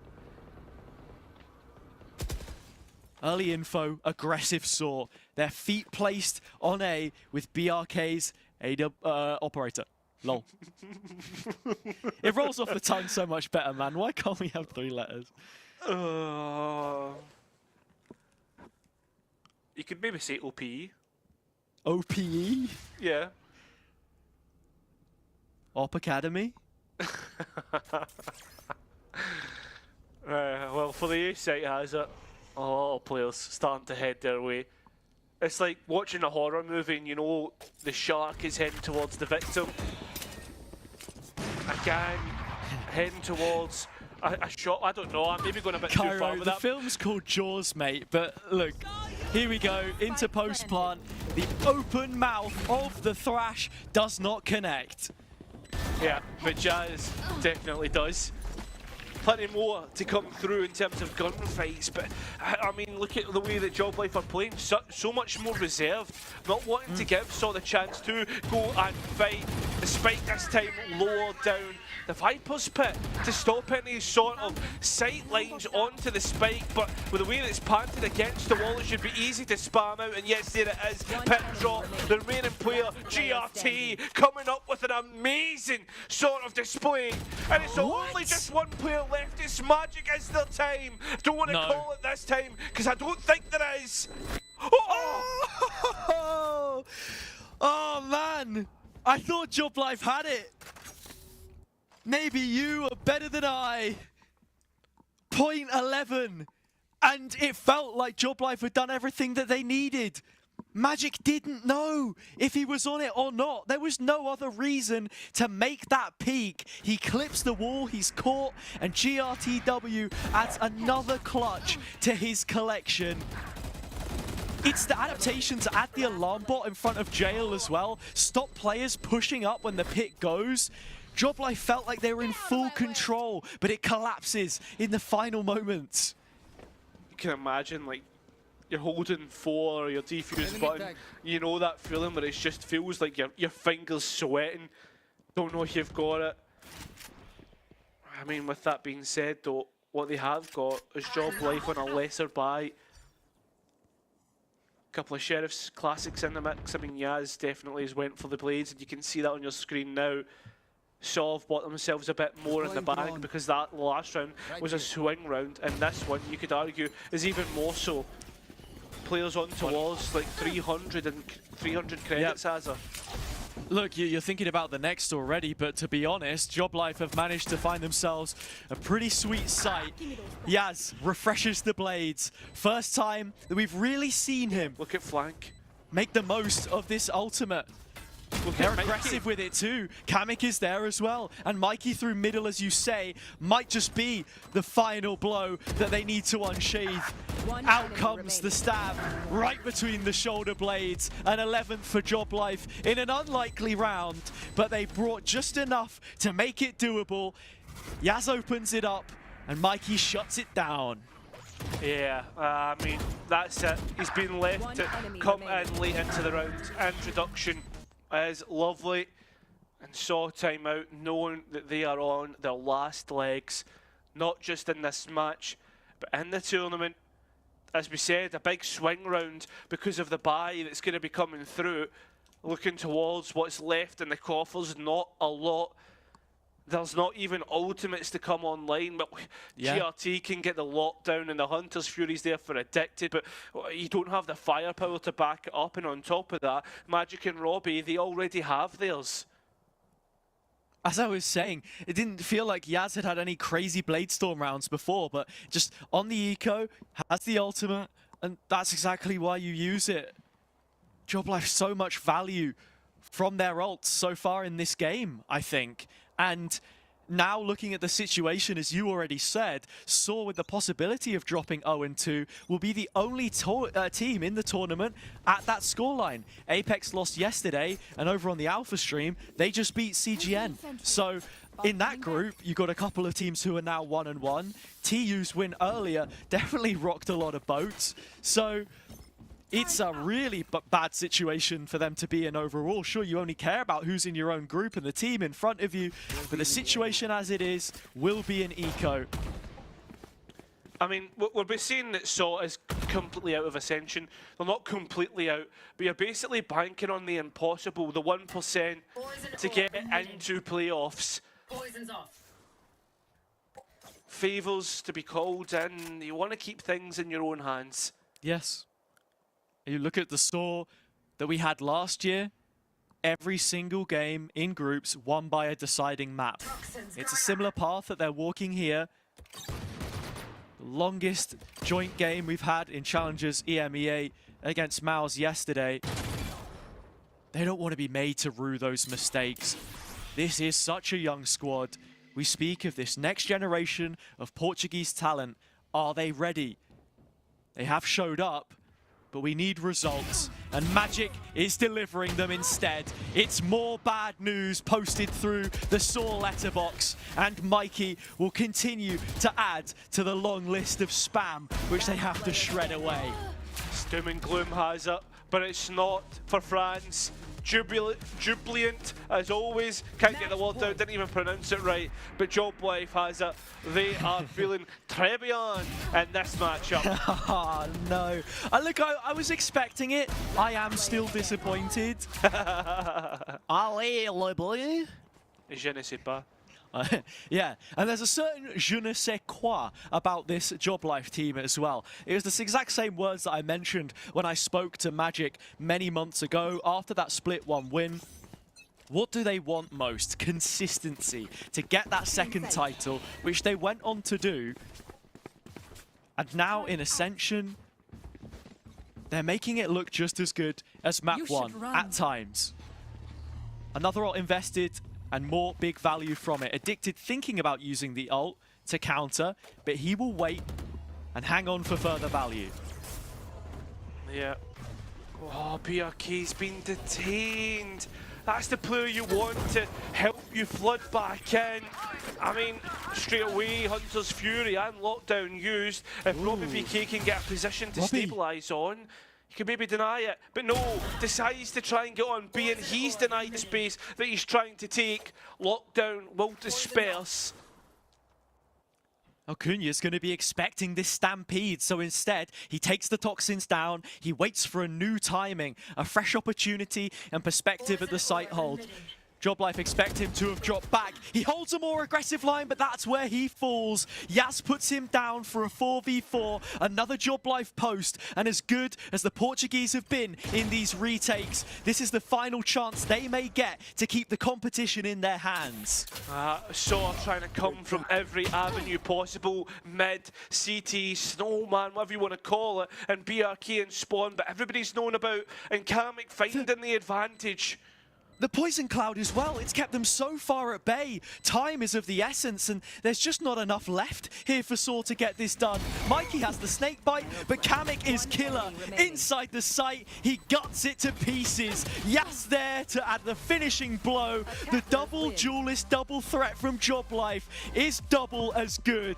2 maps back to back, and they will be taking their opening win. Yeah, you'd expect it to be the case, Hazza. There was maybe a few hiccups on map number 2, but for the most part, it has been flawless. They have looked so good, Job Life. And moving through the tournament, looking at how the rest of the teams are, Hazza, I don't really see Mouse being much of an issue. Maybe TU can pose something different. Pacific is the real challenge for me when they go through the rest of the teams. 2 teams with the most passionate fans, which we're so lucky to have in EMEA. It's a game deserving of the arena itself. Now, of course, ill-fated not to repeat outside the group stage, you feel. But the energy that these guys have brought to the server that matches that of the fans, which will now be in raptures, celebrating on the French contingent of the server. What a win for them to pick up, especially after how long the series was yesterday for Saw. They got rest, they came in fresh, and the performance is exactly that. It is clean. Yeah, you'd expect that of a super team, right? Like, we were talking about Mouse and the experience that they have, the players from the start of Valorant, but this is the new wave, right? This is Yaz, this is Kamek, this is Robbie BK. Yes, he's played for the past couple of years in Challengers and the likes, but for the most part, they feel as if there's a next evolution to this current set of talent coming through from Job Life. The crazy part too is you even mentioned Robbie, 22 years of age. He only started competing in esports full stop a couple years ago. His first debut at a competitive esport, it was in Valorant, right? And all the way through, he's continued to develop, and now he leads this team to take only his 3rd win from 9 games played against Saw. Addicted had big shoes to fill on Batty's behalf to lead this one. He struggled in the server.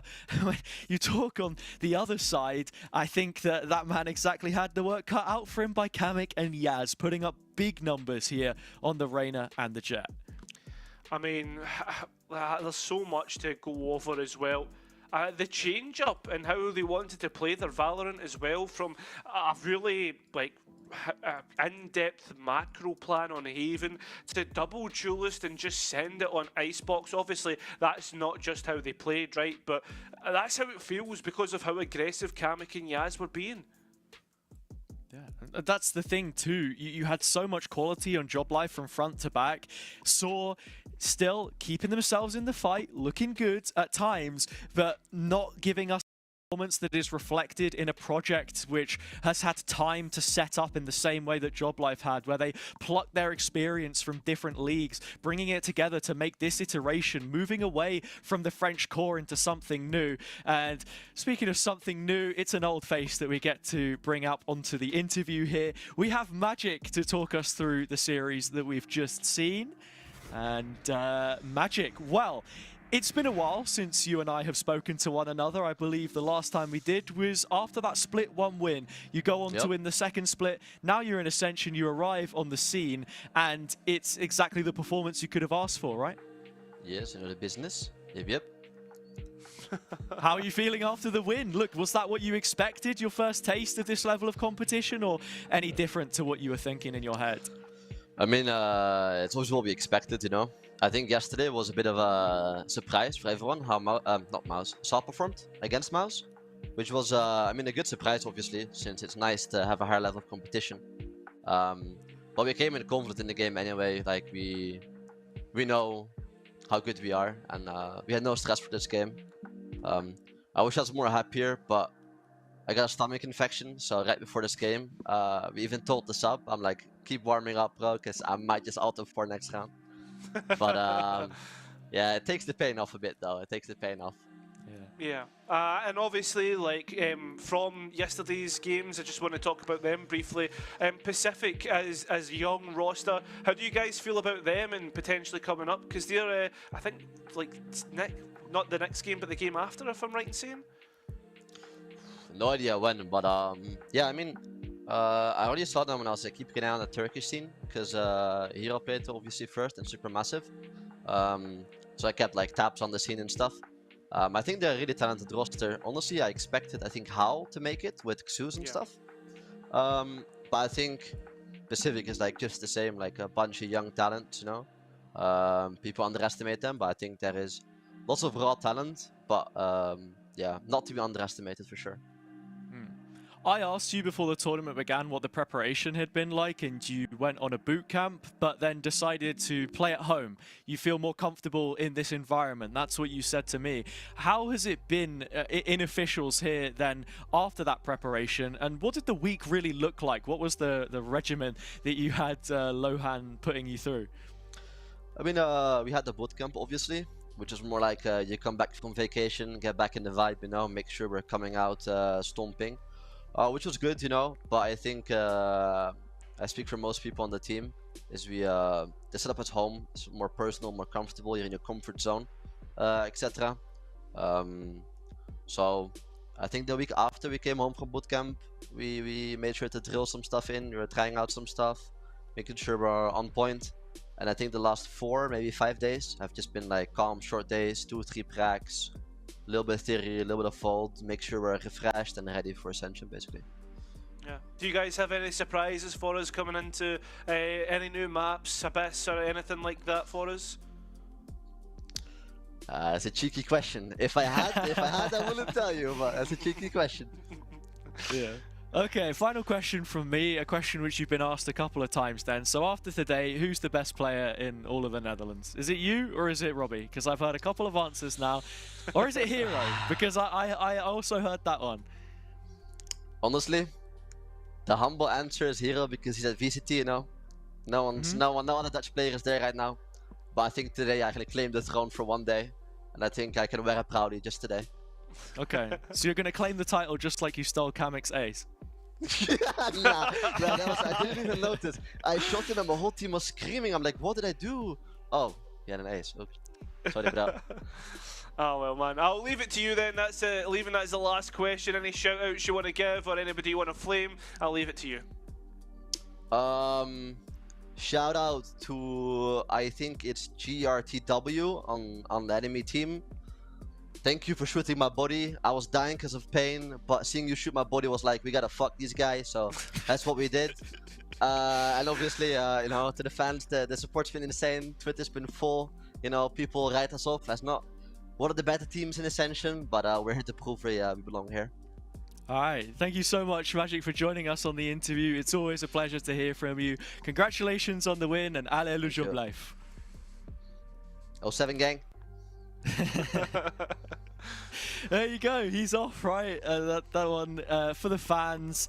And I love how I thought he was going down the wholesome angle, like, yeah. Oh yeah, dude, you know, GRTW played his heart out as a sentinel. I know what it's like when nobody pushes your site. He's like, nah, screw this guy, he shot my body. I'm gonna, you know, drop 17 kills on the second map and sort of help be a main component winning it for his team, because we speak so much about the duelists there, but I think the anchors commanded by Robbie in the center did so much work when Saw were trying to, you know, shift them all across the map. They didn't budge.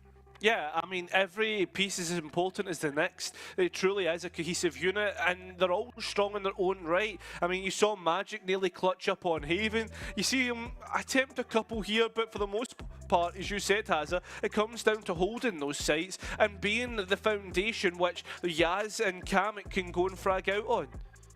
Wow, so much from Job Life and so much in the stream today. 2-2-0s, very quick on the Omega side of things, but Alpha is still going. If you want to go ahead and check out that stream, make sure to tune into twitch.tv/Valorant. We'll be raiding into that one after as well, so make sure to catch up on all the rest of the games. There is plenty more VCT Ascension EMEA yet to come. We can take a look at tomorrow's schedule as well and the games that we're expecting to be seeing on stream. It starts off with TU versus Job Life, the two teams which won on here today.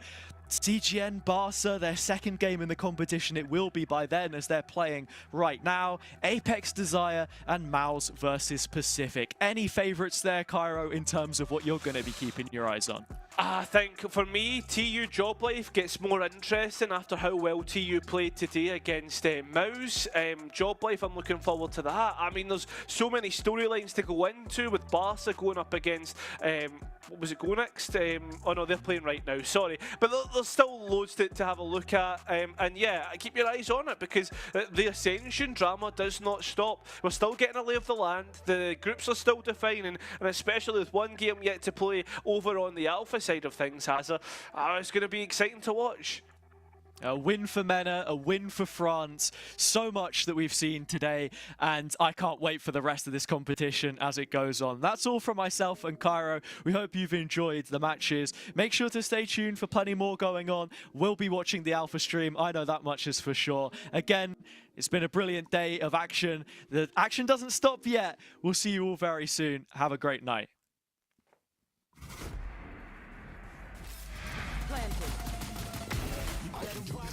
I'm on the climb to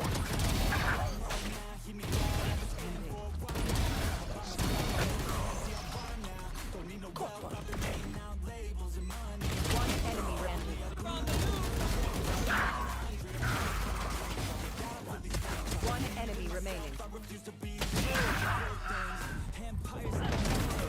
One enemy remaining. Last player.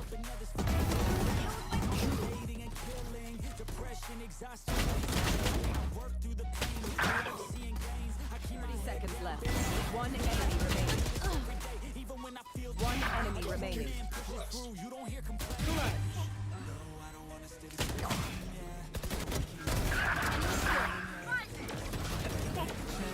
Last player standing. Every day and train, yeah. It'll all be worth it. One day it'll one enemy remaining. So I keep pushing through the pain, yeah. That's the only way to make a change, yeah. One enemy. I'm making my one enemy. Adrenaline, my drug. I'm sick of last player standing. I got this, I got this. Not quit till the top, I promise. Got that enough.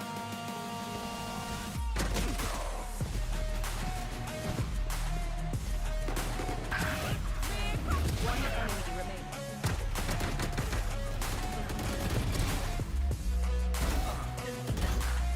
One enemy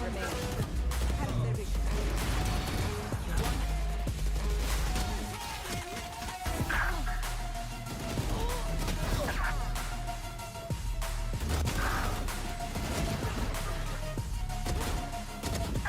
One enemy remaining.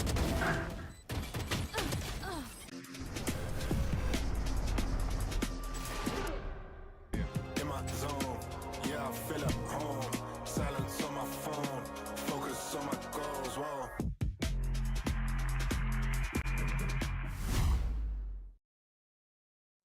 Feeling good, feeling great on my time. Won't let a hater block my shine. I'm just living my life. Too busy chasing good vibes. Chasing good vibes. Chasing good vibes. Chasing good vibes. Too busy chasing good vibes. I'm feeling good, feeling great now. A hater can't play with my day now. Get that negativity out of my face now. In my city, I'm the man of my state now. Yeah, I'm living life to the fullest. Baby girl, you talking to the realest. Energy and joy, you can't steal it. Good vibes all around. Baby, tell me, can you feel it? I woke up, so I'm blessed. Just another chapter in the test. I know I'm doing better than the rest. Got a smile on my face, showing teeth for the crest. It's no sweat, I'm a vibe in my own right. Go time in the sun, yes, I'm gon' shine. So fine, got a baddie on my phone line. Feeling good, feeling great, chasing these good.